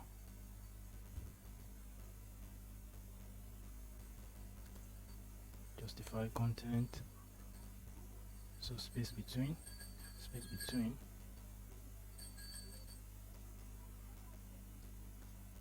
We're going to give this like a space between align item center. Flex wrap. So we're going to give it flex wrap of, let's say wrap. Yeah. So we're going to make a flex wrap of wrap, and I think that's all we need to do here.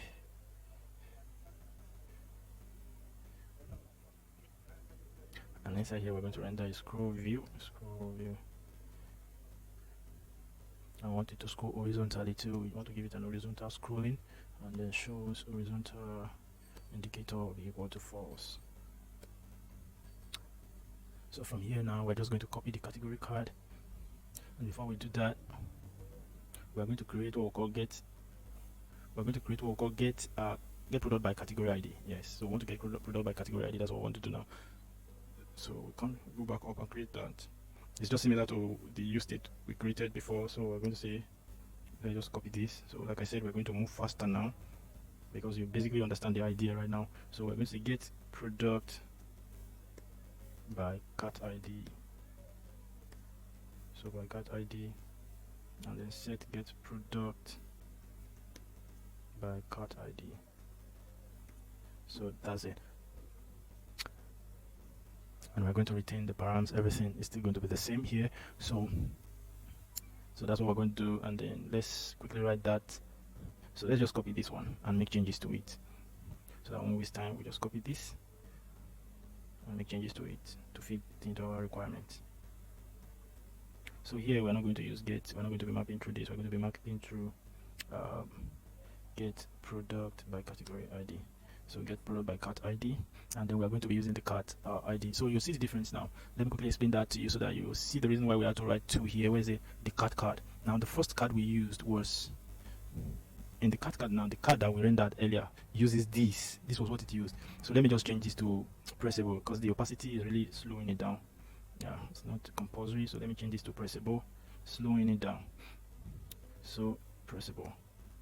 So the cart, the first cart we rendered was this was what it used, because we didn't define an image background, so it used this, and that was why we said if image background is not if image background is not equal to undefined. So here it is equal to undefined. We didn't define it, so there was no image background. So what we are saying, if there's no image background, then you use this instead of this. So this was what we used to render the initial category. So now we are going to use image background here now, so that the view, you see, the view will be different, and we're just using the same card. That's the power of using component and all this TypeScript that I passed into it, that I make almost all the stylings dynamic, because the stylings we're going to be using to make it dynamic so that we can change it from the front end. So that's it. So here we have a category index. We have so we're going to be using the category index 2 here. So, but for the item, we're going to retain the item name, we're going to retain the item ID, and then we're going to retain the item. Then here too, we can also pass a key in here. We can also pass key in here too, inside the item. So we can pass. Okay, yeah, we've passed the key here, so there's no point. We don't have to pass it again. But coming to the cart props, yes, the cart props here now. Inside the cart props here now, we're not going to be using active cart, so we're not going to be needing it for this. And our set active cart, the onPress, let's just set it to something else. We will define it later. So, but for now, let's use alert dot alert, and then let's call the item name. For now, that will do. And then for the image background, so we're going to have image background now for here. So here we're going to be using image background. So the image background, and then we're going to let's use, there's an image background I already have that I'm going to use. So you can just get any image background that you feel like you want to use, or you just copy the one. I got the URL from the internet, so that I'm going to do const, let me see, image bg image background. No, I'm going to pass it into a state.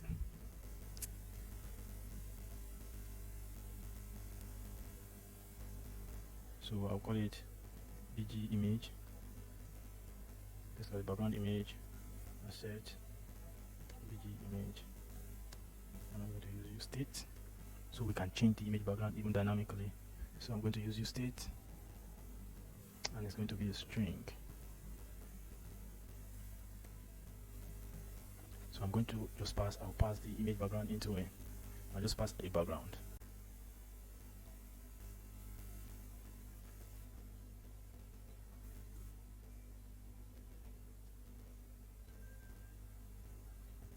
Sorry, this is not supposed to be there. This is not supposed to be there. So this is it. This is the image background I'm using.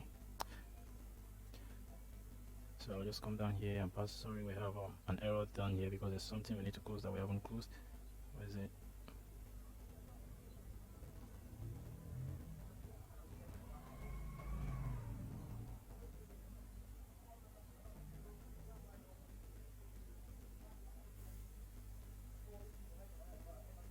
So we're going to pass the image background here.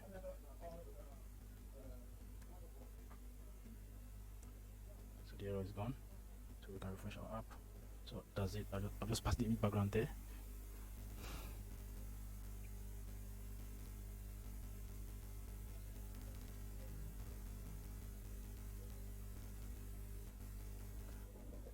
So I think that's all we just need to do here too. And then here we're going to change the height because we want to actually make it bigger.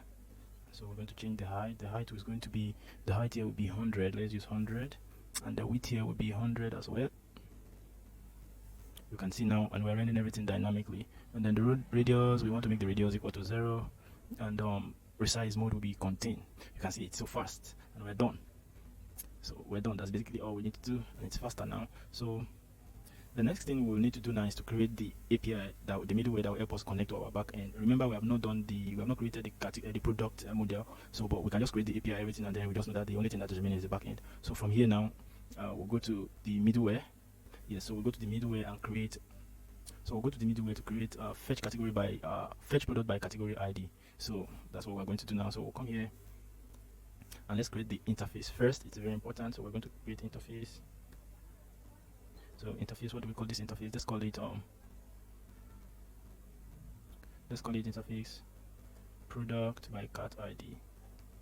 Let's call it by cart. So props.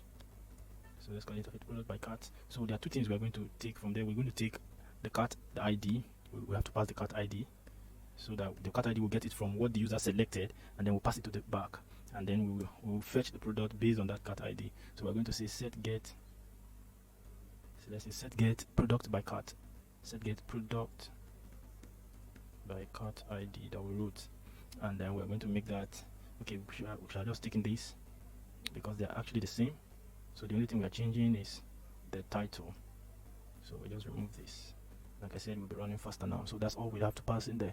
So it's taking the product list params and it's an array. So we'll now come here. Let's just copy these two. We'll copy these and they're almost the same thing. And then we're going to be fetching this one now. We'll call it fetch product by category ID. Let's call it fetch product by category ID. So fetch product by cart ID. So let's call this fetch product by cart ID, and it's going to be so we're going to be using product by cart ID, and then we're going to pass. See, it's telling me it's showing an error because so we have product. So this is cool, and then we're going to pass. You can see it's faster now. That's just the idea. Once you get a hand over it, you'll be good to go. So we're going to call this set get product by ID, and then we need to pass the API, the category ID. So instead we're going to be using object literals. We're going to be using backticks because we are going to be passing a GSX, which is the cat ID. We're going to be passing the GSX, and here we are going to be looking at it from the product, not the category. Now we're going to look at product where the category ID, where the product category ID is equal to the cat ID we want to pass. So that's the thing, because for every product must belong to a category. So we want to look for the product that has their category ID equal to the cat ID, this cat ID we want to pass, that is equal to. So I'm just going to write the cat ID. So let's say product by cat. We have to write this product by cat ID as an API. We'll be writing, and then we'll say / and put our GSX there. So cat ID. And sorry, we passed two things here. Let me close this so you can see. We're writing cat ID and set product by ID, so we're supposed to pass it here. We're supposed to pass the parameter, so it is cat ID here. So we're going to pass the cat ID in here. Good. So we're searching for the product who has their category ID equal to this cat ID. So that's what we want to fetch. Does it make sense? I think it does. So that's all we need to do. And then we're going to get a response based on that. The fetch product parameter is still the same. We'll leave it. We'll get a result. We get response.data, and then we're going to set it to what? We're going to set it to what? The result. And everything is cool, isn't it? See, it's faster now. So that's the idea. We save it, and we don't have to rewrite our home prompts again too, because it has been taken care of. So that's the idea. So we know the only thing we need to go and do now is just to go and write the backend. So also, before we go to the backend, let's make sure we finish everything we need to do with the front end. We still have to call it into our use effect, and then we need to call it into our use effect, and then our use focus effect call back too. So we'll go to our use effect. So we'll go to our use effect and product by category ID, and it should have imported it by now. Yeah, by category ID. So you can see our use focus effect also from React navigation. You can see our use callback from React. So all that they were imported automatically for us. So, and here we are going to be passing our set get product by ID, and then we're also going to pass cat ID, and we are going to make it equal to our active cat. Did you see the sense in it? So we are passing the active class. The active class, when you click on when the user click on a certain category list, so it will copy the ID of that category list the person copied clicked.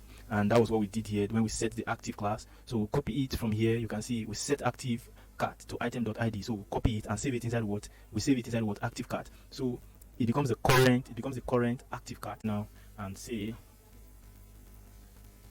and then pass this here. So, and if you still like, you can write your use effect in one place, but I just prefer to write it separately so that I won't have any issue, because I'm passing through parameters. So that's the reason why. So it's not like it's compulsory, do you understand? But I prefer it this way. So I think we're good to go from here. We passed everything we need. You can see it's so fast. We passed everything we need to pass from the front end. So the next thing we need to do now is now to write the back end. So we need to write the back end now. So we'll go back to our back end and create the product model, the product controller, the product, and then the product route. So we can also create save product in our database. Okay, so I have to shut down the Expo, the app here, so we can use the whole screen. So once we created that, I will install the Expo app so we can see it. So at least, so we go to our, we'll go to our back end now.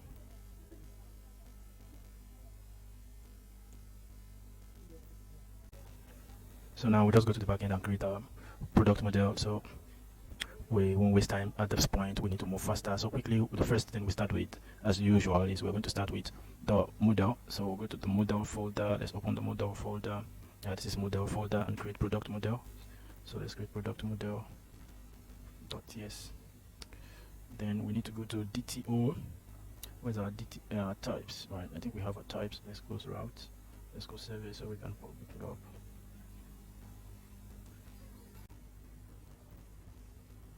So we're connected back. I lost the internet connection. That's why you couldn't find MongoDB at last. So we're back now. I just have to reconnect my internet. So inside our, let's go to our model. First of all, before we go to our model, let's create the types for it, because we need a type, or let's create whichever one works for you. Okay, let's just go to our model. Let me create the type here since we're inside type. So I'm going to write export, or probably we can just, okay, let me just write it quickly. Interface product, because it's not different from the one we wrote in our first end. So product params. So let me just copy the ones from the front end and then add to it if it's necessary. So for our props here, so that won't waste time, let me just copy these and make adjustments accordingly. So we're going to have the name, we're going to have images. We don't require an ID yet. Let's bring it here. We don't require an ID. So we're going to need images. We're going to need description. Yeah. We're going to need price. We're going to need price, old price, quantity. We're going to need in stock. Let's write for is featured. Quantity is featured. This featured to will be boolean. Then we're going to have category. That's for the category ID, and it's going to be string. It's going to be string. Let's remove all the optionals.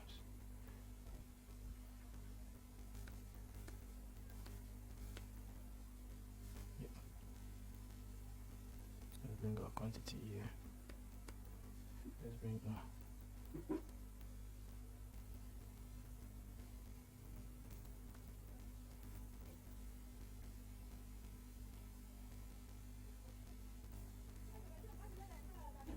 so name, images, price of price, description, quantity, in stock, is featured, minus size. Based on your need anyway. It's based on your need.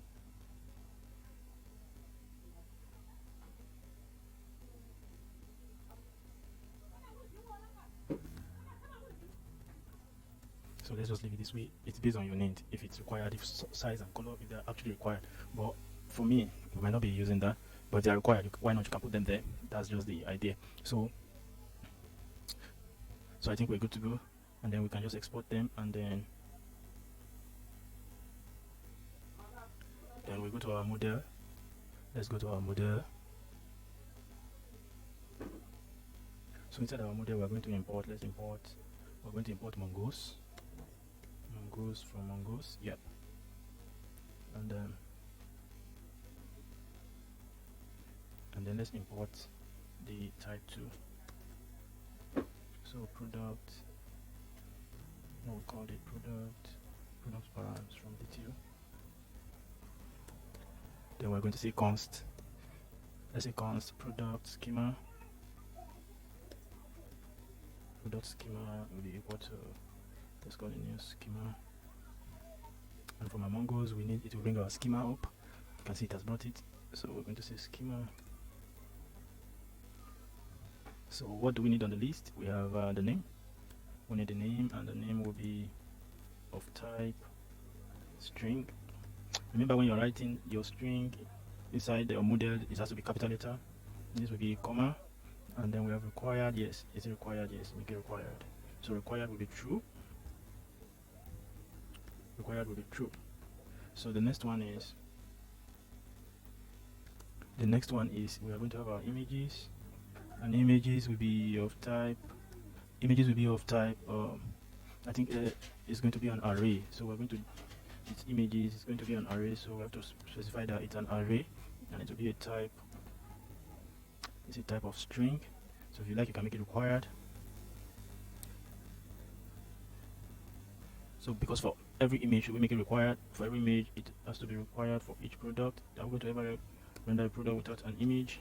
I don't think so, so let's make it required. So after images, we want to see, let's see, I think we have description. Description is going to be of type string. Is it required? Yes, let's make it required. Description is required, and then we're going to do, after description, we're going to do price. Price will be type number.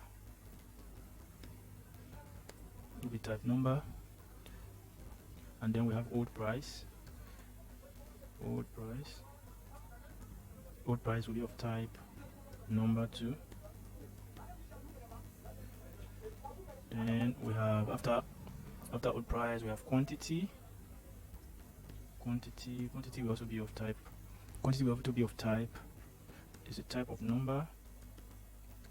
Let's have it is required true. Required true mean is equal to, let's say minimum is equal to 0. If you like, you may not pass minimum min max to it, and max, let me say max will be 700, so that it will not restrict us. So the max, it will not go beyond the max. If I add 701, it will reject it, and it can throw an error. But to keep throwing an error, because we've given a constraint there. So be careful, know what you want before you pass min max. So it's featured. So let me just pass the category, so that let's link it to the category. So we have the category now we're going to use is going to be a type of, so to link them to the category, we're going to use what we call type of mongos.schema.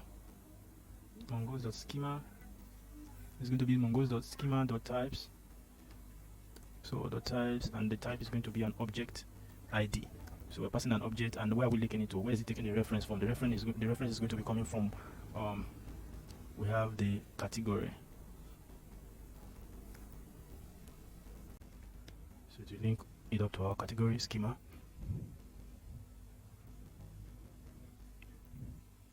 then after that, is it featured? It's featured. So it is featured. It is type of boolean, and default it will be false. So we'll make it false.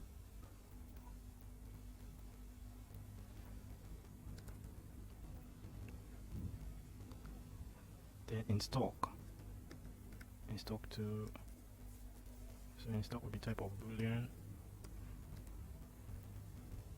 Default here will be true.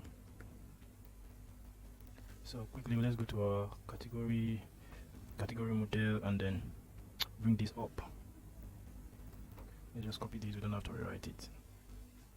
Now category model, and paste it here after our in stock. So after the whole thing,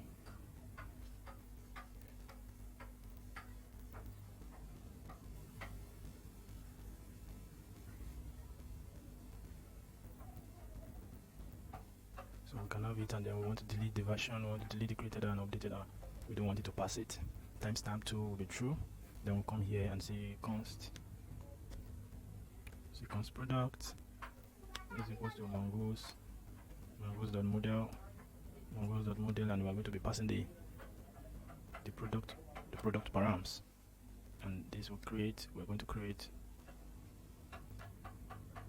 product. Let's call it product, and then we're going to be passing our product schema. Yep, so that's it. We're good to go. We're passing our product schema, and then we're going to export. We're going to export products. Yeah, so our product model is okay. So let's quickly go to our product route. So we're going to create inside our route folder. So inside our route folder, we're going to create a product. Okay, no, our controller. We're supposed to go into controller now and create product controller .ts.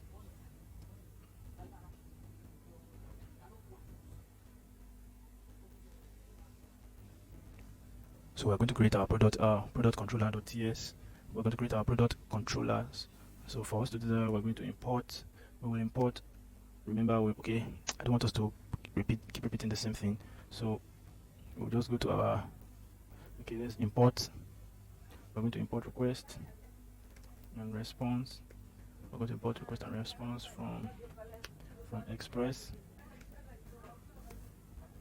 We're going to import it from Express, then import. We're going to import product. So we're also going to import the type. So we're going to import, I think it was product params, yes, from type. That's it. So we're going to write to create a product. I just so that I won't waste time. So we need to be fast. We need to be faster now. So let's go to our category. They are similar. I'm just going to be making few changes to it and copy this. Bring it to product controllers and paste it here. And here, instead of using, so we're going to say create product, and it's going to take request and response, and then we're going to destructure here, and then we're going to find the destructure from product params, and then we're going to take the name. We'll take description. You see, it's already bringing them out. We'll take price. We will take old price. We will take quantities. Quantity we will take is featured. We'll take in stock.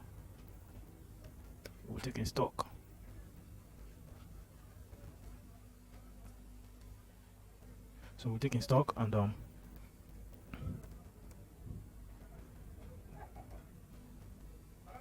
so we're going to have files. So the same thing we did is just going to be the same. We're going to have files, and we're going to use asset. We're going to use contact file.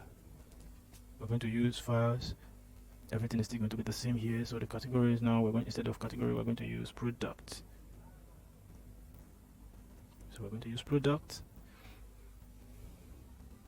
and we're going to add everything. Product images. We're going to add description. Description is equal to description. Or we can just add them directly, because since we are using the same name, so to accept it, we're adding price. We're adding old price. We're adding images. We've added images. We add category. Yeah. So category now will be, we did not pass category in here, but category is also pass. So category will pass quantity. I will pass quantity now. We'll pass in stock, and then we'll pass is featured.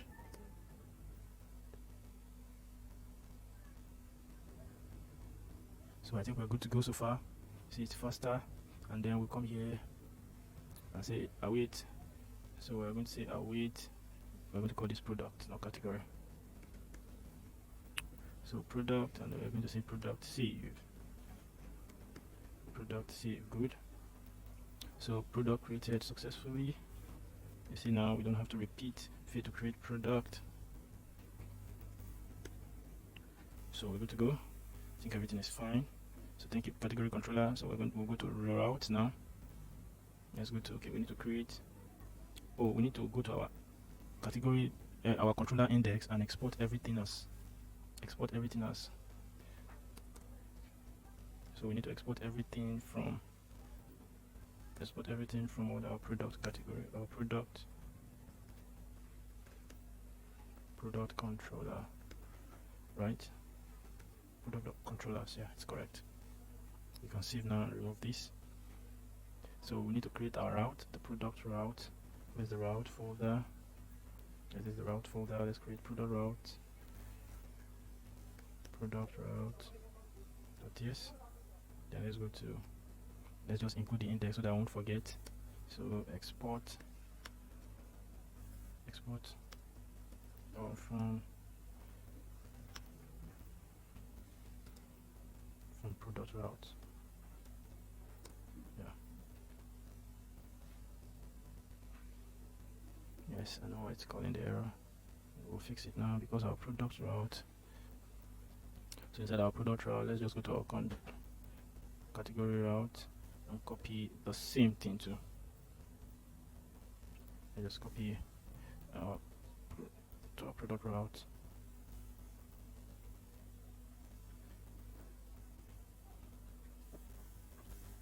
So here we're going to import only create product. For now, we're going to import only create product. Okay, so that we will not be making mistake. I will just import create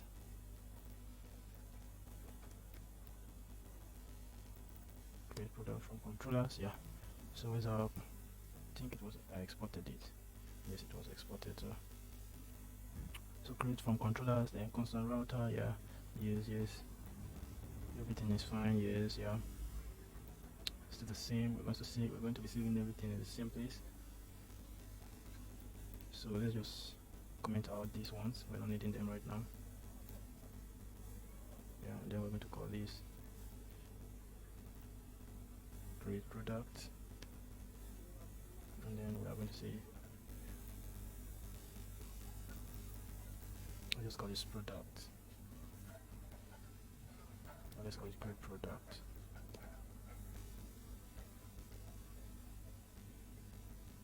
So we're going to export everything as product route. So now our index has accepted it, is accepting it already.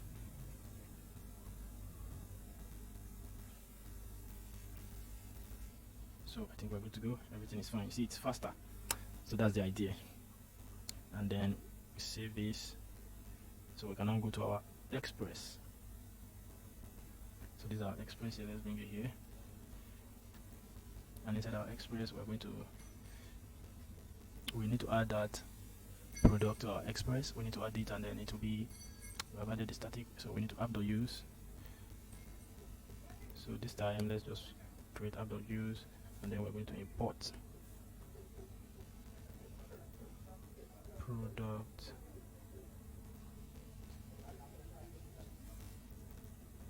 product route, and we can just leave this. We can just leave it blank. It's up to you. So we're good to go, and that's basically it. So now we can go to our Postman. Right, Postman. Let's bring up Postman. Let's open Postman, and if everything has been done correctly, we should be able to have our product rendered.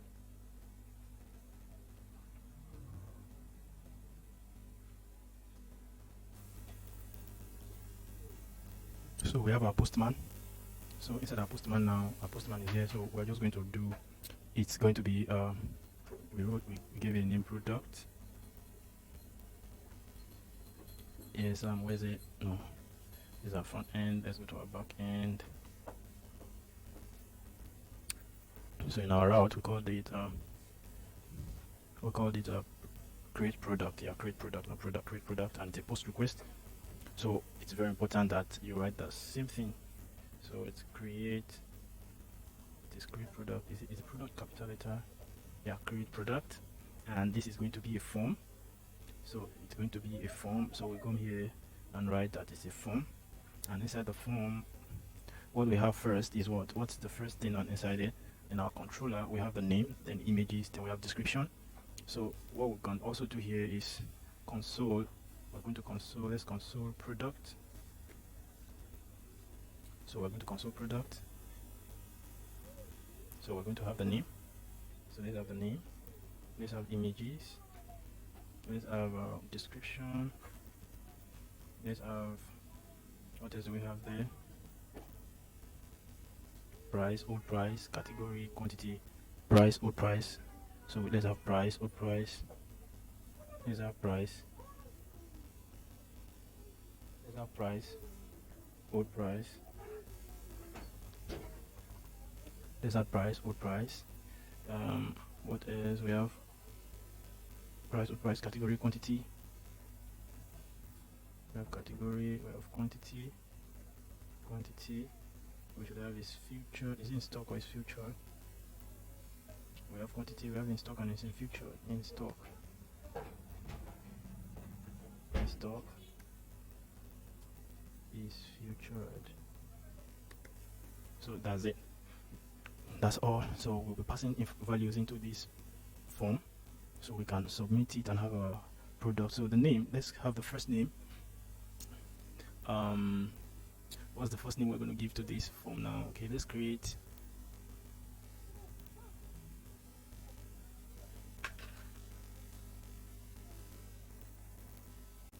so let's add values into this. Our image is going to be file, so we need to create it. We need to get the file.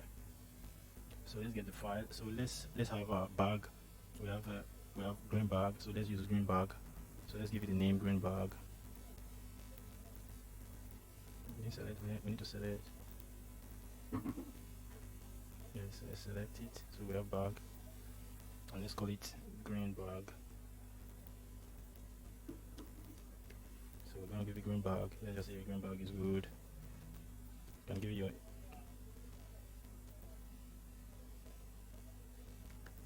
then price. Let me just call it the current price. Let me just call it current price is 500, and then the old price 900. Category. So at this point we need to go to you can see we already have product. It's already showing now. It has created the model. So let's look for the category ID for bag here. This is television bag. So we are just going to copy this ID. Copy this ID and then put it here. That's the category. So that's for bag. And then quantity, let's say we have quantity of, let's say we have 10 in stock. So in stock is true. Even if you don't pass in stock and it's future, it doesn't matter because we already gave it a default. If you look at it here, it has a default. Where is it? It has a default. Where is our product model? So if you see default is true, default is false, so it doesn't matter. So it's now up to you if you want to, like in stock is true is in stock, so we don't have to say true again. But for future now, default is false. So if you want to make it, let's say you want to add it to featured list, so we'll make it true. That's all we need to do here. And I think we passed everything. So if everything works out fine, okay, it's a post request and not a get request. So it's a post request. It's a post request. If everything works out fine, we should have what? Oh, we have an error. Okay, let's check. What's the error? Now controller. Okay, let me just write product. Yeah, let me just write product here, and then let's make sure everything is saved. Everything is saved. Let's make sure everything is saved. Everything is saved. Let me come here. Write product.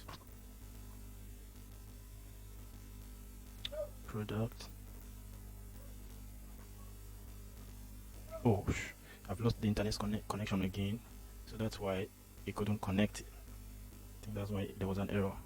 Internet connection keeps going off. Let's see. We are connected to MongoDB. Yeah, it's connected. Then we can send it again. Correct. Product is created successfully. So you see, it was actually the internet connection. So if we go here now, instead of our product, we should have the product we just created. Cool. This is cool, isn't it? And you can see it has been linked up. You can see the category is taking the ID already, and the ID is different from this ID. So the ID is different from each other. That means it's working well. Then you can see we have green bag, array of images. See the images there, green bag, and then cool. Everything is working fine. So you can just use the same thing and create the list for your images. So if, let's say for example, I want to create another bag, let me create another bag. Let's see if we have another bag. So just to make it faster, because we are going to retain the same category name, so I'll just go here, we'll just go to images, remove this image, add a new image. So we have black bag here, we can add that and call it black bag. So we just want to create product for bag, since we are using the category ID. So you can give it the name you like. Let me say this one is 1005, and before it was 1002. Okay, let me just, so that we don't have to change the description all the time. You know, you're going to have to write your own description in real terms.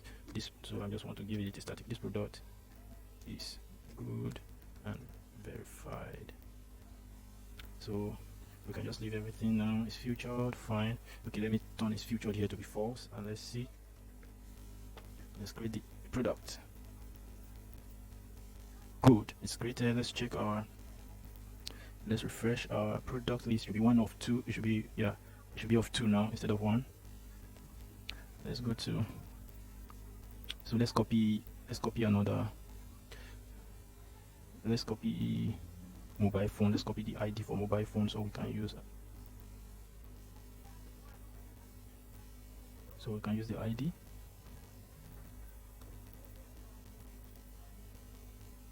So we're just going to copy the ID for mobile phone. So let's go back to we should have to product in the model now. Good, you see we have to, that means it's working out fine, and then that means it's working out fine. We have two products there now. So, and you see it's black bag is different from the first one. So I've been able to add some products into the database. I've been able to add over 20 products. Let me just show you. So you're just going to follow the same step and add as many products as possible and link them to the relevant category. So you can see now here I have one of 20. I think I have about 29 products in my product model right now.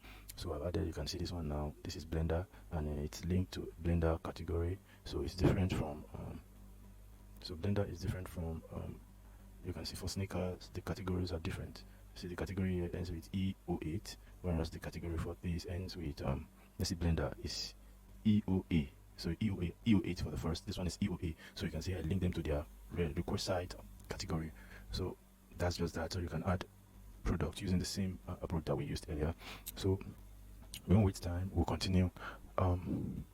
So now that we've created product, we need to do what we call get product. We need to get those products so we can display it in our front end. And then to do that, we're going to quickly create a get product API from our controller. So this is our controller. So the first thing we want to do now, we want to get product by cat ID. So we're going to get product based on the category the user selected. So to do that, we are quickly going to come here now to our product controller. We'll come to our product controller and write the following code. So that won't waste time. I think it's going to be similar to where's our category controller, so we can just pick things from there and avoid unnecessary repetition. So we'll get category. So let's get category this. So it's also selecting by an ID, so we just copy this, bring it to our product controller, paste it here. Then we're just going to adjust it accordingly. So let's call this get product by cat ID. Get product by cat ID. I'm going to use asynchronous, and it's going to accept. So it's going to accept the request, and the request we're going to look through. We're going to look through product. Yes, product find by ID. So we are not going to use this because we are looking into a field in the product model, in the product list. We are looking out for where category. So we're looking out for category. So we have to specify that we're looking for what category. We're looking for a category, the category field where it is equal to, so params dot, so it's params dot cat ID. So for that we're going to pass, so that's what we're supposed to write here.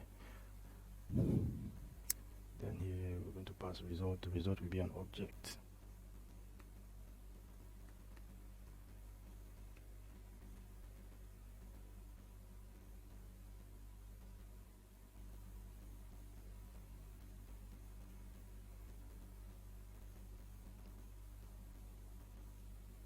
console. Yeah.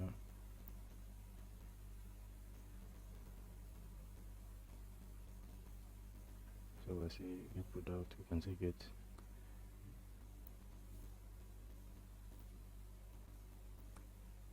fetch product the ID field. So I think that's just all we have to do. So if you like it, you can do let's console so we can see that it's actually passing the params. So console the log. So we're going to say the request with params dot cat ID. So that's all we need to write there. That's all we need to write there. Then we'll now go to our product route, and then inside our product route, let's go to our product route here. So inside our product route, we're going to get that out. So let's use this get. Let's see get.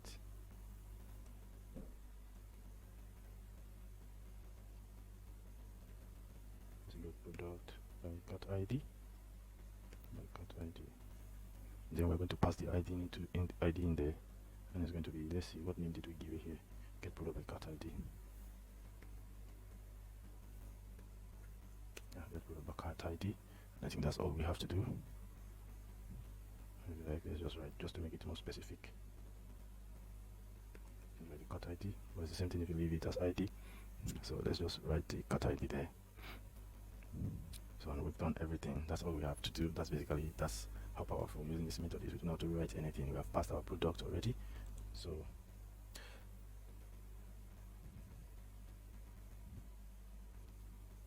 okay, so we're going to pass this now. Cat ID, product by cat ID, and in our express we have product. So let's just try something out from Postman, or we can just go directly and then we get it. So let's get this product. Let's get some product here and fetch their ID. So I have this. So I have the category. This is, let me fetch this ID.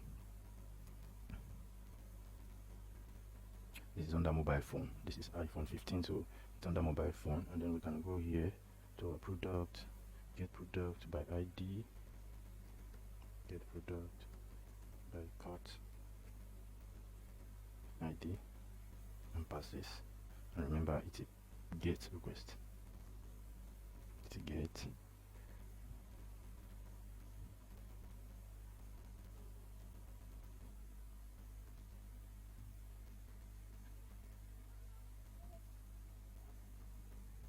So it's a raw data. Yeah, let's get it as a raw data, and it should be JSON. So if you go ahead and let's try to fetch it. If everything works well, let me check the category. Yeah. So we should have those products. Okay, we have an error, product by cat ID field. So where the error is here, because we are fetching an object. We are supposed to use find, not find by ID. So that was where the error came from.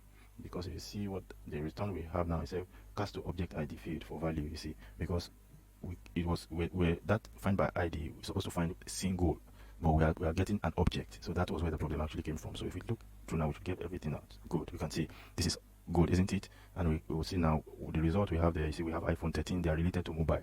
You see, we have iPhone 13. The second one is iPhone X. The third one is what? The third one is iPhone 15. And then I think we should have a Samsung mobile phone there. You see Samsung A24. And then we have tablet.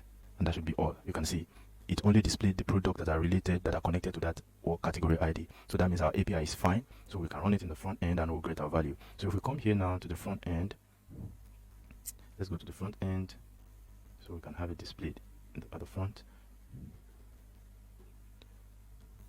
So we go to our home. So okay, well, this is where the problem is. We didn't write the correct API to fetch the product by category ID, because we're supposed to go to product and product by cat, get product by cat ID. That was what we have. That's what we have. That was what we wrote here. Where is it? Let's go to our API here. Our API is showing in our route. We have what? We have get product. So we're supposed to link to this API. This get product by category ID, and then we are supposed to have here, it is product, not product, no S there. So we go back to our front end, and then in the front end we're going to write product, because that's the API we want to go to. So it's not product by category ID, it is get product by category ID. So that's the API. You can see, boom, you can see our product is appearing. Isn't this beautiful? This is beautiful and lovely, isn't it? So we have our product based on our category what ID, and everything is rendering really beautiful. And then we can, if you go here now, let's another category. So okay, there's a reason why it's not updating. From our home, I think I see where the problem is coming from. You know, initially I made a mistake. I forgot. You're supposed to, in your use effect, you're supposed to, so that it don't keep running, it will keep running, it will keep looping. So we have to pass the dependency array. So the dependency array now, if it's empty, that means it will only run once. Do you understand? It will only run once. Now this one, we don't want it to run once. That's why we have to write the use effect separately. Like in real practice, you might actually need to write the use effect for each of them separately, so that it can run based on the update. So that anytime there's an update, it will refresh and then apply the update so that you can see it. So here now, the reason why it's not updating when we toggle the new to a new category list is because this dependency array is empty, and it means that it should only run once. So but we want it to be dependent on the changes in the user changes. As the user change the category list, the select, as the user selection changes, we also want use effect to update. So as a result of that, we will not leave this dependency array empty. Rather, we are going to pass that active cat, so that the use effect will always listen to every change, any change that occurs to the active cat. The use effect will rerun and give us the value. So this will now be active cat. So if we save it now, you will see it's changing. Cool, isn't it? This is cool, lovely, and beautiful. So if I let's go to mobile phones now, you see it's updating it. So it's showing us the product based on what? Based on the category list. This is beautiful. This is it, isn't it? If I go to bag, it will update. Good. You see, and we have, if I go to, so the next thing we're going to do, we're going to write the API. Let's go back to the back end and write the API to fetch all products. Yes, we need to get that too, because we'll be using it. So we'll go back to our back end. Go back to our back end, go to our controller, and this time we need to get all product. Okay, let's go back to our controller here, category controller, and just copy it. They're almost the same. So get all product. Let's copy get all product. Copy get all product, bring it to get all category rather. So bring it here, and then we're just going to rename it get all product. Get all product, and then async request. Yes, try. So let's call this product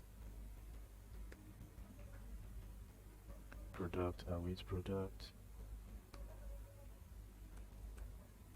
So await product.find. Then let's sort this. Let's just have dynamics. So it's up to you. You can do it the way you want. So, but I'm going to say sort from the list, so that we can display all the products, so that we can have all the products represented. So created, I think we have something like created art, and then from the list, from the bottom. So we're trying to get it from the bottom up. So here we're getting all products, so we can just say products. Yeah. And then we'll say product not found. So product not found. I think that's all. That's all. It makes it faster, right? So the next one we will get, let's get single product. So to get single product, that will be by ID. So we can copy this and just make adjustment to it, right? So let's copy this, bring it down, make adjustment to it. So we're just gonna see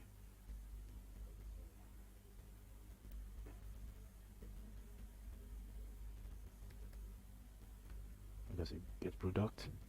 I just got get product, and then we don't need to pass. So we're just going to get product, and then let's just call it product. We're going to pass an ID in here. So find, and this one is just going to be find product by find by ID. Yes, find by ID.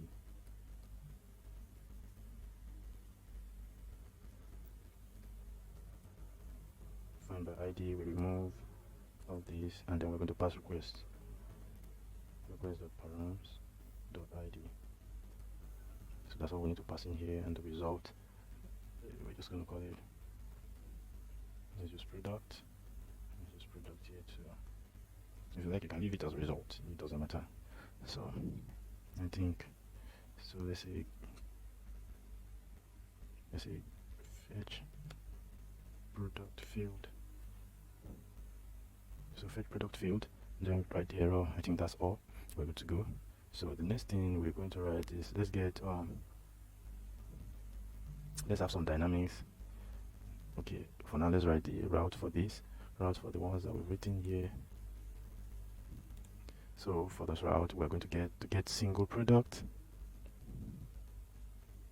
To get all product, we have get all product. Yes, I think we wrote that first. So let's come here and say get. So we're going to say get all. Get all product. And let's just call it get products. Yes, and then here we're going to write, let's take this, let's get single product. Let's take this.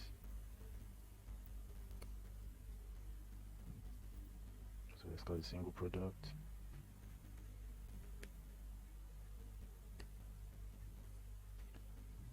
Get single product, get product. I think we called it get product, yeah. So I think we're good to go, and it's going to be by ID. So we're fine, we're good to go with this. So the next one we'll do here is, let's get future product. Let's get future product. So future product, let me copy get all product and then make adjustment to it. We'll copy future let's just make adjustment to this. So let's call this future product. Get future product. So async request yes, and then try, we have a, so let's call this, okay, let's use result. I think using result, okay, let's call it, okay, let's leave it product. So we're going to say product.find. Yes, we're going to find, and here we're going to use something else. So here let's have another dynamic. So we're going to say product.find, and what are we looking for? We're going to look for is featured in our product model. We have what is called is featured, and we want to fetch the product where is featured is equal to true. That's it. So we are able to find them. Or we'll not do something else. We'll come here. So if it exists, we're going to say const. Let's say const product. Const product is equal to result. Is equal to product rather. Okay, let me use this as result so it will not look confusing.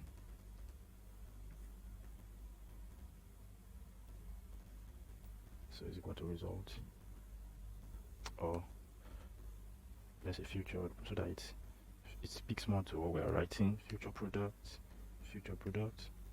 and then we come here, so that speaks more to it. Future product. So that's the idea. We're saving it inside this. I will now come here, and then 200. Let's save it as product. So remember, in our front end, let me quickly show you something. We wrote something like that in our middleware. What is it? Yes, now props. Yeah, so this is what it's going to refer to now. Do you understand the logic? This is what we've been using, but now it's going to refer to this. So just to bring dynamism, so that you can understand. There's nothing wrong with leaving using this result all true, but at least it boosts the understanding and know, okay, you are doing well. So that's what we're going to do now. And then, so here, if anything goes wrong, we're just going to display the error. Let's just display the error directly here. Yes, that's cool. Let's just display the error. If anything goes wrong, just display that error. And I think that's all we need to write for this. Yes, I hope we're not making any mistake. I don't think so. So we're good to go. Let's fetch trending product. So let's copy this and then get trending product. I'm just trying to get dynamism, to be dynamic with things. Trending product, and it depends on you if you like, because in my own model there was nothing like trending product, but I just want to use something else. Okay, so I'm just going to use something else. I want to combine some criteria so that we can just create dynamism, like I said. So what I'm going to do here now, I'm just going to say const. Let me just say constant result. Let's just use result here. Result is going to product.find. So I'm going to say find where is featured is equal to true, and limit it to 8.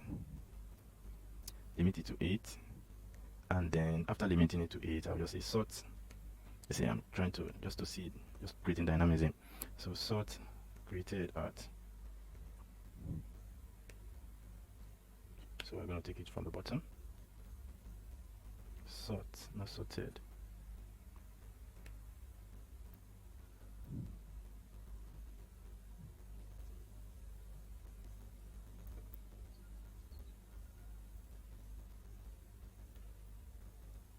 So I said find is featured is equal to true, then dot limit it to 8. Oh, this is where the problem came from. Yeah, and it's supposed to be, yeah, it's cool now. So limit to 8 and then dot sort. So we'll go and then we'll save. So we don't need this in this context.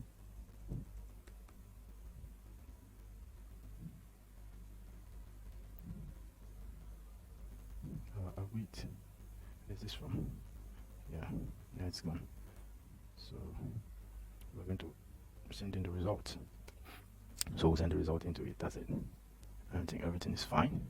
So you can see the dynamism I'm just trying to create for this. Let's get one more thing. Let's write welcome product.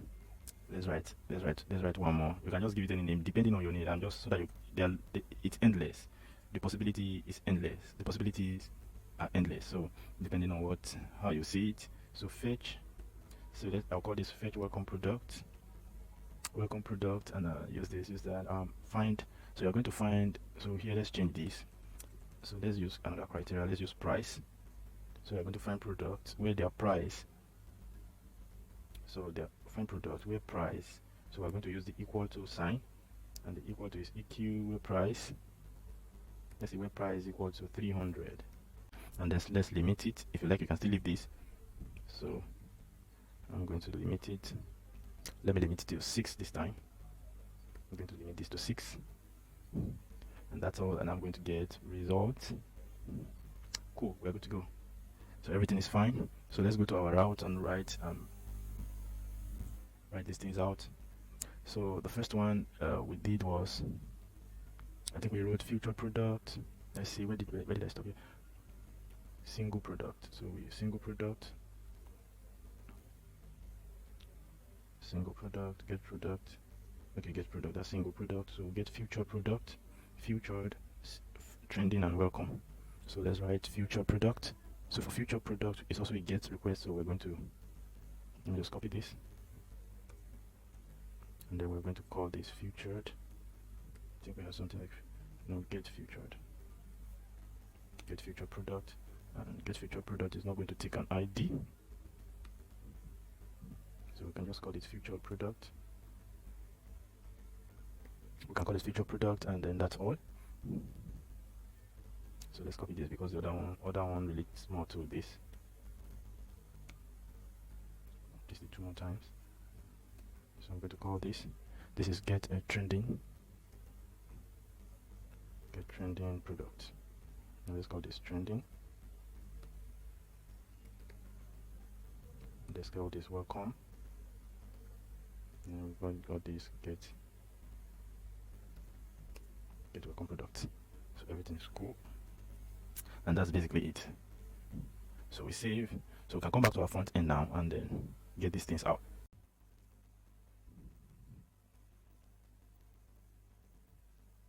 So we're going to display another section, another product section. Let's make it a trending product. But before we go there, I don't like the way our image background is looking. I think we need to add a border radius to it. So let's go to our category card and border radius. Where is it? And image background, yes.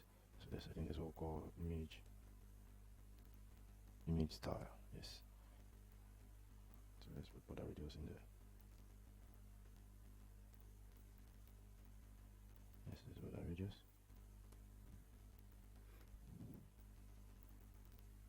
Make it equal to 6. So let's see this. Good, I think it's better this way. So there's border across it. I think it's better, right? So let's see there. So we're going to create a product card. So let's just come to components, create a product card. Let's create a product card.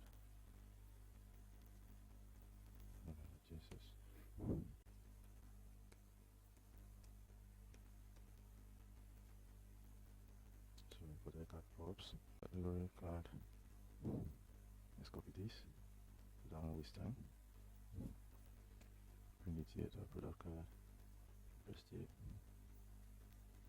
Then definitely we would have defined, if you like, you can use another name so that everything will be defined here, so that it won't just be speaking to cart, it will be speaking to cart alone, because we are going to be needing almost the same thing from here. Just to differentiate. Okay, let's just go to product types. Let's go to the types. Let's go to types here so that everything. So let's go this.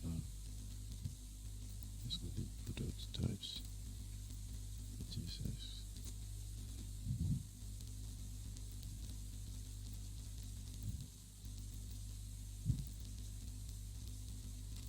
So let's come here, copy everything here, put it here. Products. Type here and call it iProduct props. So iProduct interface product props. So let's do it this way. And then we're going to be having the item now. Item here we'll probably having the ID, the name, images, add price. We will be using price here. And price is equal to number. Then we'll be using quantity.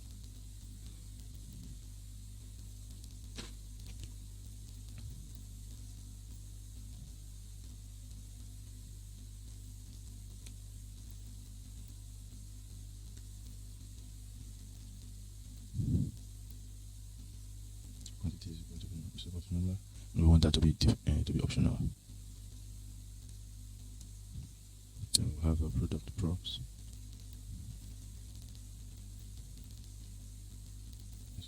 Product props. So product props, we are going to have image background. We're going to have on press. We're going to have percentage width. That will be optional too. It's going to be number. It's going to be number. Then we'll have let's call these product type props. Let's just use P type props. And then we're going to have, let's see what we'll have there. We'll have resize mode, we will have height. We don't need radius there. So let's remove radius, we may not need radius. We need width. I don't need this, so just comment it out. Then we need width, we need height, we need margin horizontal.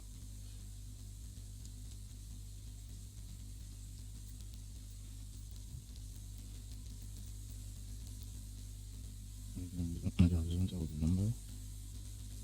And then margin bottom. This is going to be number.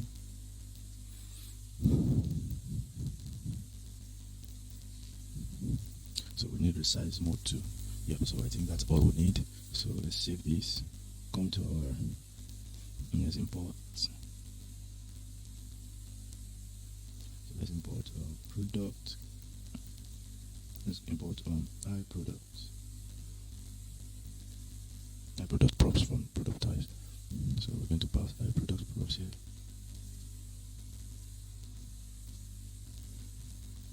And let's pass the parameters. We have item.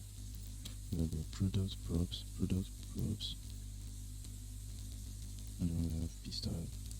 Good. So we're good to go. So we'll come here and let's start with this. Let's give a style into this. So let's go to this style. So width, we're going to be using width. We're going to be using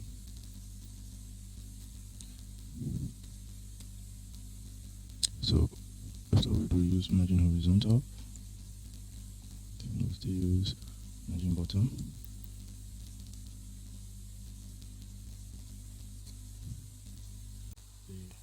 Continue.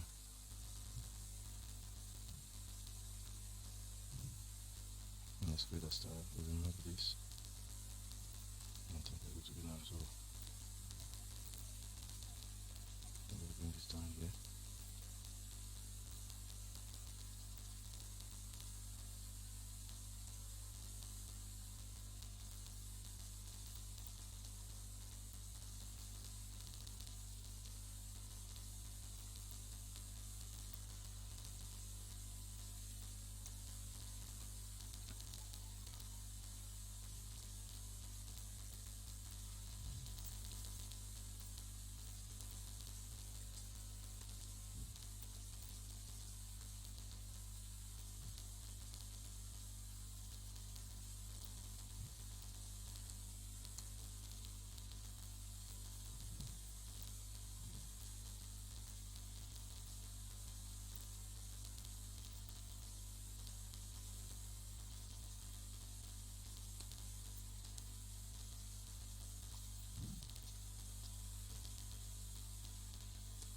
So I imagine horizontal with the number. Then margin bottom.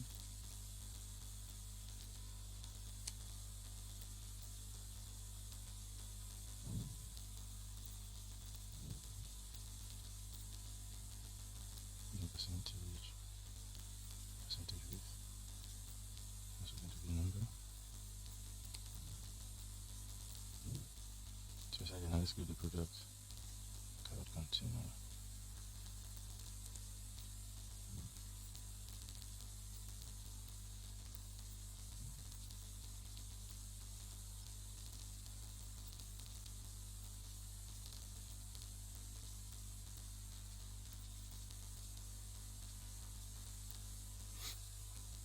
Local container will be equal to this width, and then the margin bottom will be, since they're the same name, so margin horizontal is the same name, and then we're going to have border width.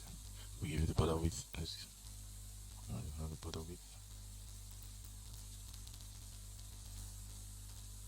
Border width will be 1. And we give the border color. The color will be white. We want it to have border radius, so we're going to be using static border radius in this case. So border radius will be 9. Then margin bottom, we use our margin bottom, and then we'll background color. Background color will be white. Yeah, I think that's all we need to write here. So quickly let's come to image background. Image background we have, okay, after we created the container, so let's have the image background. So the image background we have the source. The source will be our product props. I think we have product.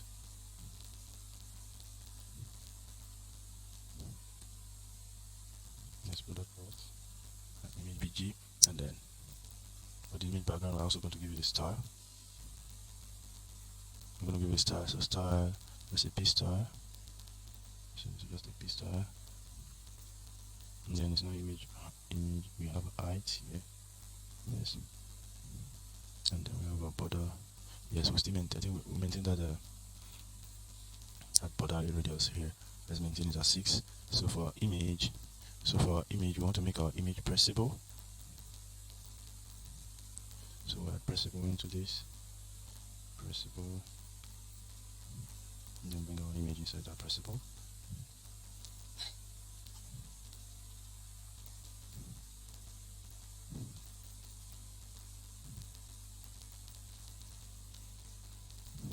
So it's our image for the pressable. The pressable is going to have a key. And the key will be equal to the item.id. Key will be equal to item.id, and then on press we want to perform a pressable function, and that on press will be product props. Yes, it's product props, don't on press.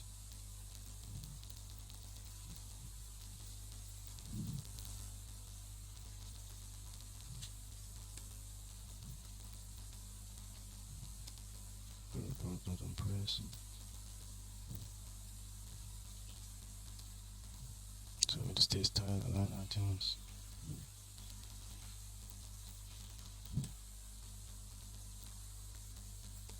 So align item center.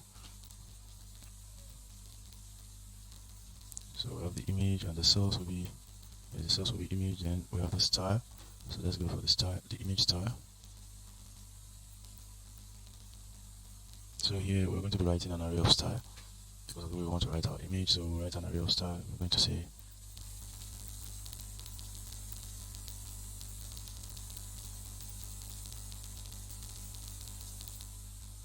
so for our image, let's remove this style. I'm going to be using that here. So for our image style, we're going to write, so resize mode will be, so this style,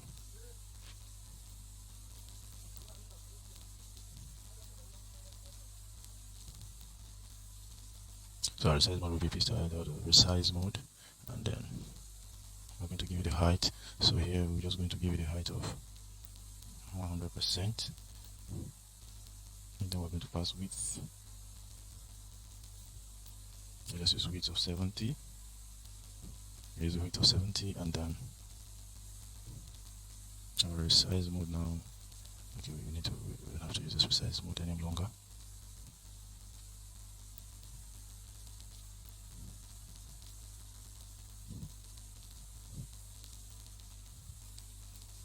So we're good to go, and then to close our background, we come to apply the styles.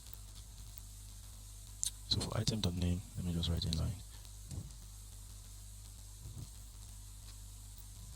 Okay, we're not written the style for this, so let's write the style. Fonts.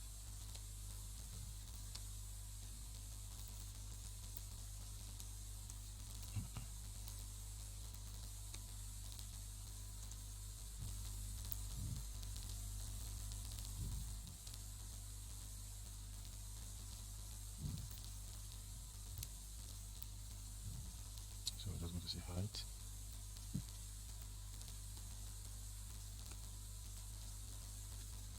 Height equal to number. That's it. We're recognizing the height. This will pass the height to. So we'll not say image bg.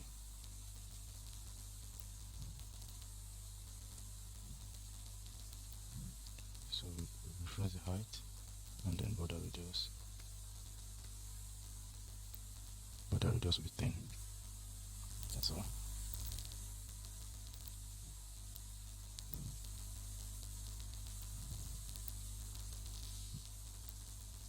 So border radius will be 10, and then I think we're good to go.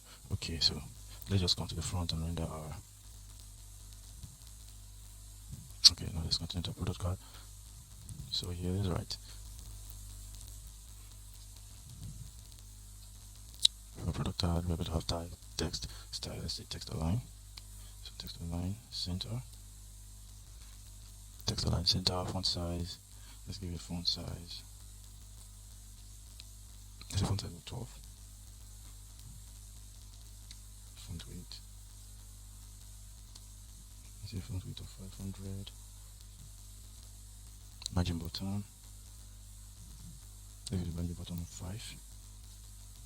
That will be equal to our cart name. So the next thing I want to display is, because we want to display the quantity of item in stock. Based on quantity, we want to display a progress bar to show the quantity of item in stock. So that's what we're going to do now. We'll see. So I want to say, so it is a product props. So you can see percentage width. So this percentage width now, we're going to say if it's not equal to undefined. If it's not equal to undefined, then run this code. So it only runs when it's not equal to undefined. So let's pass a fragment here there. So we're going to say this is view, and let's call it style. Let's give it another style.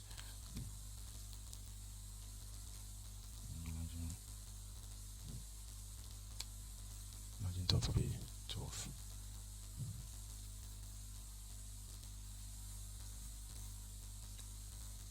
So we're going to pass a test into it.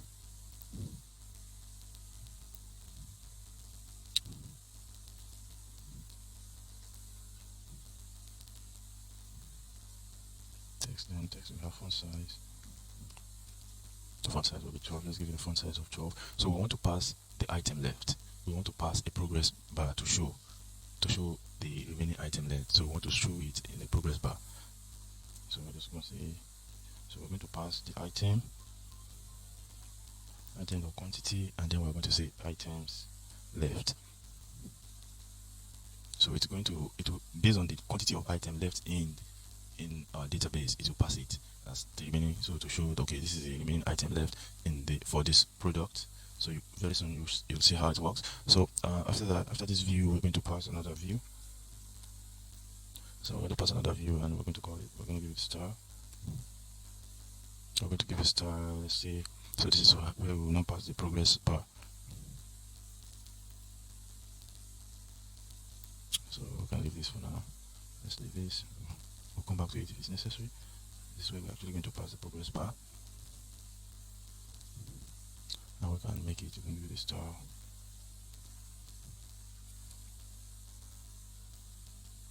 That's right. That's right. Let's just copy this. Copy this.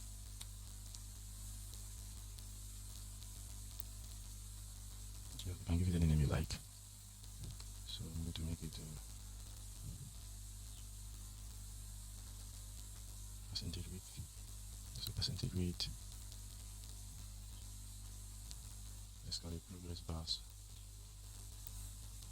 Progress bar.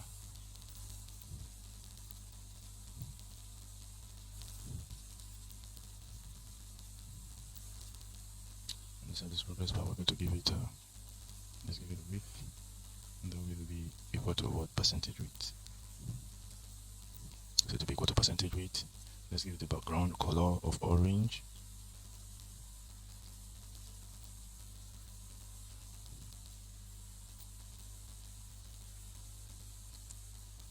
We're going to give it a border radius. We're going to have border radius here. Let's give it border radius of 99. And let's give it a height. Let's give it a height of 6. So we'll come here and pass that progress bar. Yeah. So inside here we're going to pass. So we're going to pass product props, and the product props we're going to pass a percentage width. That's the thing, and that's all we have to do. Then progress bar container. So progress bar container, we'll give it a width. Let's give it a width of 100. Let's give it a height of 6. Height of 6. We'll give it background color.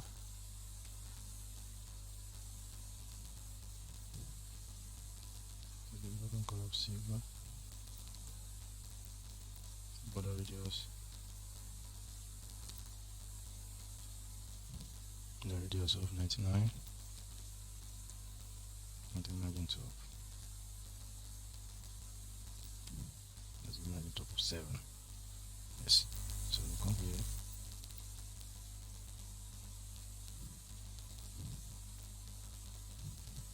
Come in and pass this st dot. That's it. Progress bar container. That's all about that. So I think so far we're good to go. We're good to go with our product card. Yeah, I think we're going to go with our product card. Everything has been written. So let's import our product card here in our home screen. So in our home screen now, we're going to create another section for trending products. We're going to create another section for trending products, and to do that, we're just easily going to copy some of the things we used for earlier here. So let's come here. We're going to copy this view. We're going to copy this view too. So copy this and copy this.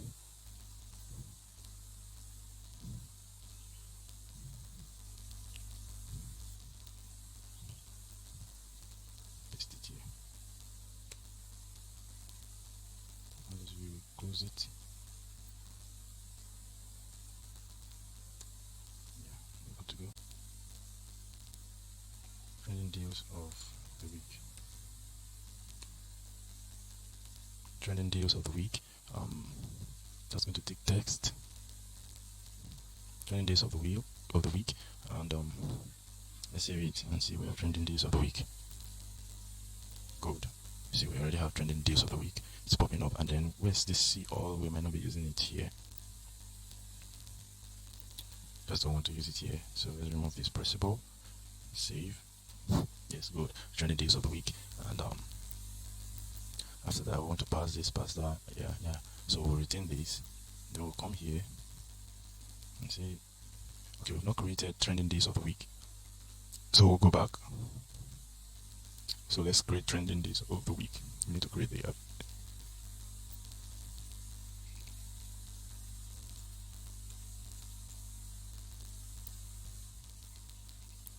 So let's just quickly copy this so that we won't waste time.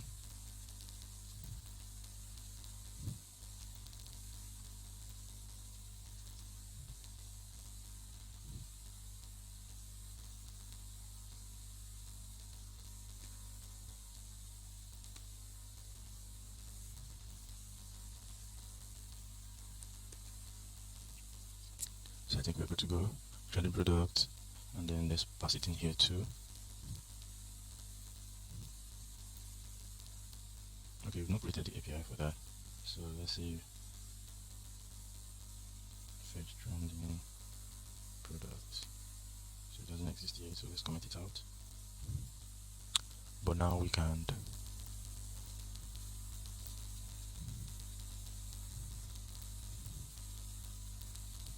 so inside our trending product, trending deals. So we can now say trending product, yes.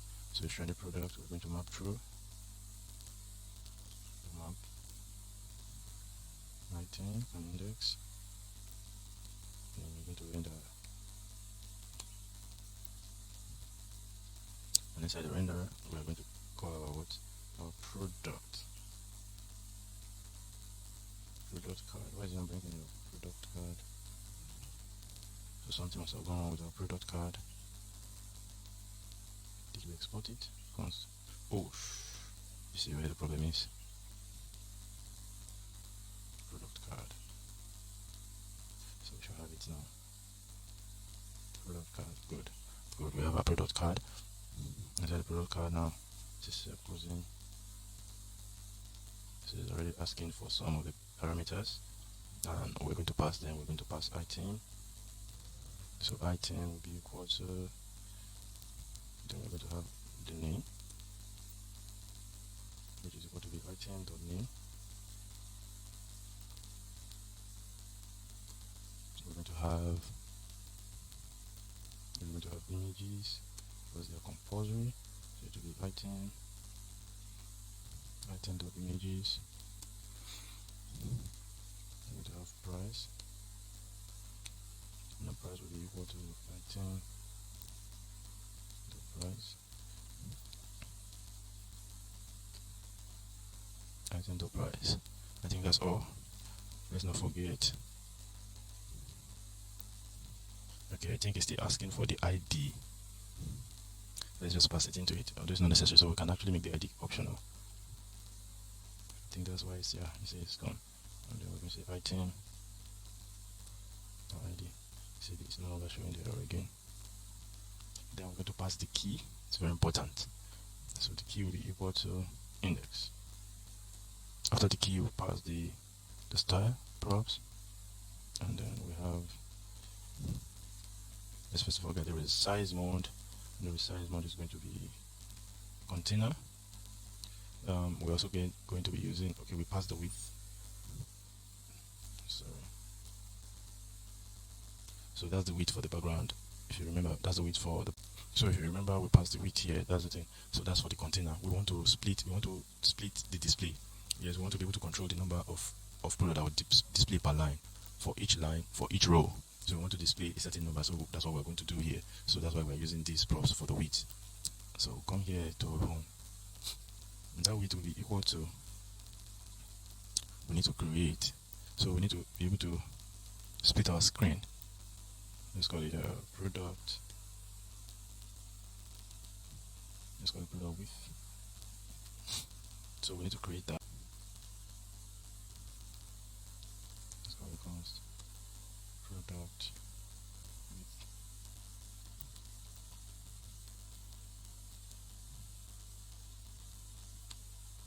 So we're going to be using dimensions. Let's import dimensions from React Native.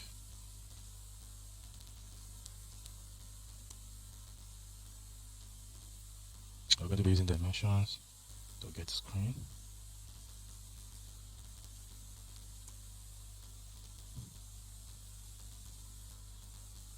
So we're going to say the screen width, and then we're going to divide it by 3, and then give it a space like 10, padding 10. So that means we actually we have divided that screen the width of the screen into 3. So divide by 3 and then give it a padding of 10. So you see what it does very shortly. So, and that's what we're passing into.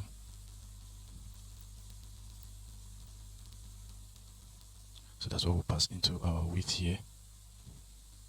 Let's just. So that's what we're passing into our width here. Very shortly you will see it. So height will be. So let's give it height.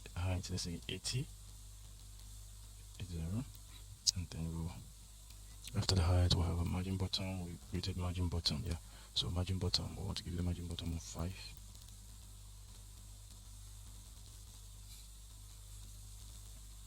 So we're going to go with this. So product props, yeah. So for the product props, okay. So instead of product prop, we have the, and we're going to be using the same image. We use, what is the background image? What do we call the background image here? The background image. Yes, BG image. Yes, that's what we'll be using. So you can use any background image of your choice. So that's what we'll be using here. Copy these props.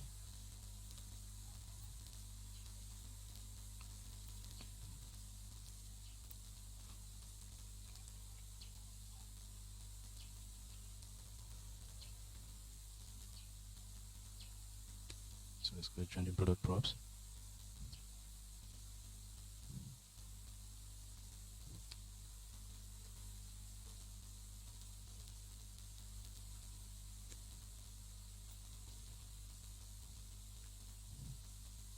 So that's it. We don't have to change anything here. So copy this one too. Bring it down here. And we're going to say fetch trending product. Fetch trending product. And it's going to take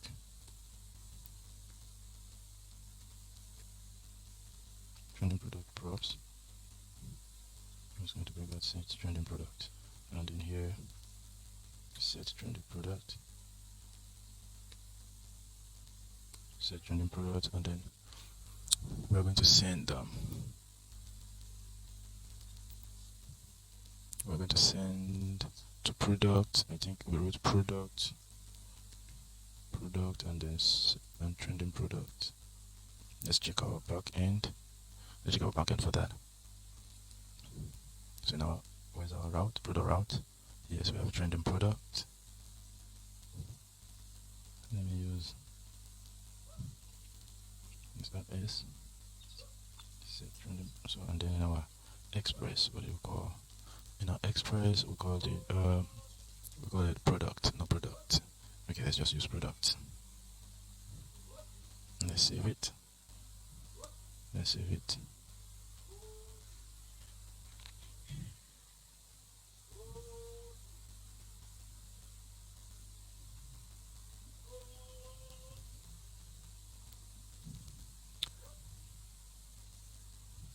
So we're going to call it trending product trending. So that's where we're sending it to. And that's all we have to do. Then we'll get the result. This is all we have to do. Yes, this is all we have to do. We've sent it. Then we'll come back to our home screen. From our home screen, so we need to fetch. Trending product.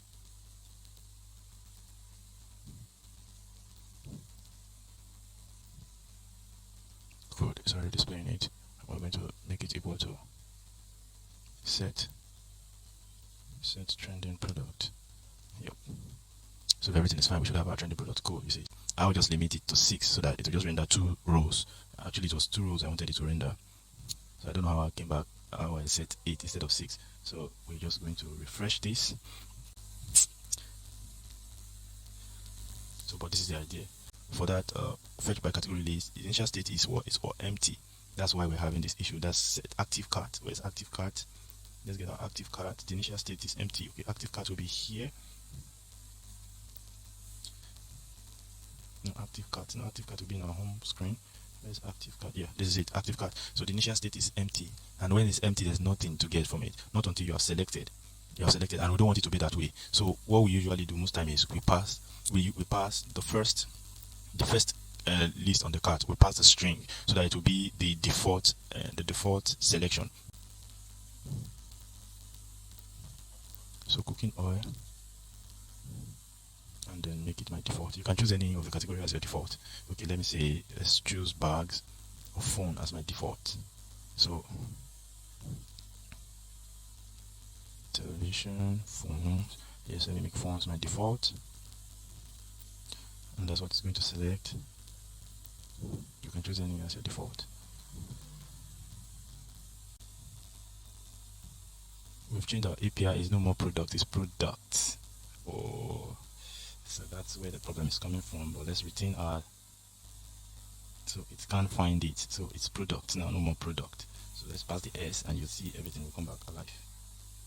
You see, good, isn't it? So we have our default and everything is fine. So if we go back to, you see, everything is fine, everything is working out well. We go to bags, it's displayed. Let's add another section to our home screen. So this section that we're going to add now is going to be for featured product. So let's just get started with it. Featured product. Let's go to home screen and then on to featured product. So to achieve that, just to make it faster, I'll copy from, where is it? Yes, I'll copy this. I'll copy this also. Just copy the two.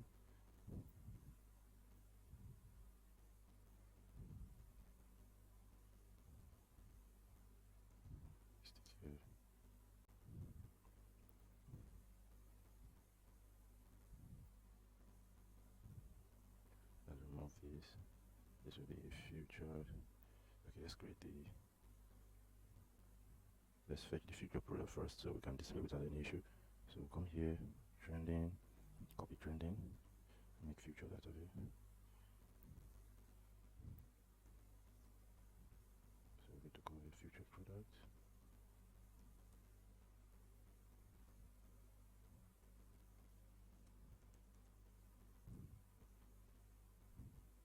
Featured product. So let's go to our middleware. Quickly write the middleware. Time to write the middleware. So we're going to be writing for the fetch feature product. So let's for the feature product. We're going to call this featured product. So we're going to call it featured product props. Then it's going to take set feature product. Then let's copy this. Let's just copy this and make use of it. Let's copy trending product here. You can copy trending product, duplicate it. So we're going to call it featured. We just call it featured product, and it's going to set this to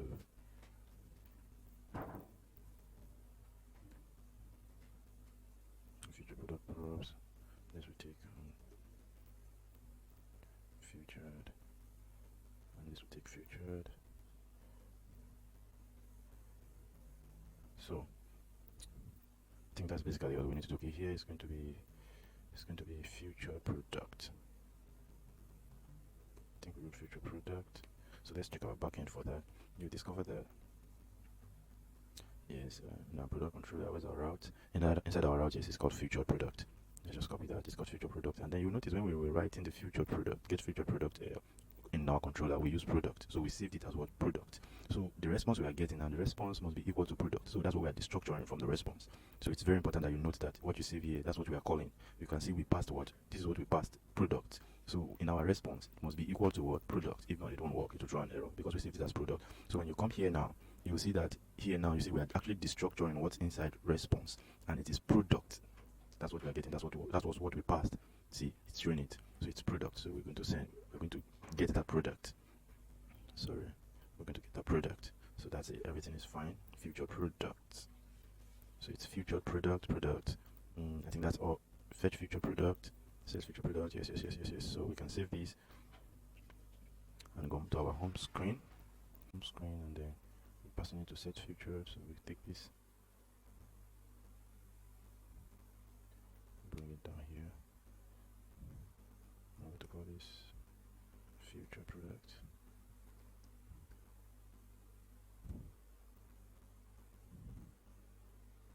It should be important that. Okay, let's just write it already so we can fetch it automatically. Fetch future product, yes. Set future product. Yeah, we're good to go. Let me just copy this from here.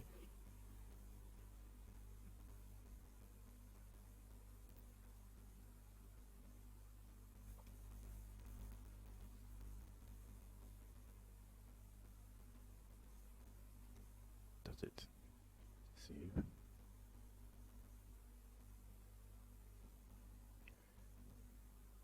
So we can come here and what is it? What was the last one we wrote? Yes, this is it. So we're going to call this fetch future product. No, yeah, future product. Then we're going to use. Okay, let's call the. So in our future product here now, in our future product, what we want to remove the category, because we will not be using the category card. We're going to be using the product card. So we're going to take this product card. Let's take this product card and pass in here. Then we'll now make adjustment. So we take the product card, pass in here. Let's save. If I scroll to my screen now, we should have. Good. We should have. So we are going to now. What we'll do now is we need to set the whole thing to. We need to do some editing here. So let's call this limited deals. We're going to call this limited deals. We're going to call this limited deals. Good, it's working. This width. Where is it? Yes. So let's copy this and let's call this future product width. So future product width. This way now we're going to take on screen. We're going to make it 4. Let's make it 4. Let's make this 4 so that the thing. I just want the screens to change. So let's make the product width 4 and make this 3. Let's make this 3. Then in our back end, that means in our back end where we wrote our product for. So let's limit. Where is it? Yes, let's limit this. Let's make this trending. Let's make it 8. Let's make this 8, and then come here. Let's save this. Come to the front and save this. Let's make this correct. Everything is working fine. So for our product, you can see they're not standing in the same size, so we can pass. That's what we can pass to it here. Where's it? We have where's product card. So our product card, inside the text, we're going to pass.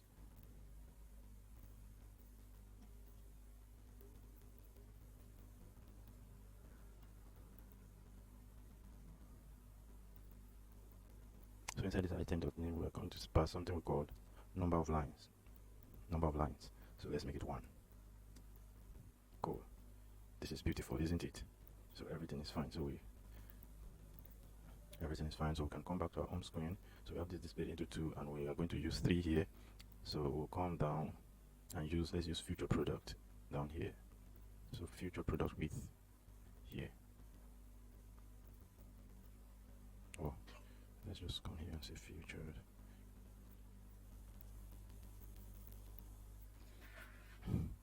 Good.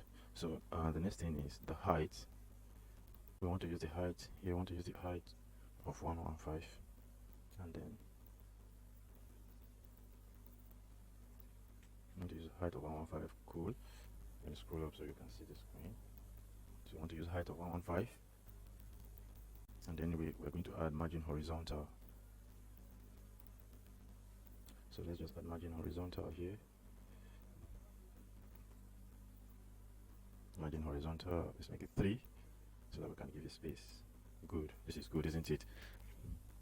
So we have our card. Our card is beautiful and reading well. So yes, we also want to do percentage width inside our product props. So let's come here. So yes, percentage width. and then we're going to say is equal to item.quantity, and we're going to say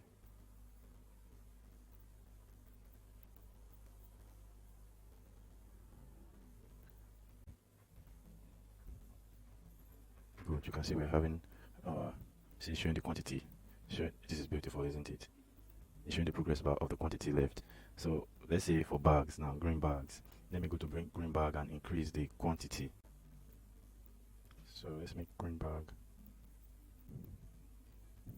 We're going to make green bag equal to 30.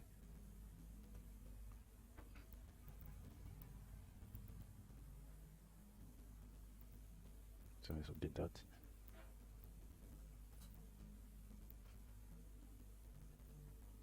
So if you come back and refresh our app now, you see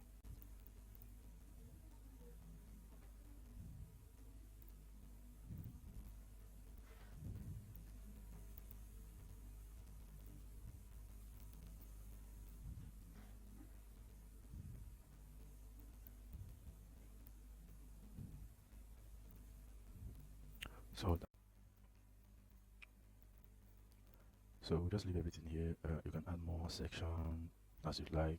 I think the whole thing is clear now. So without wasting time, we're going to go to a product details page. So we need to create a product details page. And the way we'll do it now, because we're running it with TypeScript, the first thing we'll do is we have to create the screen for the product details. So we'll go to our, so that means we'll go to our navigation. We'll create a screen for the product details. The screen. I'm going to produce, let's create product details.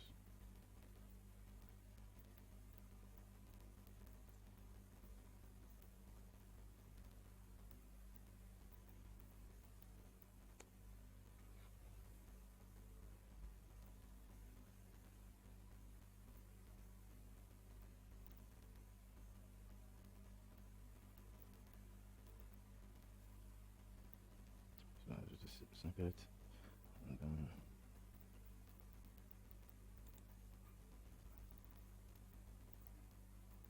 so now what we'll do, we'll create a navigation for that from our root navigator. So let's go to root navigator, navigations. Let's go to our root navigator. So inside our root navigator now, we'll create the navigation for product details. So all you just need to do is copy this tab stack and duplicate it. That's all we just need to do. So you copy this, duplicate, and I'm going to give it a name. Okay, let's create those parameters first before we start assigning values to it. So to create a product details page, we'll come to our props here, and after that tab stack,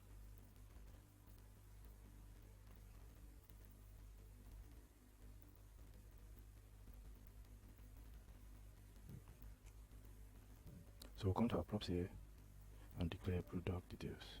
So let's declare the name product details.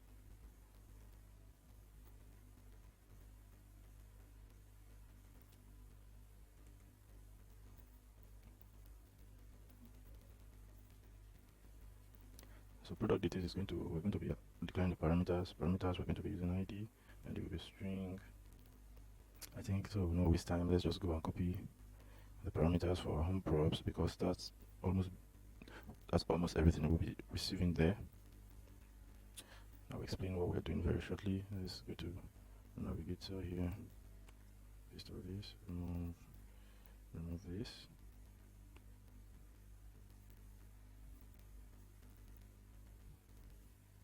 So we accept images, we accept name, we accept price, old price, in stock, color, size, description, quantity. So that's it. So we're good to go.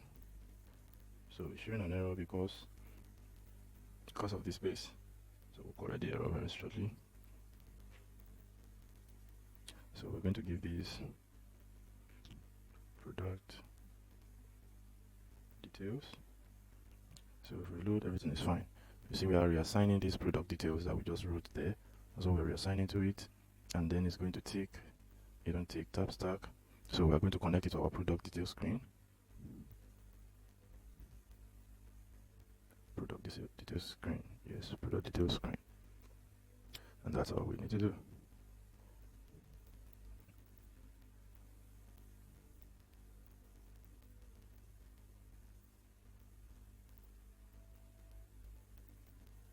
So in our product details, we'll quickly go there and write it. That's why it's not accepting it. It has not been connected. So what we'll write here now is, okay, let me just remove this default and remove this. So because we need to recognize that it's coming from our root navigator, so we're going to connect it now and everything will be fine.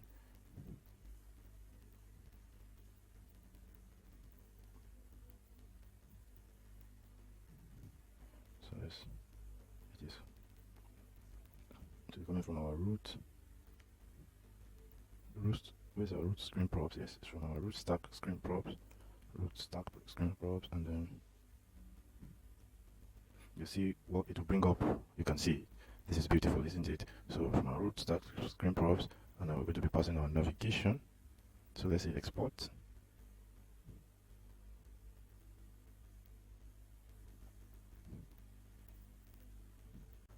So right now, if I just come here and say export default, product details, and you see it has been connected. Our screen is rendering fine. This is cool, isn't it? So it has been connected to our root navigator. Yes, and everything is working out fine. So that's it. We can continue now. We'll go to our product details and let's start writing. So the idea, okay, I'll just explain the idea to you later. Right now, so for this product details, we're not be needing this. So we're going to import React from React. We're going to be using useState. Okay, the idea now is when a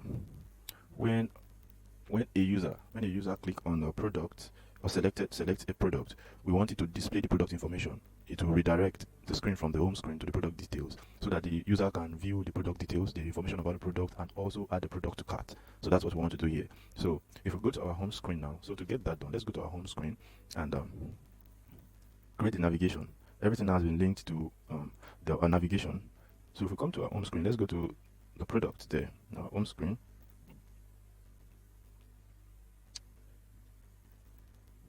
Okay, let's say selected product by category, get category.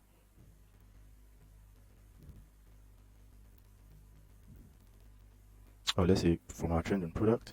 So if we go to our trending product and then we want when a user click on any of the product, so we need it to copy the ID of the product and redirect to the product details where we will display all the product information. So that's what we want to do. So quickly we will go to that and write the navigation here. So for this our trending product. So remember we used what we call an onPress function the last time. So we're going to call it the onPress. That's it.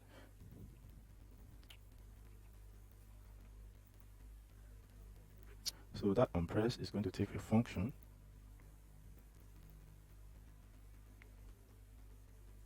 So we're going to pass a function into it.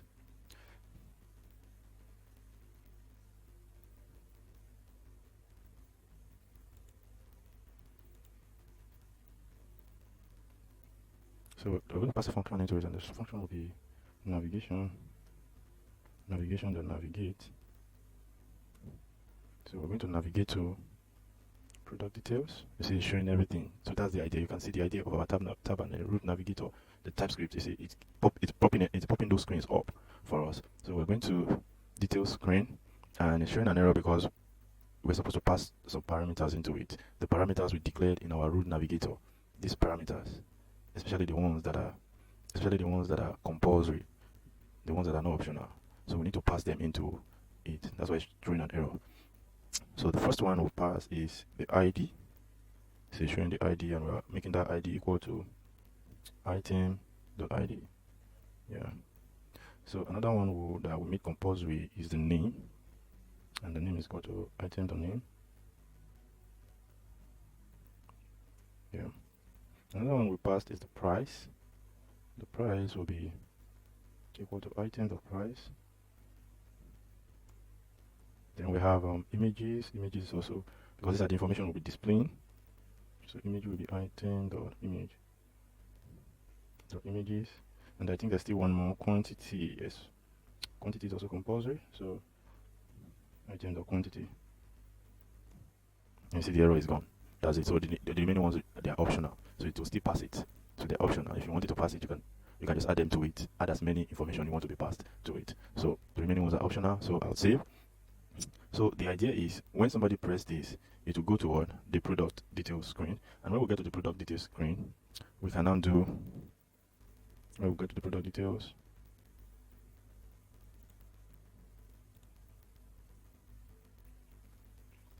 so when we get to the product details, we can now get those information by destructuring it. So that's why it's not bringing it up. Yeah, navigation, and then we also have our routes. Yes, we have routes. So on coming here, we can now say we can destructure the route. So we can see const. Let's destructure the route, const. So make it equal to route.params. So it's equal to route.params. And if I bring them up, you will see very shortly. See IDs coming up. We can have the name. See it's bringing it up. We can have the images. We can have price. We can have quantity. You can say this is beautiful, isn't it? So and so on. So you keep adding those. You can destructure as many information you want. You can destructure it from here, and after that I can say, let's say, okay, let's come here now, so that when we navigate through the screen, we wanted to bring the ID, display the ID.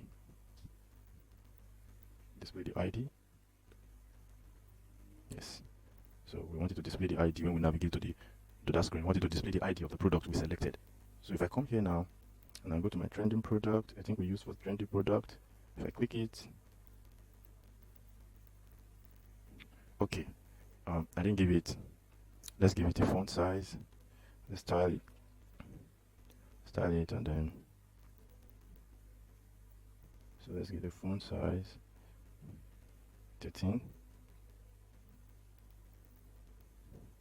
and color black.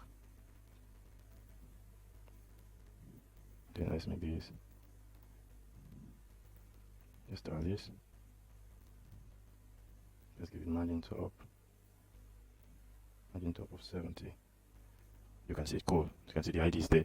That's the idea. If we make it 23, you can see it has passed the ID. So that's the idea there. If I go back, let me pick another product, and okay, let me add the name. Let's add the name. And this time around, we're going to add the name of the product that we passed. So in our trendy deals, we're passing volume on. You can see this is beautiful, isn't it? And the ID is different. If I pass let's pass refrigerator. You can see this is beautiful, isn't it? So that's the idea. So we're passing the parameters to the back end, to the next screen. So that's what we're doing here. So quickly, we're going to let's write the product details screen, and to do that, we come here. We may not be needing this information, so we're going to create our own from the scratch. So what I'm going to say now is, let's just create the user interface first. So I'm going to use safe area view. Oh, let's import safe area view from React Native, safe area view, and then I also need platform. I also need an image background. I need image. So for now, I think that's all we need. Or better still, we can just come here and copy almost everything we have here.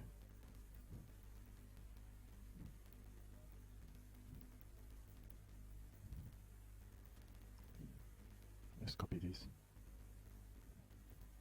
so that won't waste time. So safe area view. So we have safe area view, and our safe area view we're going to have style,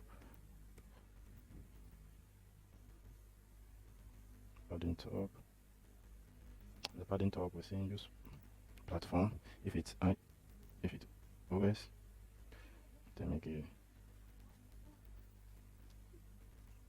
so Android. Else use 40. So we're going to call flex is one, and then we're going to give it the background color. The background color will be black.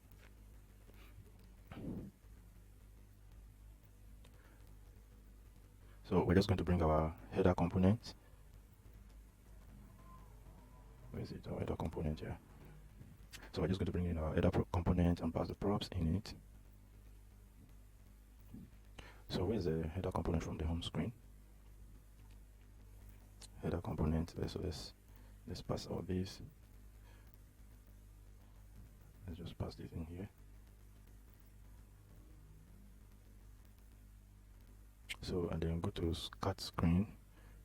What we do right there. Go to cut screen. Where's the function for go to cut screen? This is the function for go to cut screen. So go to cut screen, and then there's another one we need to write. We need to write for, now we can so that we can go back. So we can write for go back. Go to previous screen. Let's write constant. Go to previous screen.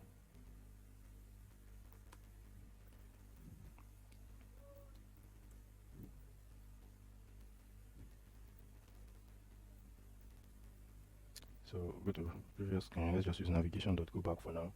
Navigation.goback. So that's the idea. So we're going to be using navigation.goback. When we come to our, so there should be that go to previous. Yes. So we're using navigation.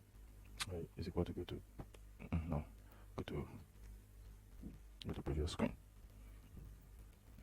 So here, okay, we're good to go. So let's just go to the product details screen so that we can good, you can see. And if I press go back, I'm going to press go back, it has gone back. So this is good, right? So we're good to go. And then so the next thing we're going to say is scroll view. So scroll view, we'll give it this style. And this time we have background. We give it background color.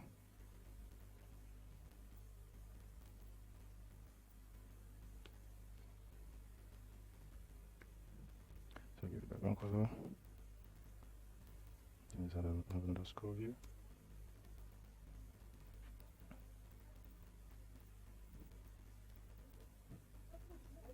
Shows. So this time around we're going to be scrolling vertically. So, and I told you the default is a column. So, but we don't want it to show the scroll indicator. So we need to remove this vertical scroll indicator. Let's bring our image background. So we're going to have to bring our image background. We want to have a background. And inside the image background, we give it a style. We want to give it a width.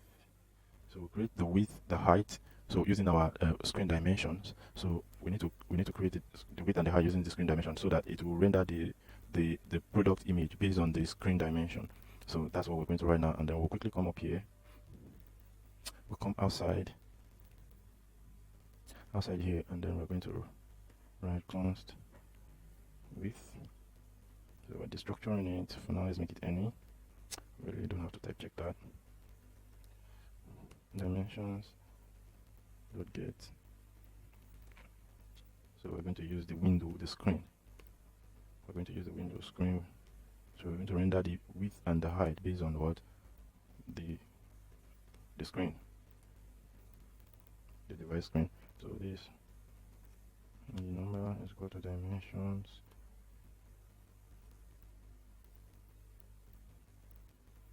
No, this will not be the width that we got here. Let's say times 110 times 100 and then divide by 120 here. And this height is not we're not destructuring, it's a variable. It's a variable we're saving. So where's the error from? Okay, so we're bringing this width into here. Save it, we're good. So let's go back to our screen. Let's go to using the height, and then we have a margin top 25. So what is it to hold? So if you like your passing, you can use that. Use view. Use view type. I don't use that. So use view. So I would go style. So I would go style. Padding. Basic by 3. First direction. First direction below. First direction lower items. I enter the center. specify content, also center. No, specify content will be space please. Yeah, space So we're another view here. Another view. So start here. Here to 0. So let's have an image with content. So we have maybe 40 height, maybe 40 or so. Radius, let's get radius. Radius 20. There's a background color. Background color. See. Let's specify content. Center. Line items. Line item center. Selection. Get a selection.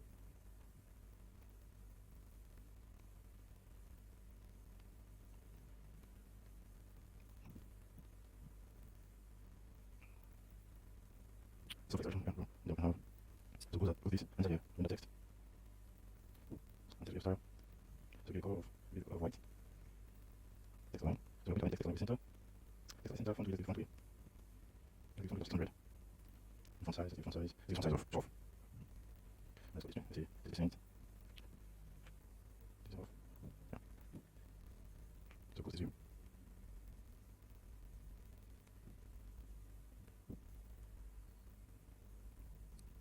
So this view will start. We'll give it. Let's go start here. It's almost the same. So don't waste time. Let's go to the view here. So we're going to give it 40 height, 40 radius, 20 background. Let's make this background. Let's change the background color for this.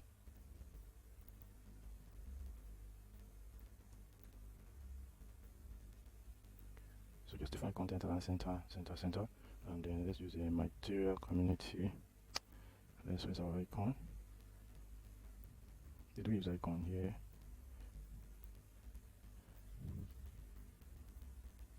Okay, it is inside our navigator. Let's our tab navigator.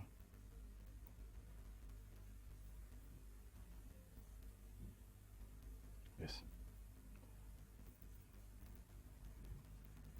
So let's go to our product details and import.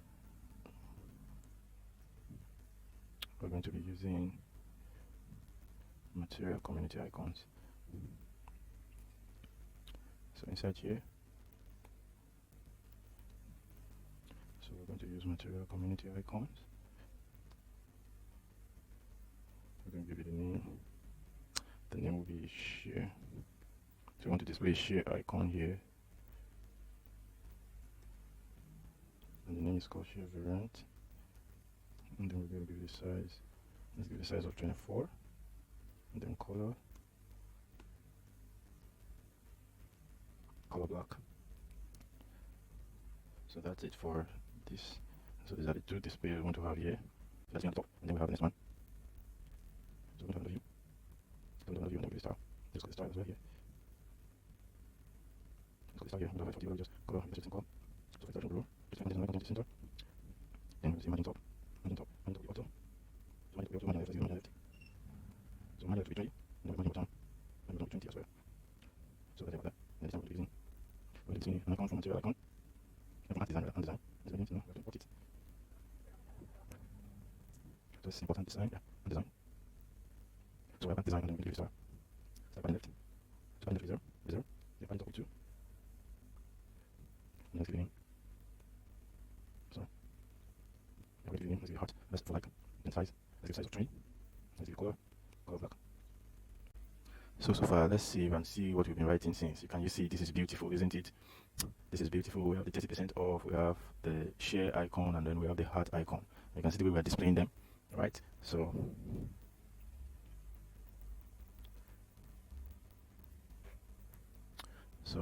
let's continue. So we'll come outside our scroll view, and then let's scroll view. Inside scroll view. Let's go to view. This is our style. Background color of white. Let's do the color radius. I'm going to wait for 7. And we'll do background white. And do this. We'll do margin top. Margin top 5. So here we'll do the text. Oh. No, after the share variant, the image is supposed to come in here. Exactly. The image is supposed to be here. Yes, I'm supposed to render our image here. No, this one is closing. No. So it's supposed to be here. Yeah. supposed to render our image here. Yeah.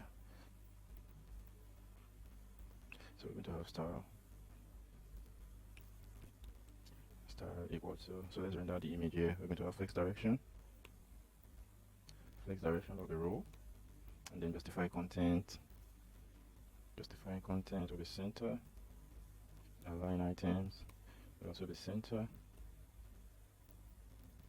Yeah, align item will be center. Padding left. There's a padding left. Padding left will be 18. Imported image from React Native. So we're going to write image. Then we're going to give it a style resize mode. Resize mode will be contain. We're going to give it a width. Let's give it a width of 350. The height. Let's give it a height of 280. Then we want to have the source of our image will be from. So the source of our image will be URI. Images. Remember, our images is an array, so we have to specify the image we want to capture here. So we are capturing the first image in the array. So if we save it, we should have our image. Cool. This is beautiful, isn't it? Isn't this beautiful? So if you're loving this, please remember to like and share. So I'll go back and display another information. If I go to GoodMon, cool. This is beautiful and lovely, isn't it? Let's go to refrigerator, and you can see this is beautiful, right? So let's continue with our work. So from here now, let's display the product information, the product details. So you can see the information. So from here now, and let's start doing this information about product. So the first one we want to render now is the product name. So we'll say text. Give a style of. So give font size of 15. Font width of. Let's get bold. So give monitor of. We're going to give monitor this. We're going to call the name. So if we display it, cool. The name is showing, and it's showing really well. So it's 600. Let's get it. So of course. So come here. Let's take this and display it.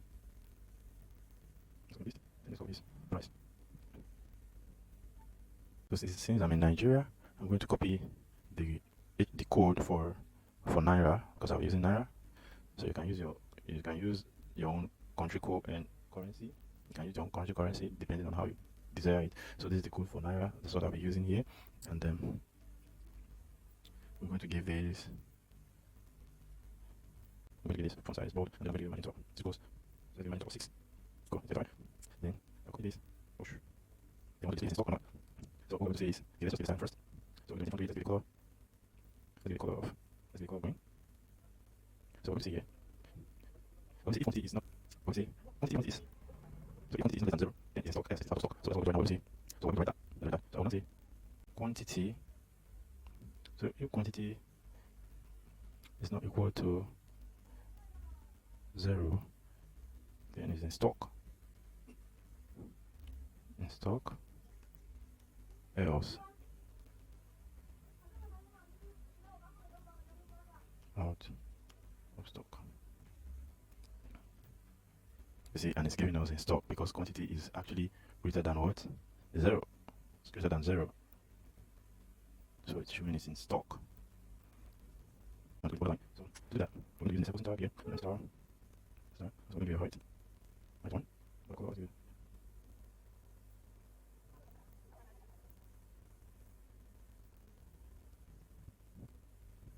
So we write 1. So we see that. Good. You can see we remove the line there and down.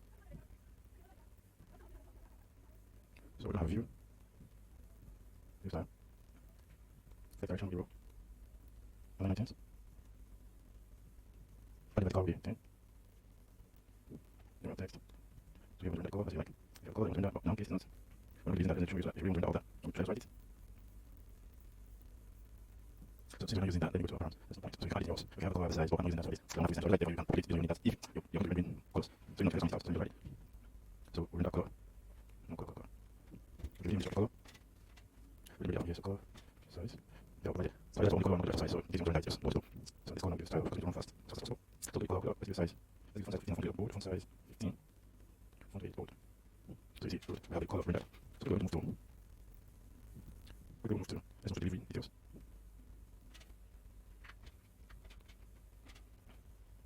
So we'll start. We're going to 10, now it's margin top. It's margin top 30, margin horizontal, margin horizontal 6. And then the text. So we render text and then we call. We call back. And let's just color. So we're going to delivery here. So let's see. Let's go from here. Let's actually title. We need the title. Yeah, so we want to write. It's like a title header for delivery information. So let's give font size of 15. Font size of 15, font weight. Let's be bold. So we're going to be bold, and then here.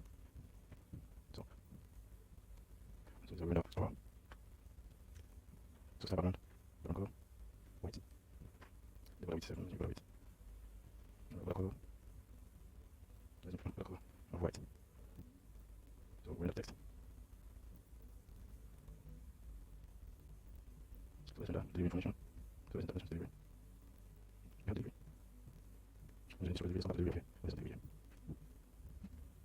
Is it the pattern? Let's check our editor. Oh, description right now. Okay. Actually, we have description. So here, let's see. We can add the information from the before. So obviously, delivery is a VO. Okay. Let's go up a little so you can see it. Let's start. Let's start. So delivery is able to call. Let's call of. So the from the header. So let's go. So select action rule. So we can leave it go. We'll leave it go and we'll get from my account. Okay, let me just close. Since we're done with this, let me close this. Close this. So we don't have to scroll too long. So we're going to bring iron icons. Iron icons. So iron icons will give you a name. There's a location. We'll give a size of 24. Sorry. Test 24. Test 24. We'll give it a call back. So we're going to display the location. So let's leave that. So view as name. So Nigeria. The value of Nigeria. Let's give it a style. Let's give font size. Let's give font size 15. Let's give font size 15 font bold.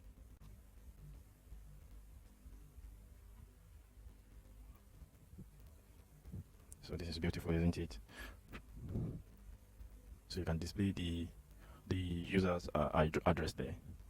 So if the user doesn't want, you can change by adding address. We'll get to that. So I think we're good to go from here. So the next thing we want to do is we want to display the product image and the product information, the product details itself, description. So now we have margin top with 30, margin horizontal, so margin horizontal 6. So text, we have text. The text and the name style. The text style font size. So it's great. Now font weight is 500. Then we go to product details. So tune up.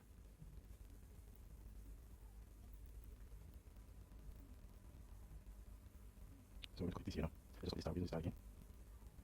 So we'll have a view.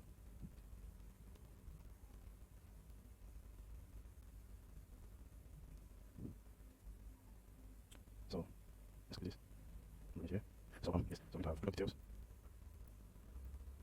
So we have description. We have description with the font weight 500. Font weight 500 font. So let's remove font size. So font weight 500 font size, yes. So let's have description here. Description, yes. So description. Then we're going to add a color black. Let's add font weight 500. Let's add on margin color. Margin color 2. So you still have the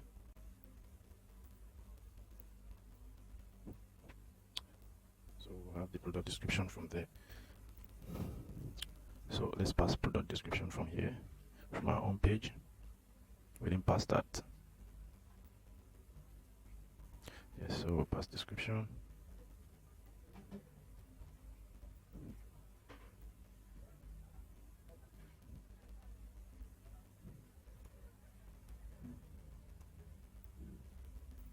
What do you call it in our root navigator?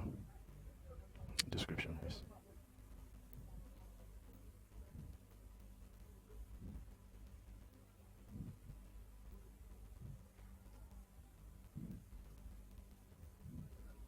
Sorry, this is where the problem came from.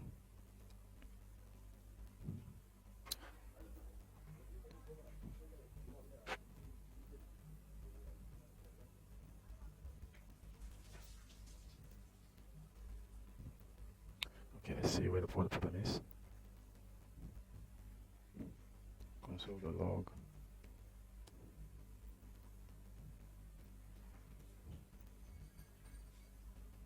Okay, see, there's no description. So let's go back. Find.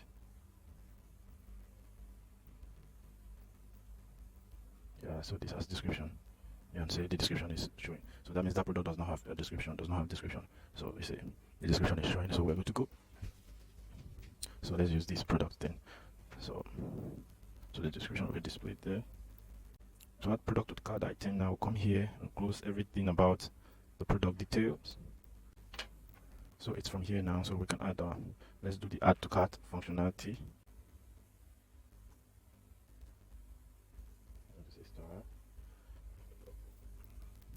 Let's start that. Give it a background color.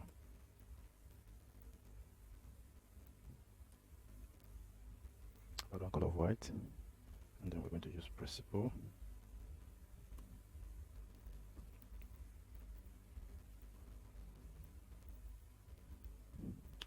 Then we're going to say on press. So on press. Okay, for now let's just use it because we've not written the. So alert,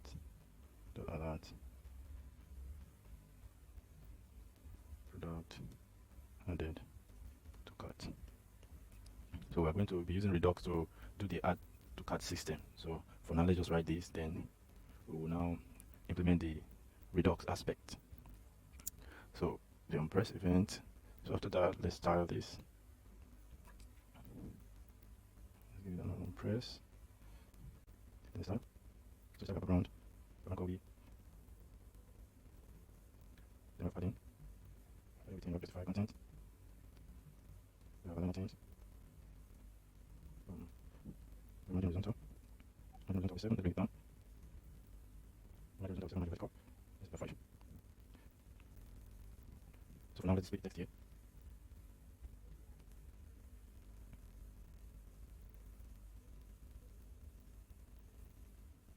So let's split text here. And let's added to cart. Now let's add cart. Let's add this. Let's the color. Let's the color green. Font weight. Bold. Size. Let's do 8. So I think we're good to go. Correct.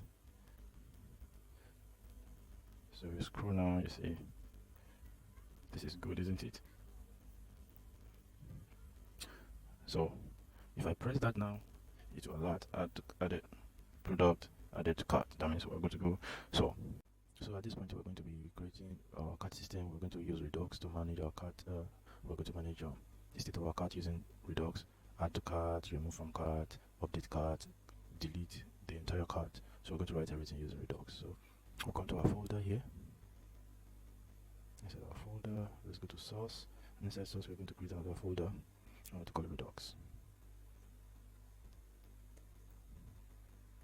Let's create a file inside Redux. We're going to call it cart. Reducer.tsx. So for this now, we need to install Redux. And also need to install another package called Redux. So let's empty install. So let's think of Redux JS. Redux JS / Toolkit. And then we're also going to install Redux Persist. So there's a difference. Redux, make sure your spellings are correct. So good, they've all been installed. So inside our cart reducer now, we will import. Let's import from. Look at it, we have a Redux Toolkit. And then inside it we will bring the create slice. And we're going to import the TypeScript called payload action.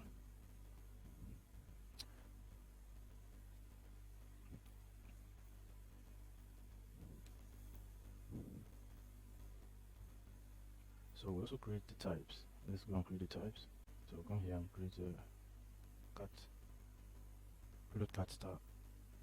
Okay, product cat types. Yeah.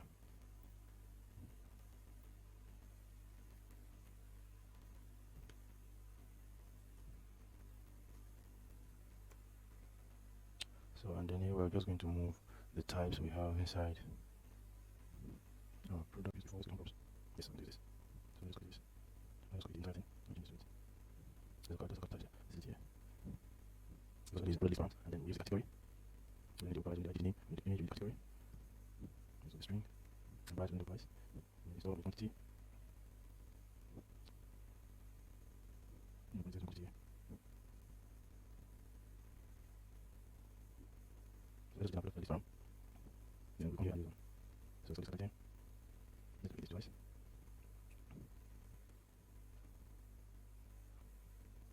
Let's click it. And we got this cut. The upload list from in here. Pass the cut from here into this. And then we call this state. That's what we use my state of the cut. So it's already cut state.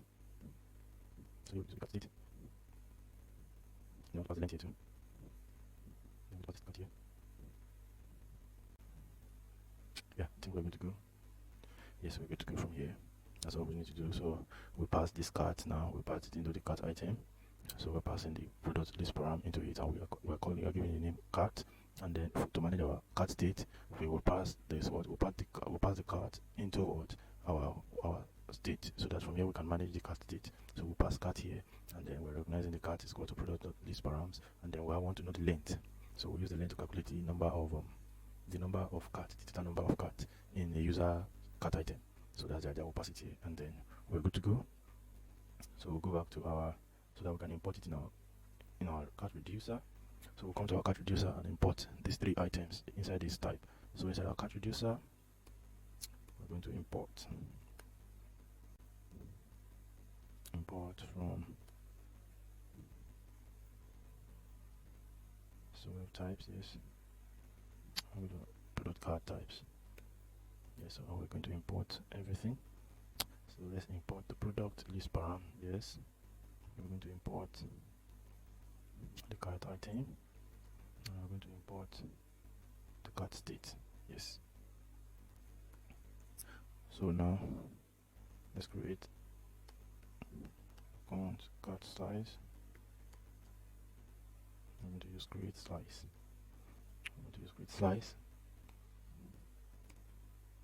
I'm going to give it a name. So it takes some parameters. Create slice, it takes this parameter. We're going to take name. We're going to link it to the cart, and then to take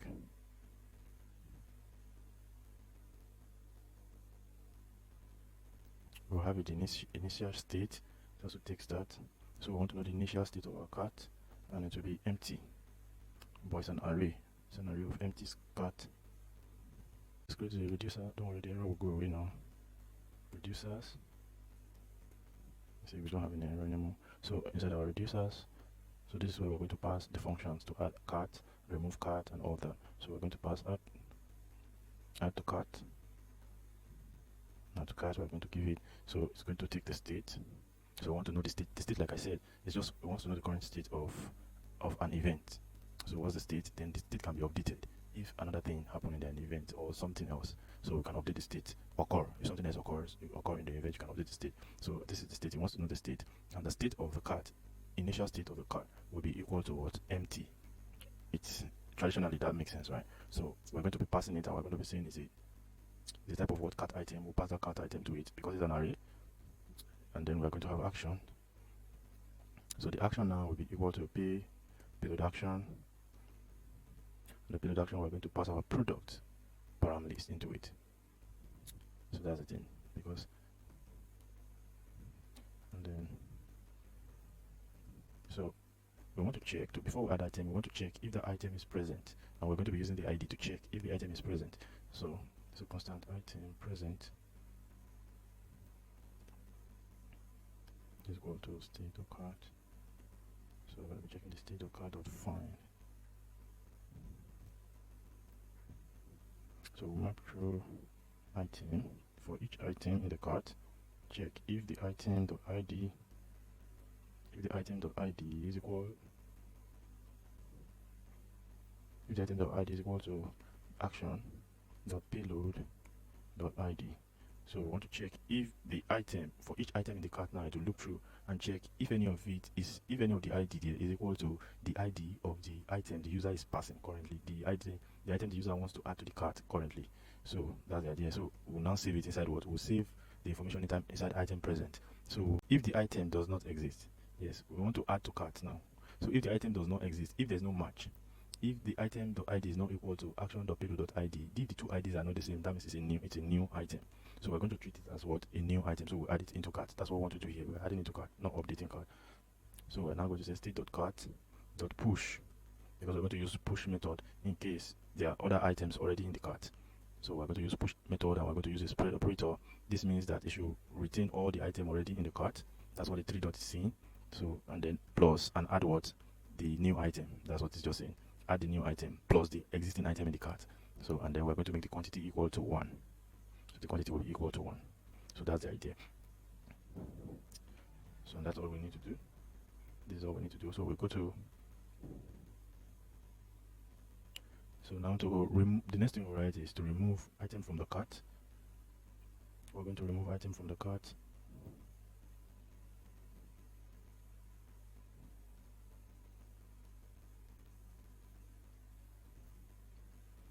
So to remove item from the cart, we won't waste time. Let's just copy this and adjust. So we'll put a comma here. So let's call this remove item from cart. Let's say remove from cart, and then this will remain the same state. Action, product, parameter list. So this will remain the same. So we're now going to say constant. This here now we're going to use. Here we're going to use remove. Let's say remove item. So we're going to remove item state of cart. Here now we'll filter. We'll filter here, and for every item in the cart, check the item.id for every item. So filter action.payload.id. That's it. So we're going to use filter method here, and then return and say, so state.cart will be equal to remove item. So this is what we did here. So for the filter, we are just going to look through it and check through all the items already existing in the cart and return all other items whose ID is not equal to the ID the user is passing. So that means the one that is equal to the ID that the user selected to be removed will not be returned. The new state.cart will now be equal to remove item. So that will be our new state, our new cart state. So for the incrementer, we're going to do increase. So let's retain this, we'll copy again and increase quantity. I'm going to call it increase quantity. Increase quantity is going to take state.cart dot payload. It will still remain the same. And we're going to call it result. Let's use result here. So it will find the item whose ID is equal to action.payload.id.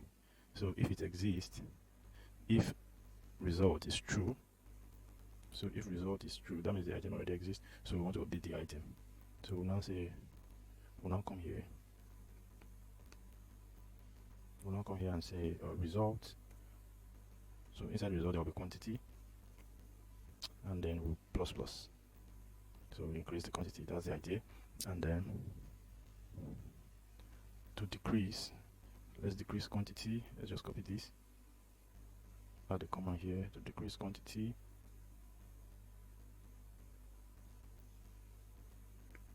Decrease quantity, we're going to remain, and then let's say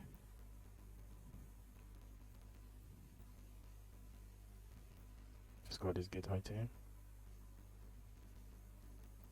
So if we find the item, we'll now say get item here. Get item will now be get item, and here we're going to remove. We're going to decrease it, and that's all we need to do too. And then the last one, that we'll do here is to empty the cart. So we're going to call it empty cart, and empty cart will take a state, and the state.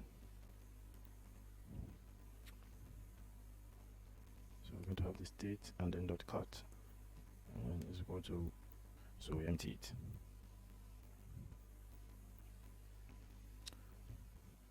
So after all these, we'll now export. Let's export const. So let's export everything we wrote inside our cart slides, and so dot actions. Yes, so the actions in there, we need to export them and to bring them. You see, we have add cart, add to cart, we have a remove from cart, we have increase quantity, we have decrease quantity, and we have empty cart. We have empty cart. And then we're going to come here and say, export default, and then cart. Use cart slice.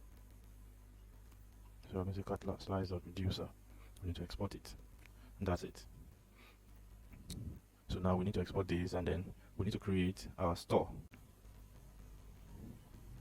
It will be at the same level with the app.tsx, and then here we're going to import configure store from at Redux JS.toolkit. Yes, at Redux JS.toolkit, and we're going to have configure store. Yes. So we also need to install persist state from here too. What we use the persist state that we installed, we use it to keep the state of a user's cart item. So to keep tracking it. Let's say, for example, if the user closed the app without completing his app and the cart this order, so when the user comes back, it will keep the number of items the user has selected, so that it won't go off. Ordinarily, you don't do it that way. Once you exit the app and reload the app again, it will take the state back to zero. So back to zero. But now we can use this persist store to keep the state of the app. So even if the phone goes off and on, the state of the app will still be, of the cart will still be maintained. So if the user has like three items in the cart, when you exit the app and reload, or the phone you reboot your phone, it will still maintain the number of cart in the number of items in the cart. So that's what we use persist state for majorly. So we're going to import it. So we're going to create our store, and our store will be inside our app folder. Remember, this is our app folder. So we'll go to our app folder here. This is the app folder. We'll go to this and create our store inside this app folder. So our store will be in here to be at the same level with the app.tsx. So we'll now create let's create store. So we'll create store.tsx, and inside this we're going to import. Let's import configure store from.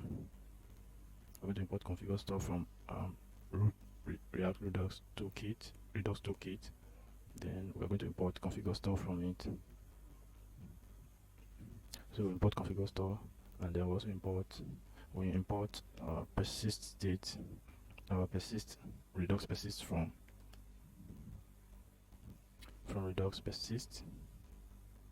Yes, and inside Redux persist we're going to import some. So we're going to import persist store. This is persist store. Persist reducer, flush. We're going to have a rehydrate. I think rehydrate. Yes. We'll have pause. We'll have persist. We'll have a purge. Then we'll have a register. Yes. I think that's all we need to. If we need any other one, we'll come back to it. So we also need to import async storage. We have not installed it, so let's just go to npm install at React Native async storage. Make sure that the spelling is correct. Async storage. So if that's done, we'll then import it. So let's continue without wasting time. So we'll come back to it once the import is done. So we're going to write consist. Let's get started with the config. So let's say config. We're going to give it a key. The key will be of root, and then we're supposed to pass the storage, but let's pass the version since it's still installing. The version will be 1. So okay, we also need to import our reducers. from all the functions we wrote inside our cart reducer. So we need to import them. So we're going to say import. We're going to say import cart reducer from yes. So it has been imported. Our async storage is still installing. So we'll come back to async storage. Let's continue without wasting time. So const. This is persisted reducer. Persisted reducer will be equal to. So we're taking the persist reducer.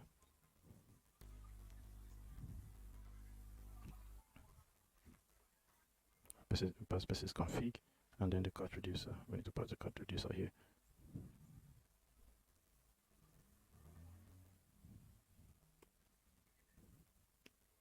Export. This is Backend store.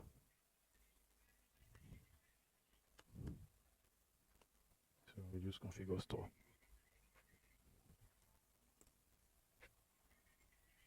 So configure store will take the first thing we take inside is the reducer, and the reducer will be to be an object, and then it's going to take the cart. So we need to use the persisted reducer here. Persisted reducer. So it can keep track of our cart. Then we'll pass another thing called middleware. We'll pass middleware. Middleware will be a function. And we'll say go to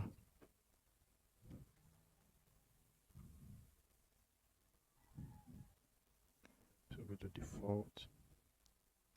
Let's say go to default. Go to default middleware. And let's put the argument in here. Go to default middleware. So let's pass go to default. Go to default middleware. Go to default middleware. I'm going to serialize. So we're going to use a serialized check. Serialized check is going to be an object too. No. So serialized check is going to be so ignored. That's what we call ignore your ignored actions. Where's ignored actions? Yes, we need ignored actions, and ignored actions now will not pass in some of the. It's going to be an array. So we'll pass in flush. Yes. Rehydrate. Where's the rehydrate?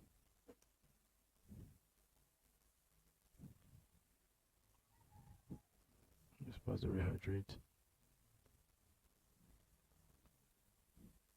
Pass the pause. Pass persist. Pass purge. Then pass register. So we're supposed to use a comma here. Yeah, so everything is fine now. Oh yes, I think I found where the error is. This is not supposed to be there. Yeah. Yes, that's it. So from now go to. And I think that's also what we'll do is our async storage is still installing. I think the network is slow, but we have to wait for it because we need to pass something from the async storage. So we're going to say persistor. Persistor is going to be persist store, and then we're going to pass our store into it. That's it. Then we're going to export this type. Export this type. So let's call it root. So we're going to call it root state.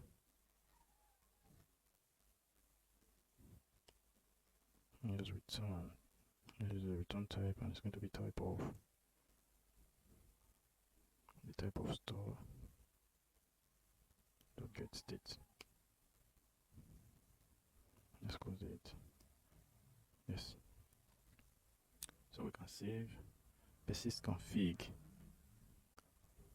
So yes, async storage has been installed. So let's import async storage in here. Let's import storage. No. Storage from React async storage. You can call it any name you want. Let me call it storage. I'm going to call it storage. I'm going to pass storage here. So you can see the error has gone. So that's all we need to do. So we're good to go. Our storage is working fine. We've been able to create that. We'll be able to create those functionalities. So we need to wrap our entire app inside our Redux store. So we're going to wrap the entire app inside our Redux store. And to do that, we come to our app.tsx. Inside our app.tsx, we're going to wrap this whole app. We're going to wrap the entire app here inside our Redux store. So first thing, we're going to import provider from Redux.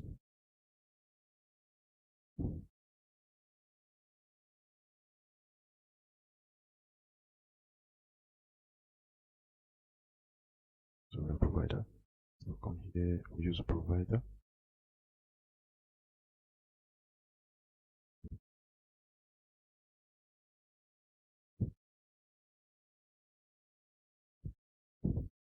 So this name, store to equal to our store.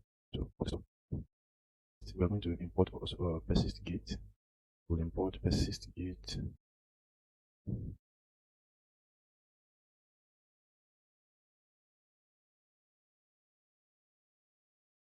going to import it from persist integration React. Persist integration React.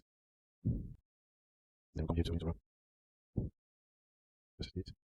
Persist gate.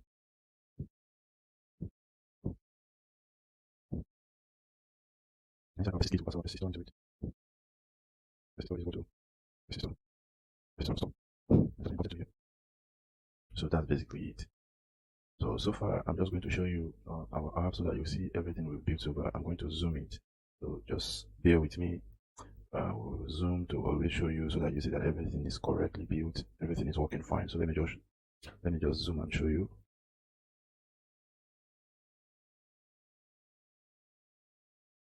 So it started from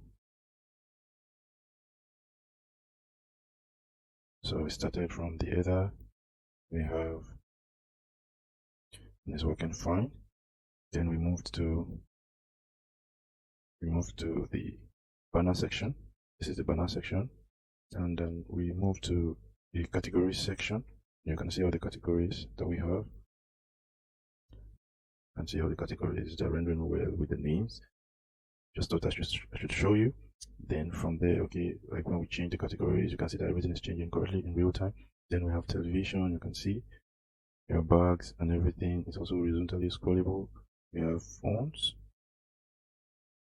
You can see everything is rendering well.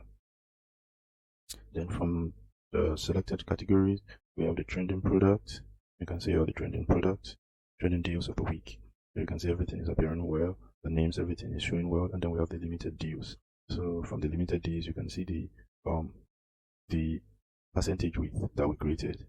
I see for bag has more quantity, and you can see the progress tracker. It's longer than the rest. The other ones has 10 each. That's why they are like at the same point. So that's it. And then when we click on, let's say, green bag, okay, we did for, so in our trending deals, you can see we have gotten more, and then you can see all the information, including the product details. You can add more features to this depending on your wish and how you want it to be. So we've now added the functionality to our limited deals, so for it to navigate, so you can just add that. But the navigation is the same navigation we used for the trending deals up here. You can just pass the navigation into it, and if we have the time, I'll just go and add it too. So that's the idea, and you can see everything is working out fine and clean. So I think we'll just adopt this method. I will show you what we built so far, because by the time I zoom out, most of the words are not clear because I have to zoom out so that you can see the screen, so that you can see this cool code. Okay, thank you. That's all. So we'll continue with our build. So let's start adding the add to cart functionality to our product details, since we have wrapped our entire app inside the Redux store, so that we can track and manage our cart item. So let's go to product details. Product details.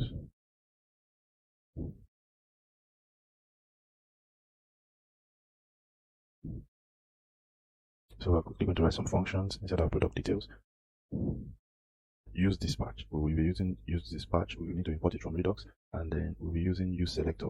Use dispatch, what it does simply, it helps us to dispatch actions into our store, like add to cart, update cart, delete cart, empty cart. They are actions that the users can call up. So when the user calls this action, we use dispatch to help us dispatch this action into the store. It helps us to update these actions. So that's what we use for the use selector. For the use selector, the use selector is what we use to access the state of the store. So if the state of the store presently, maybe there's just one item in the cart, we use selector to access it, so we can display it. If we have 5 items in the cart, we use selector, so it gives us access to the state of the cart, the present state of the cart. So without wasting time, what we're going to do, we need to import use selector and then use dispatch. So to do that, I'm going to say const. So let's start with the use selector cart.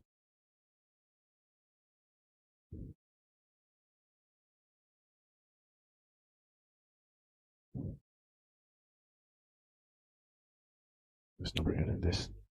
Let's install it then.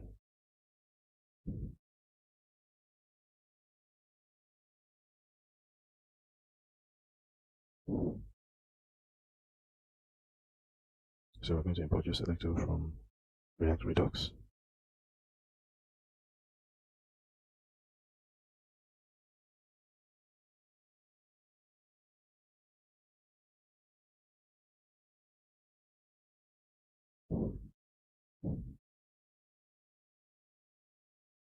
So we have use selector, and then we will also need use dispatch. So we're going to import the two of them from React. So we'll use selector, and then we'll use it to access the state. So inside use selector, we should have the state.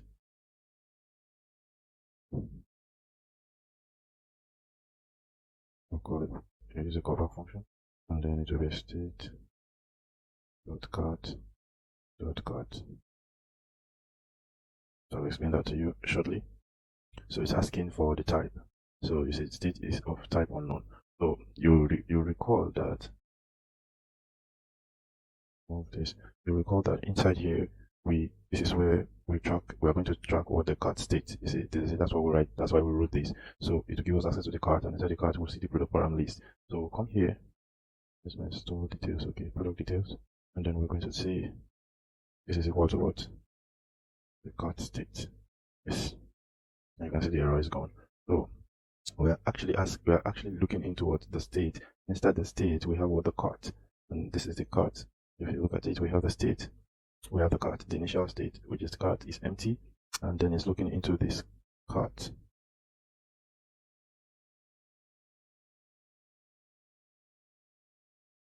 You can see the cart here. So that's what's going on. So we have our cart here, so it's looking into it. So we're looking into the state, and then it's going to track it from our cart state, and everything is fine. So the next thing we need to write is we need to call the use dispatch. So I'm going to call dispatch. Let's call it dispatch. So we're going to use dispatch. Let's call that function. Another thing we want to run is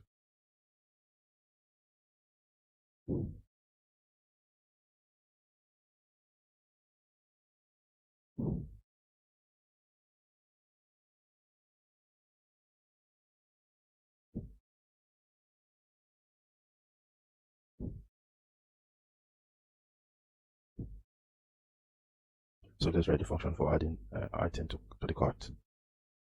You can say add item to cart.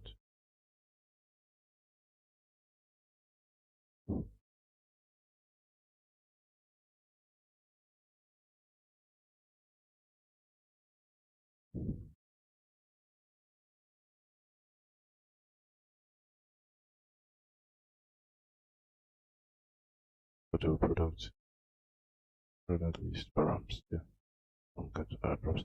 So that's the idea.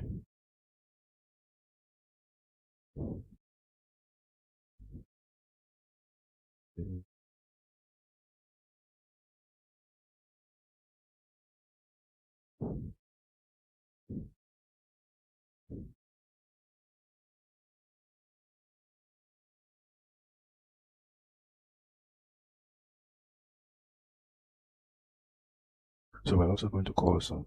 We're also going to use state to pop up messages. Yeah. So we want to display some some messages to the user based on their cart activity and cart interaction. So we're going to use const.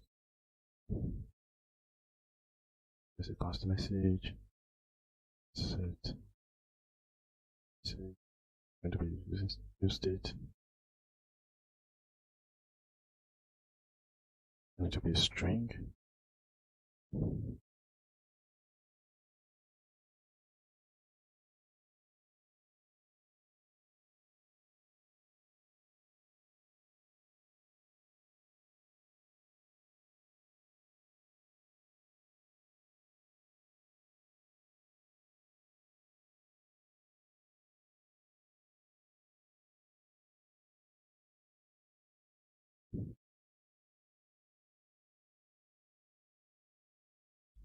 So we will come here.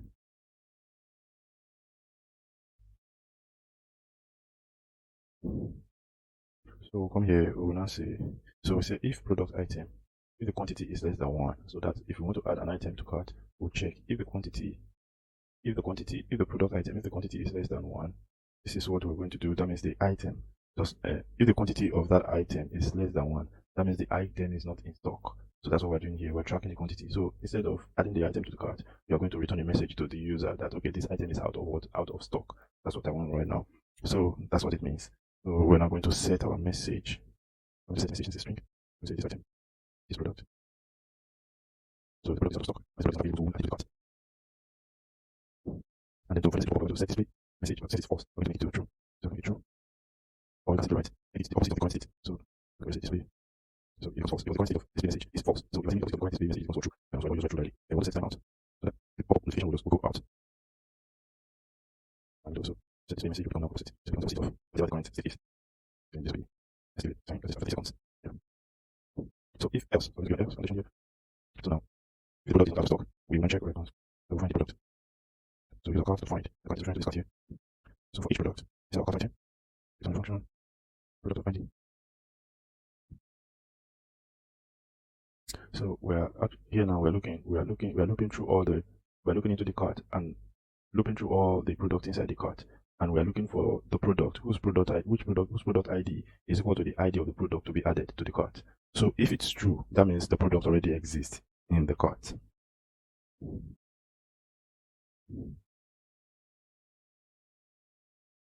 So, and if the product already exists, we don't want to add the product newly again. So what we will do, it's up to you. You can do it in 2 ways. It's either you increase the quantity of the product, or you return the message back to the user that, okay, this product already exists. That's already been added to cart.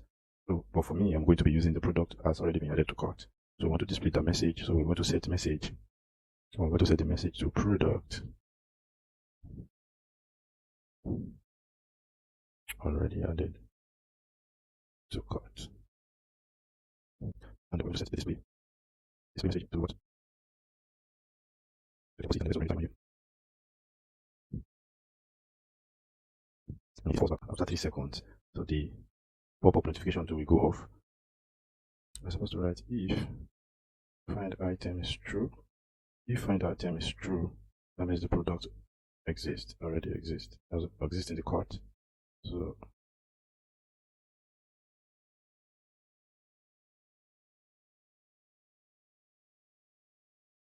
else we now add it to cart.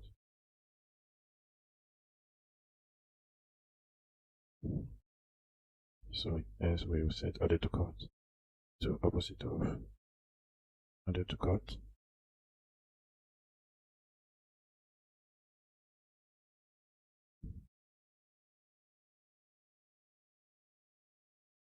So we'll now dispatch. And what we'll dispatch is the add to cart function. So the add to cart function from Redux, that's what we'll dispatch now. So we can add the product to cart. And what we're adding to cart is the product item object, which is this. So that means it's a new product. Then we'll add it to cart. Then we'll bring our set message, set display. Let's bring the message. So we're going to see product added successfully.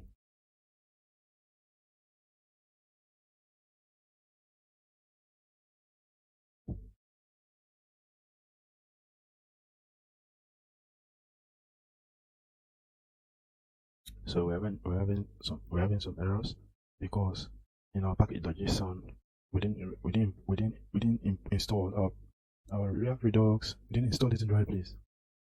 It's supposed to be inside this package.json, but it's not here. So we need to reinstall them so that we can use them. So it's supposed to be inside. Let's navigate to CD E-Commerce App. So let me see npm install React Redux. So we need to install React Redux at Redux JS / Toolkit, Redux Persist, React Native Async Storage. We need to install them here. They are not here. They are not in this package, and this is where we want them to be. So we just reinstall them so that app will work well. So as a result of that, I have to recreate the Metro bundler again, which is what I did here. So there's no issue. You just recreate, you use npx expo start, and that's after installing the React Redux and all the packages. So you have to rebundle so that it can recognize it, because it's at a global state management level. So Metro bundler won't recognize it. So we have to restart the app. So I have to restart and scan a new app. So, and once you do that, it will recognize it and you're good to go. All the problem will be resolved, please. So we can continue. And you can see now in our new in this package.json, we have our React Redux, we have our Redux Persist, we have our async storage. Async storage is also there. So, and then our React Toolkit, Redux Toolkit rather. So it's there. So we can continue now and set the product details. So we'll come back here. We'll have those errors again. So like we've explained earlier on. So we're going to find item. We're going to look into the cart. If a product ID is equal to the ID of the product the user is trying to add to the cart. If it already exists in the cart, that means it is true. Find item is true. Then we're going to set the message the product already added, and then we pop up the display, and then it goes off after 3 seconds. And if that it's not true, that's if find item is not true, that means the product does not exist inside the cart. So that's why we now we set added to cart. So we set added to cart to add to cart. So we set added to cart to true. You will see what's doing there, and then we dispatch the add to cart function. So we dispatch it so that you can add the item, the product into our cart item. It will pop up a message, product added successfully. And to do that now, before we go, we need to write the component for the message to display the message. We need to write the component so we can add it. So to write that, we'll go into our component. Now we're going to write, let's add a file called display message.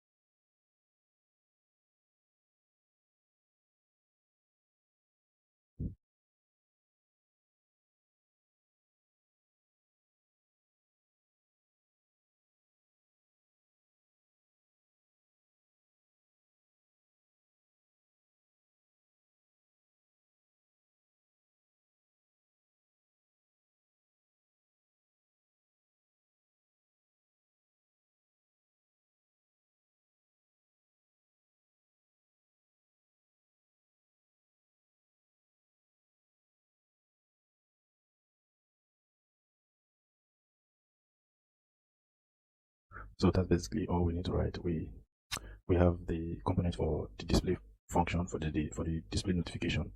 So we have a view, we have the style for it, and this is the text where we'll display the message. So that's just it. So we'll go to our product details now, and let's import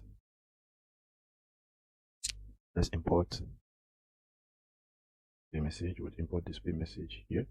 Let's just save a view.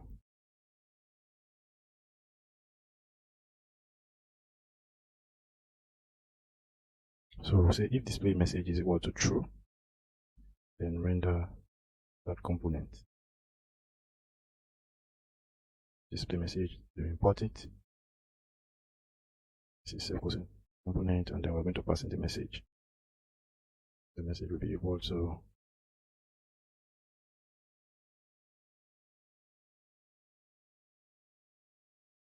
message. Where's the message? This message here. Save. Or save, and then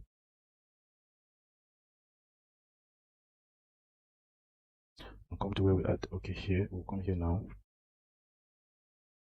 and then we're going to write if added to cart is true. So if added to cart is true, you will pass this function, else pass this function. So what we do is if added to cart is true, we'll copy this function, copy this code, and put it here. We don't have, let's say we don't have, actually, so let's make it right. So then the code, let's make it 20, so let's say added to cart is true.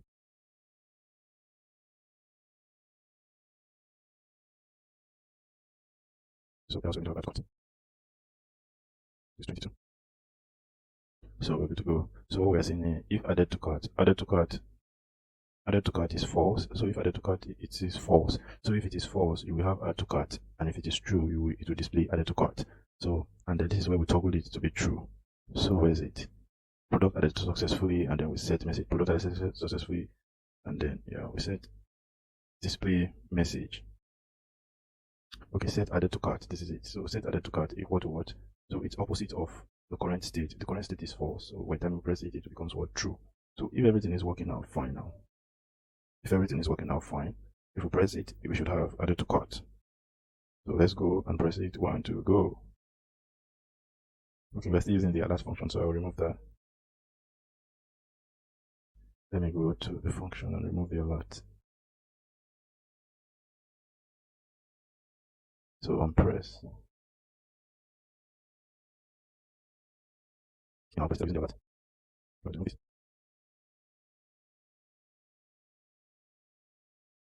And to be able to add it cart, that's all reason. The product, item object. So let's come here and do the product item object will be equal to our route.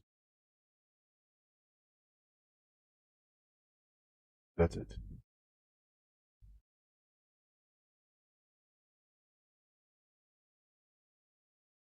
So everything is fine. Everything is working fine. If we add our cart now, it's supposed to change to added to cart. Good. So we see added to cart. And you can see product added successfully. Something is still wrong with it, so we're going to make it work very shortly. The product added, but you can see it's displaying the product is added to cart, and here it's already showing added to cart. So if I press it again, you will see it will show. So you can see it's already saying product already added to cart, and it's not allowing it. Product already added to cart. So we're going to display the product in our cart now very shortly. I think that's what we need to do, and then make these the pop-up message is supposed to take the whole screen, the full width. So let's check what happened.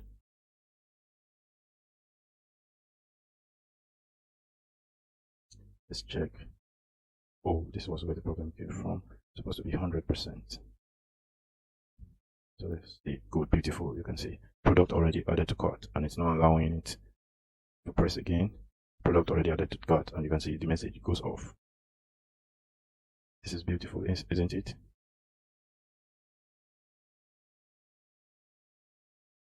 So let's come back to our product details. See if product added to cart, product added to cart, set display message to be false. Okay, let's not waste time. Let's just make it false.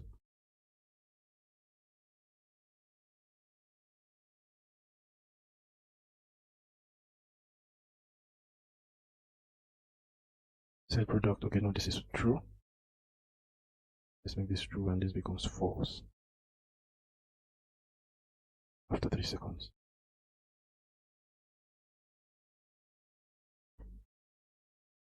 and product already added to cart.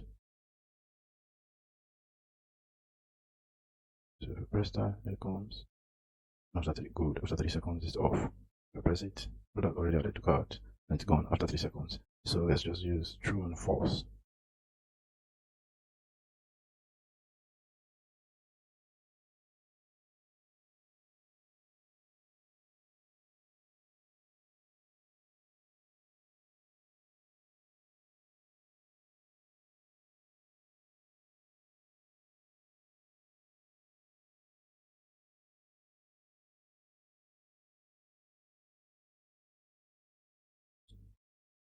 So to display the number of items in cart, you remember inside our header component, we'll come here, we have what we call cart length, and then it was optional as a cart length, and so supposed to display the number of items in cart. If we come here, where is it?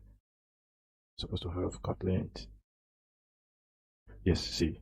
So it's because there was nothing inside the cart, that's why it's not displaying anything. So we'll come here now, we'll pass this cart, we'll have to pass this length into the cart. So we'll come here inside our header component. Where's our header component? We'll go to our header component here. Inside the header component, let's pass the cart length. So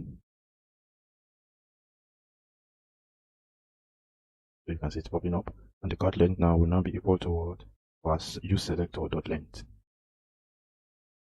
That's it. If we save it, cool. Cool. It's already written. Let me just zoom in so that you can see.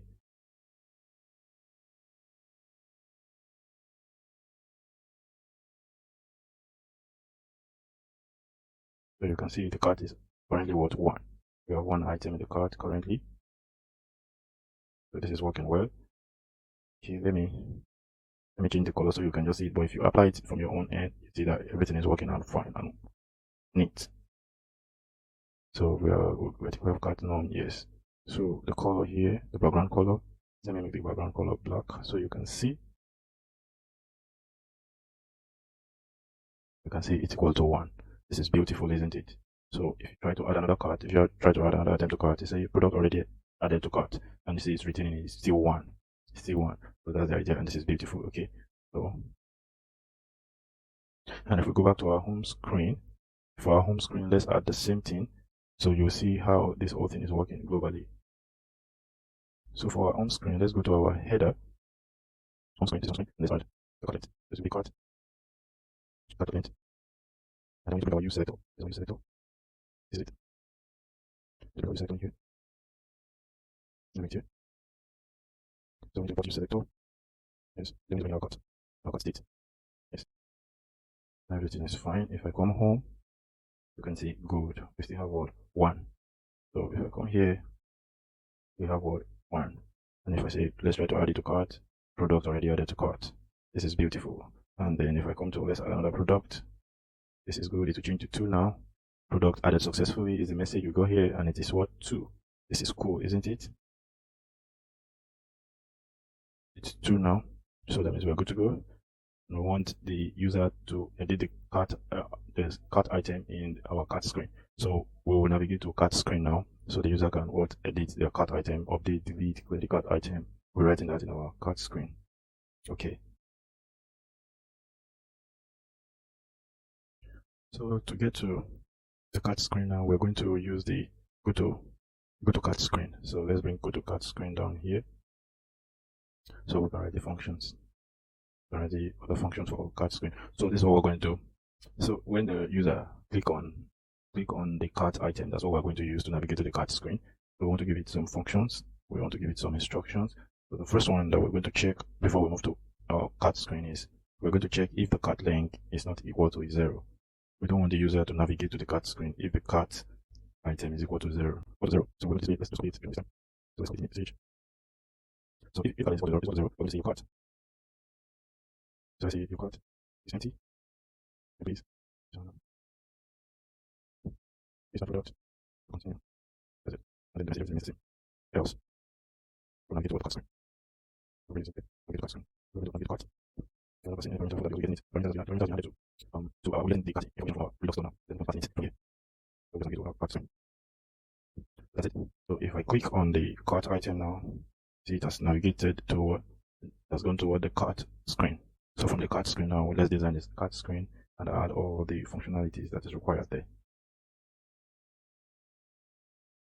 So let's just go to our cart screen from here. We can close display message.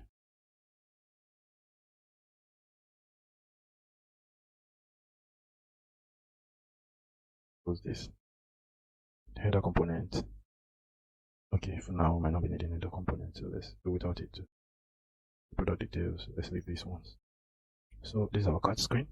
So inside our cart screen now, we remember the cart screen belongs to the tab navigator. That's the bottom tabs. That's where we have our bottom tabs.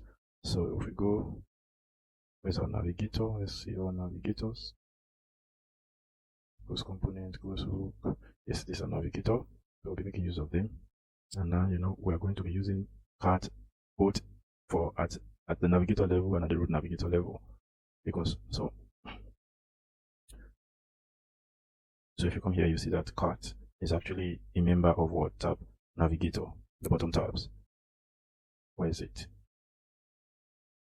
So we have cart here, shopping cart. You can see we have it, the member of tab navigator, but was passed to the root navigator.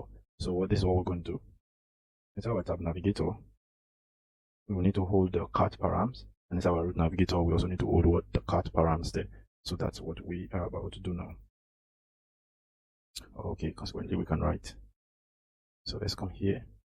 So instead of this undefined now, so we're going to add all the parameters. I think it's almost the same with this.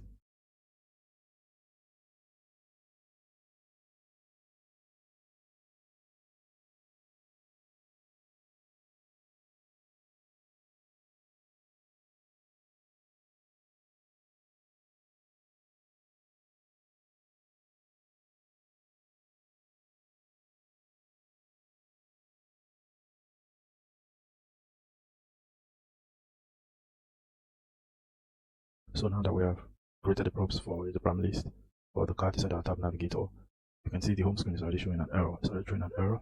So to correct that, that means because we are not going to be passing all these parameters anymore from our screens. It has already been added to the Redux store. So in our cart screen now, we're going to be getting most of the item from the Redux store. So as a result of that, the first thing we do is we make this optional.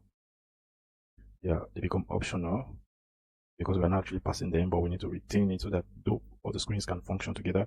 So we can make this optional. And then the next thing we'll do, we'll come to our root navigator, because we'll also be using the cart screen. You can see the cart screen is here. So we'll copy from our tab. So instead of undefined, we'll copy this since it's no longer undefined. Bring this up here. Okay, let's just bring it down here. After our product. So we read, it'll be here, we save. So it's now optional, then it's no longer undefined. So that's why it's throwing an error. So we just pass an empty parameter scroll. And here too, we pass, well, because we're not taking all the parameters and everything is fine. So we're not taking the parameters from the screens anymore. They are already added into the Redux store. So we're pulling it from the Redux store.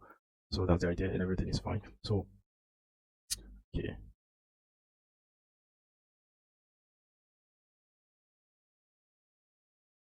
So we're good to go. So now that we've done that, we can now begin with our cart screen.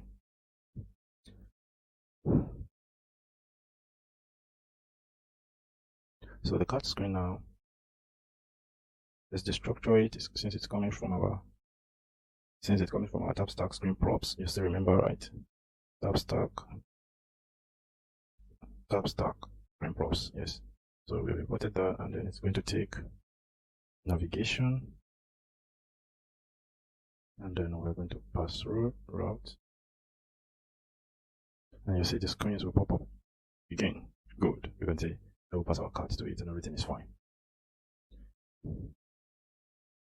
So quickly, we're running a little faster, so that you can get effectively run really fast. So just go to home. Most of the things we have there. Remove also need.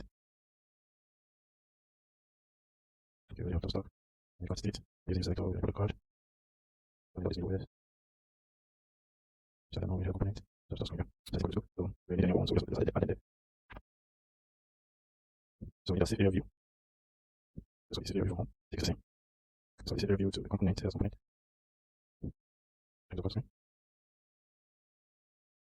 So we import. Okay, so we make a cut. So then we use selector. This selector was going to use dispatch. Okay, we need quite a lot of this. So then here, from the details, we need to go to previous. Okay. So use dispatch. This is all dispatch. Redux. So it's going to go to the screen. I'm just going to use the screen. Now I'm just going to remove this. Cool. I see our new page now. And then everything is already there. Okay, we'll just see. So the first thing we want to display is the message. There's the product details. Let's go back to product details and bring up the message from there. The message component here, display. It's important over here too. So let's import. Right.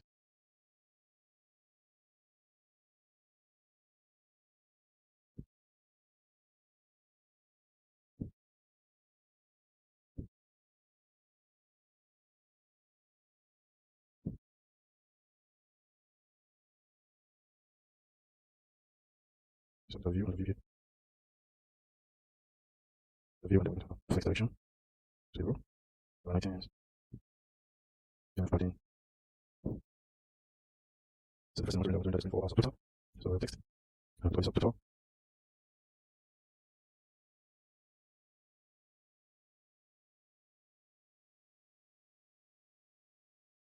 So here, we pass the total in here. So let's start first.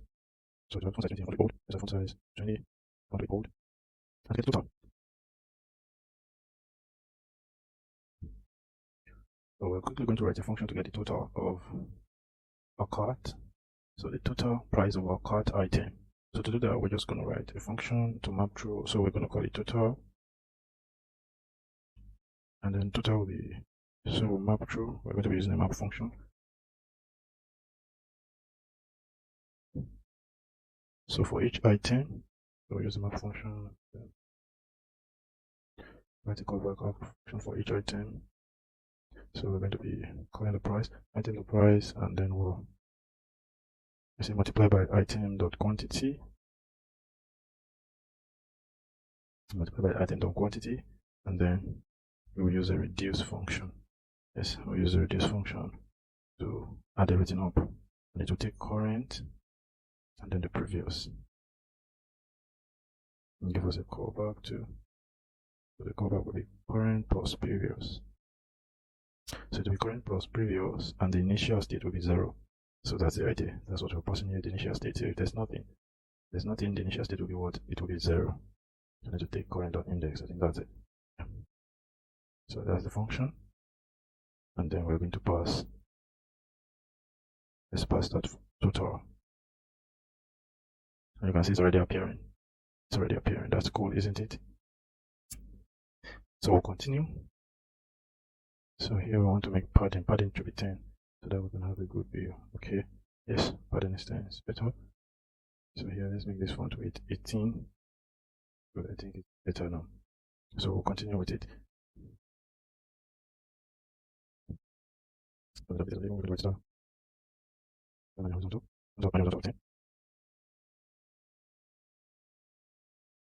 It's possible. Let's start it around.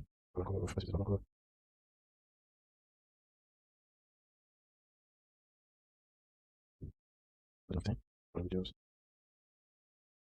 Justify content center. Let's be done.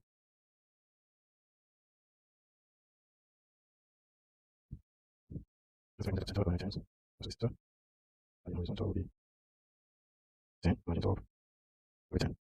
Cool. So we can go. So inside here we're going to write. Let's write text. There's a text in here. The text will be. Let's go proceed. Proceed by and then. So here we're going to pass the concept print. Good. So this will also be nice to items. And see, this is lovely, isn't it? So details available, subtotal, proceed to buy item. So for the subtotal, we want to make it subtotal. Good, subtotal is 600, and then proceed to buy item. This is beautiful, isn't it? So let's have it back. Let's take it back.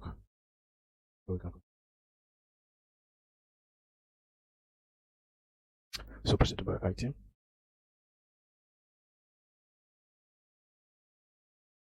So we're going to add pressable to this too on press, so that when we do the on press button, it will take us to the checkout page.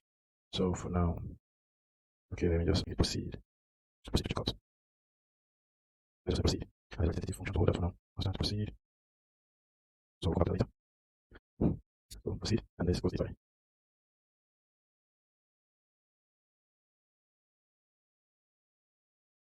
So this is a closing component.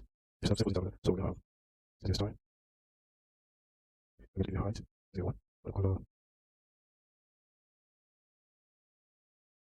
is the bottom 8. Let's give top and top 16. Cool. Let's get this beautiful. So we'll get that here. So that's about that part here. So we'll go to the scroll view. Get this top. Give the color white. Give it flex 1. Then shows vertical indicator equal to false. Then that's it. Come here and have a view. Then we have still margin top. Margin horizontal. So we pull the cart item, the cart details, the cart information, the state of the cart. We'll pull it now from Redux and display it in our cart screen. So we are getting it from Redux and not from our product screen, because we already added it to Redux state management. So we're going to pull it from that state now and display it. So, and we saved it into what cart. Remember, using with the use selector, we use a use selector to have access, to gain access, to access our state, our Redux state. So that's what we're using. So we're using this cart now. So we'll put all the information from that cart and from here. So we'll come here and say if cart is true, that is, it's not empty. So we're going to map. So we'll map through it, and inside the map, we want to get all the items there. So we want to get the item and then the index. Get the item and the index, and we'll render it. We'll render that, and then we'll get a view.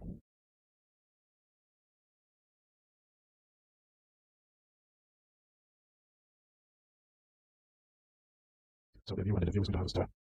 Let's get a style. Let's get background color white, and margin vertical, and the rest of the time. So let's make this now. Margin vertical 10. We're going to have the border, bottom color. Yes, bottom color. We're going to have border width. Let's get border 2. Border left. Let's width. Let's make 0. Then border right width. Let's get 0 2. Border width. Border top width.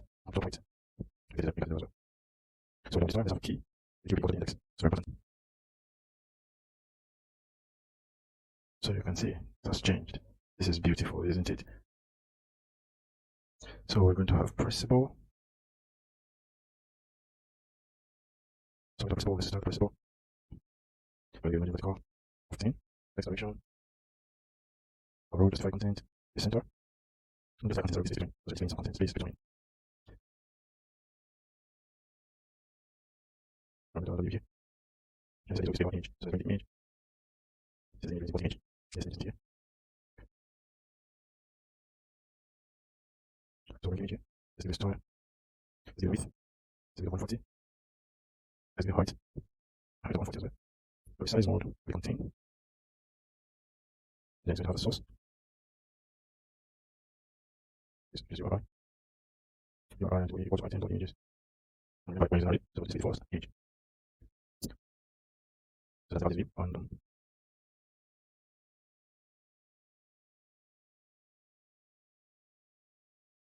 So let's see that. Cool. It's beautiful, isn't it? You can see we have the images for both items. We have 2 items, and you can see the images are already rendering. So the next thing we want to display now, we want to display the price, the name of the product and the price. We want to display it side by side. So we're going to have the view. Click on the view to capture that. The view getting this way. So there's no text here. This text. Then let's give the number of lines. Let's give 3. Let's give it a star in it. Then let's give it let's give it 150. And top of 10. Right, top, let's say. Let's give 9, let's say. Let's give 10. We haven't passed the search the item. So item domain. Good. Yes, this is beautiful. So we'll just copy this and duplicate. For price. So for price, we're going to have one size. Wait, when is this? There's the font size. The font size 28. And then font weight. The font weight of bold. Then margin top. This is 6. Cool. Okay. Let's see the name. So it's price. Cool. Yeah. So we can also add the Naira sign. The currency. So we can do currency too. Let me show you that. Don't get that. So let's go get it. Don't, yeah. This is the Naira sign. The Naira, the code for Naira sign. So you can use your own country currency code. So I'll place this here, and then if everything good, we have Naira. Let me give it a little space. Yeah, Naira. So that's it. So as for me, this is just the information I want to pass. If you like, if you wish to pass more information, why not? So that's it for that. Yeah. And this will go like press bold.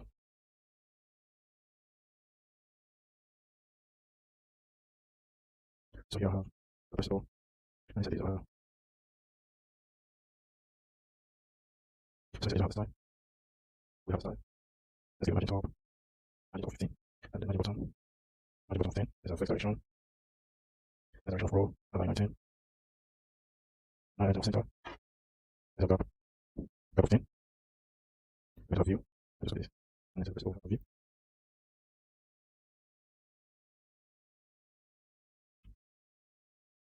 So inside you will have margin vertical. Just remove this. And margin vertical.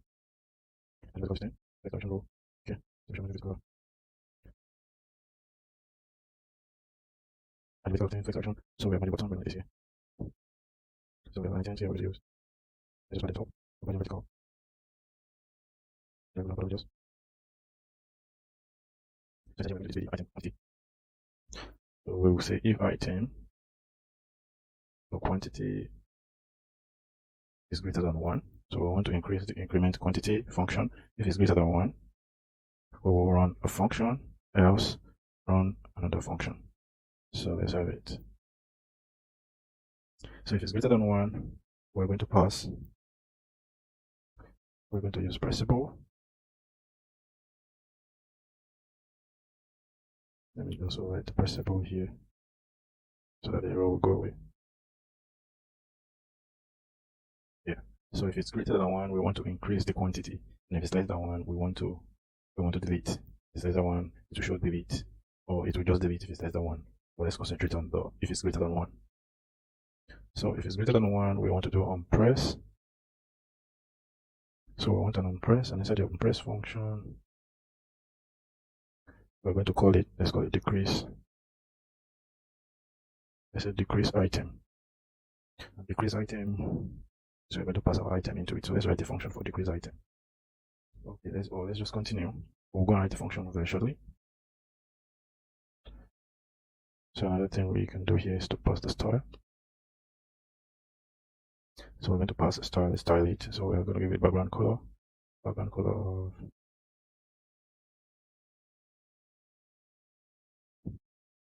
7. Bottom left. Bottom left radius is 6. Then bottom left radius. We're going to do that. Bottom left radius like this. It's the system. So here we're going to pass design. Give me bring over. Yes. Let's have a where's the material icon? There's an icon here. So like this. So we're going to design from here. So we're going to design, let's use the style. Let's put it left. Add everything.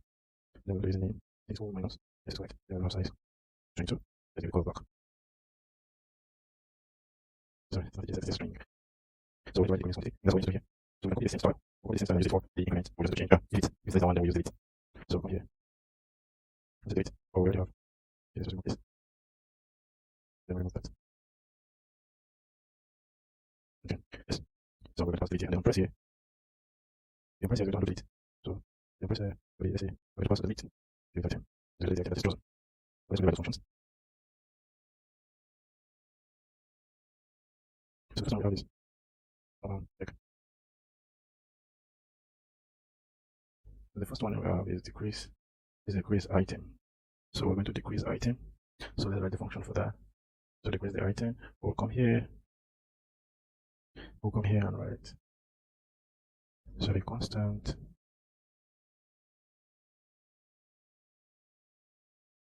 so constant delete item equal to, and it's going to be equal to our product param list from our card type props. Yes, param list So we're going to use our dispatch. Have we written that? Yes, we've written that dispatch here. So we're going to use that dispatch, and then we're going to dispatch, and then we are going to call, I think we called it decrease quantity. Yes, we called it decrease quantity. It has been imported, and then it's going to be equal to item. So if you look at it, we've imported it, decrease quantity from our cat Redux, from our cat reducer. So it's going to be equal to item. So we're going to give it, you can say if. So if item.quantity, you can say if item.quantity, if item.quantity reduced. So if it's reduced, so we're going to bring our message. We're going to bring all the messages, not just our message functions where the product details.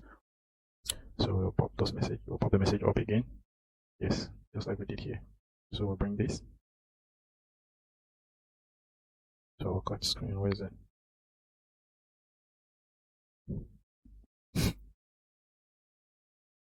We're going to say a product quantity updated successfully.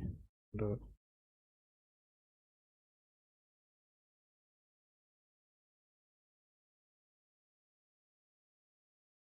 that's what we're going to write then. And then we're going to set display equal to true, and then set timeout and to take out the message. So I think that's all we need to write here.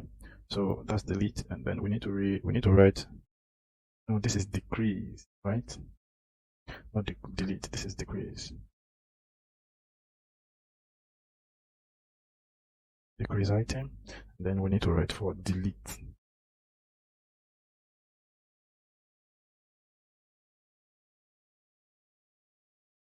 So let's just copy this. And we're going to call this delete. So we're going to call this delete, and then after the delete, we're going to maintain this dispatch. This dispatch now, dispatch. I think we have remove item from cart. Remove. What did we call it? Go to our cart reducer. Provide move from cart. Okay, remove from cart. Let's check. So we have removed from cart. Let's see it here. Remove from cart. So we're going to say product removed successfully. Product removed successfully. That's what we're going to write there. And I think that's it. That's it. So let's check where's the error coming from. Oh, it's supposed to be item. Yeah. So you can see it's already showing. So we have what? We have the sign. So this here. So if the quantity, so here we're supposed to pass delete. There's a delete icon. So because the quantity here is equal to 1, so it's supposed to show the delete. Cool. This is cool, isn't it? Because the quantity is actually equal to 1, so it will show the delete instead in place of the added. Delete. So I think we're doing fine. So come here. So repressible, and then we're going to have style.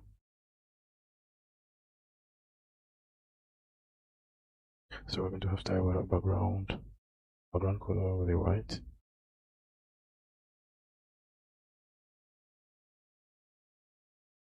Background color will be white. We have our padding horizontal, which is going to be 10. Padding vertical, 6.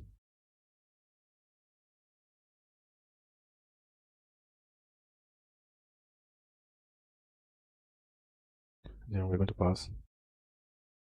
We're going to say text. The text will be equal to item.quantity.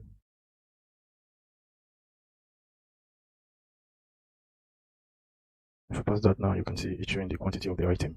So it's showing that it's 1. So that's it. That's what we want to pass here. And then we're going to pass the second argument. Let's copy this. Let's copy this. We'll copy this and have this. within the same color, I'm going to be seeing 47. 47 and is local. Let's use feather. We're going to get feather. So I'm going to import feather. The name is plus, so we'll post feather. We want to start here. Plus feather, and then we have 24. And then we'll go with increase item. On increase quantity. So increase quantity.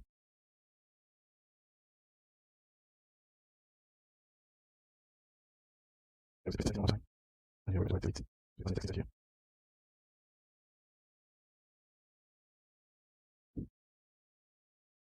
And so we're going to delete the function here, so it's fine. Then we're going to change this change. Just add horizontal. Add it with color. Put a color.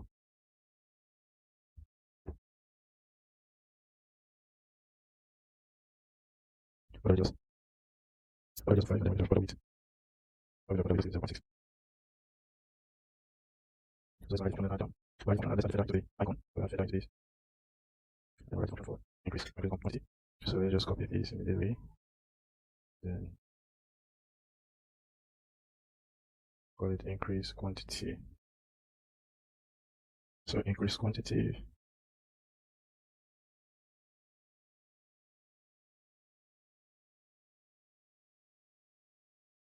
And inside increase quantity, we're going to have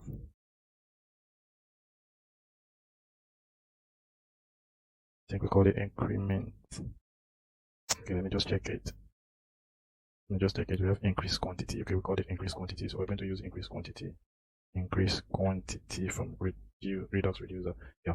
So we're going to have increase quantity. And when we have increase quantity, it's going to be plus. We're going to set the product. We're going to set the product. We're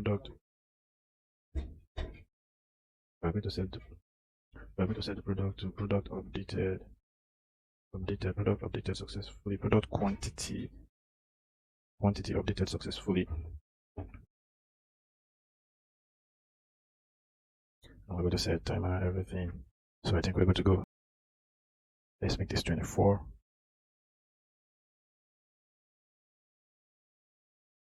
Make this pattern 8. But I think it's better this way.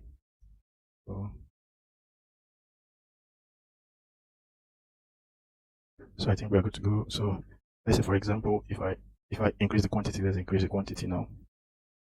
Correct. This is beautiful, isn't it? You can see the product quantity has increased for this. If I add one, and you can see the price also increased. If I add another, you can see it's 3, and the price also increased, and you can see the product information is coming up. Let's increase one more time. Product quantity updated successfully, and the price keeps going up, and then the quantity also is increasing. So if I decrease, product quantity updated successfully, and then we have the price reduced to 1,200, and the quantity also reduced to 3. So that means this is working out fine. So if I increase this, you can see this also increased to 2. So let's say, for example, we want to delete now. Let's delete this. So if we delete the second product, it's out. Product removed successfully. This is beautiful, isn't it? And if you reduce it, you can see the price keeps going. And then let's go back and add more product. Okay, we've not added the go back functionality. So here we're supposed to, let's take it from product item. Let's go product item, madam. Yeah, okay, let's go to so take this down. Let's go to here. We take it here. This is our display. If we take it here, so we're going to take it here. If we're adding all that, if we're adding all this to, so let's say we want to add this, we're adding this to our product information. So we're supposed to have that, and then we can add this to cart. It's product added successfully, and let's add more. We can add this also. We can add this also.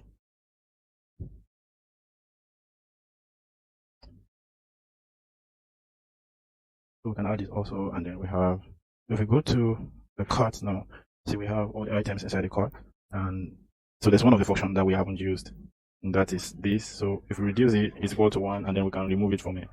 That's it. Excellent, right?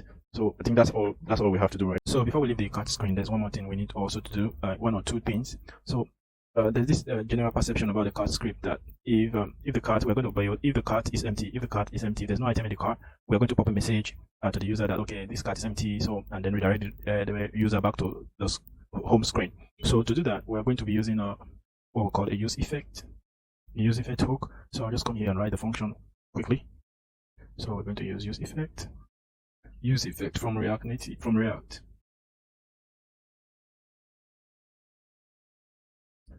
So on this use effect, we're just going to copy. We're just going to say if. So we're going to check if card.length.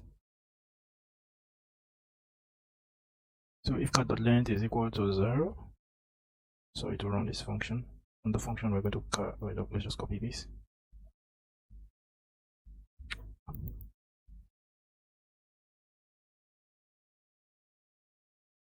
So we're going to dump this here, and we're going to say, let's write a message here. Card is empty. This part product continue.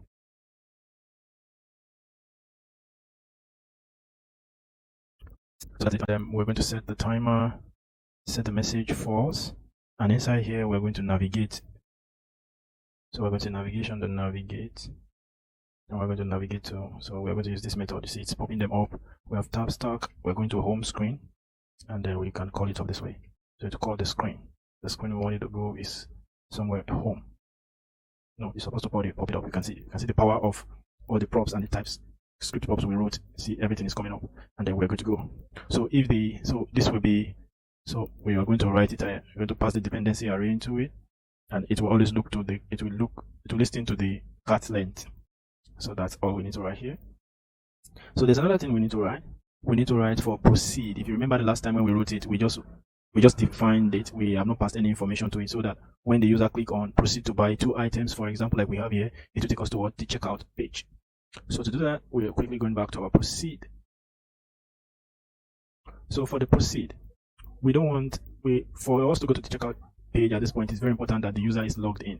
So if the user is not logged in, it will navigate and take the user to a login page. Else, if the user is logged in and we're able to access the user ID, then we will now go to checkout page. And before we also do that, we also want to make sure that the cart length is not equal to 0. If it's equal to 0, that means we will redirect the user back to the home page. So to do that at this point, that means we need to write the login functionalities, and we're going to be using use context to keep the user login ID, so that we can use it and we'll wrap it all around our app. So to do that, we're going to come here. Let's come to our app.js. Let's come to our app here. We're going to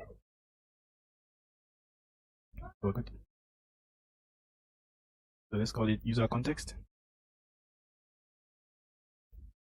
So inside our user context, we're going to import. Let's import React from. So we're going to import React from React. So we will import React. We need React. Then we are going to use create context, and then we use state. Let's import React node.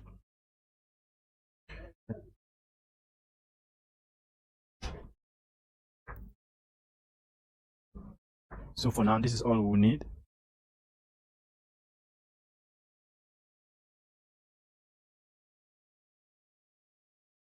So let's write the prop to get the user ID.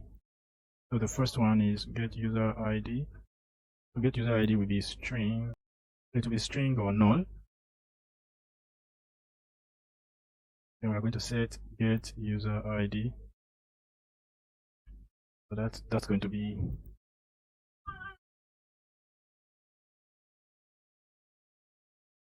so we say get user ID. So we're going to pass string.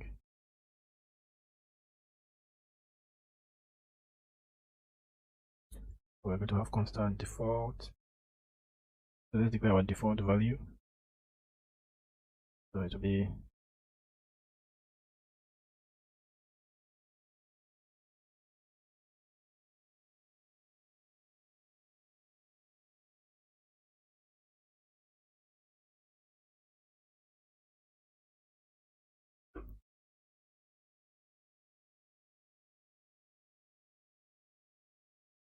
we're going to write user context, and then user context will be before our user context const. So we're going to declare the user type. So we're going to create context, and we're going to pass in our default value into the context. Then we're going to say const user context.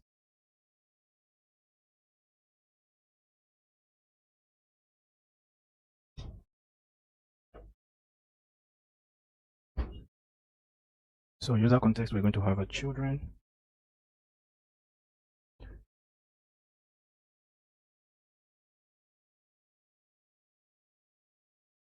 And that children is going to be, it will be equal to React node.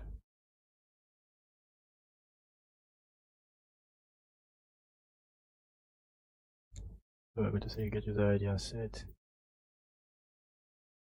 get user ID. And we're going to pass it to a use state, and it's going to be a string or null.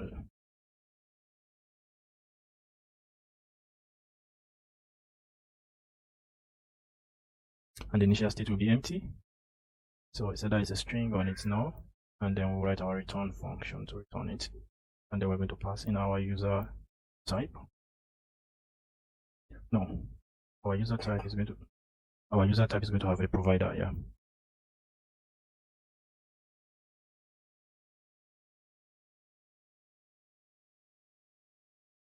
So we're going to have a provider there, and the provider, we're going to provide the value. Let's call it the value, and the value will be equal to get user ID and set get user ID. That's it. We're good to go, and then here we'll pass the children in here. Then we export user type. We export user type and user context. That's all we need to write here, and we're good to go.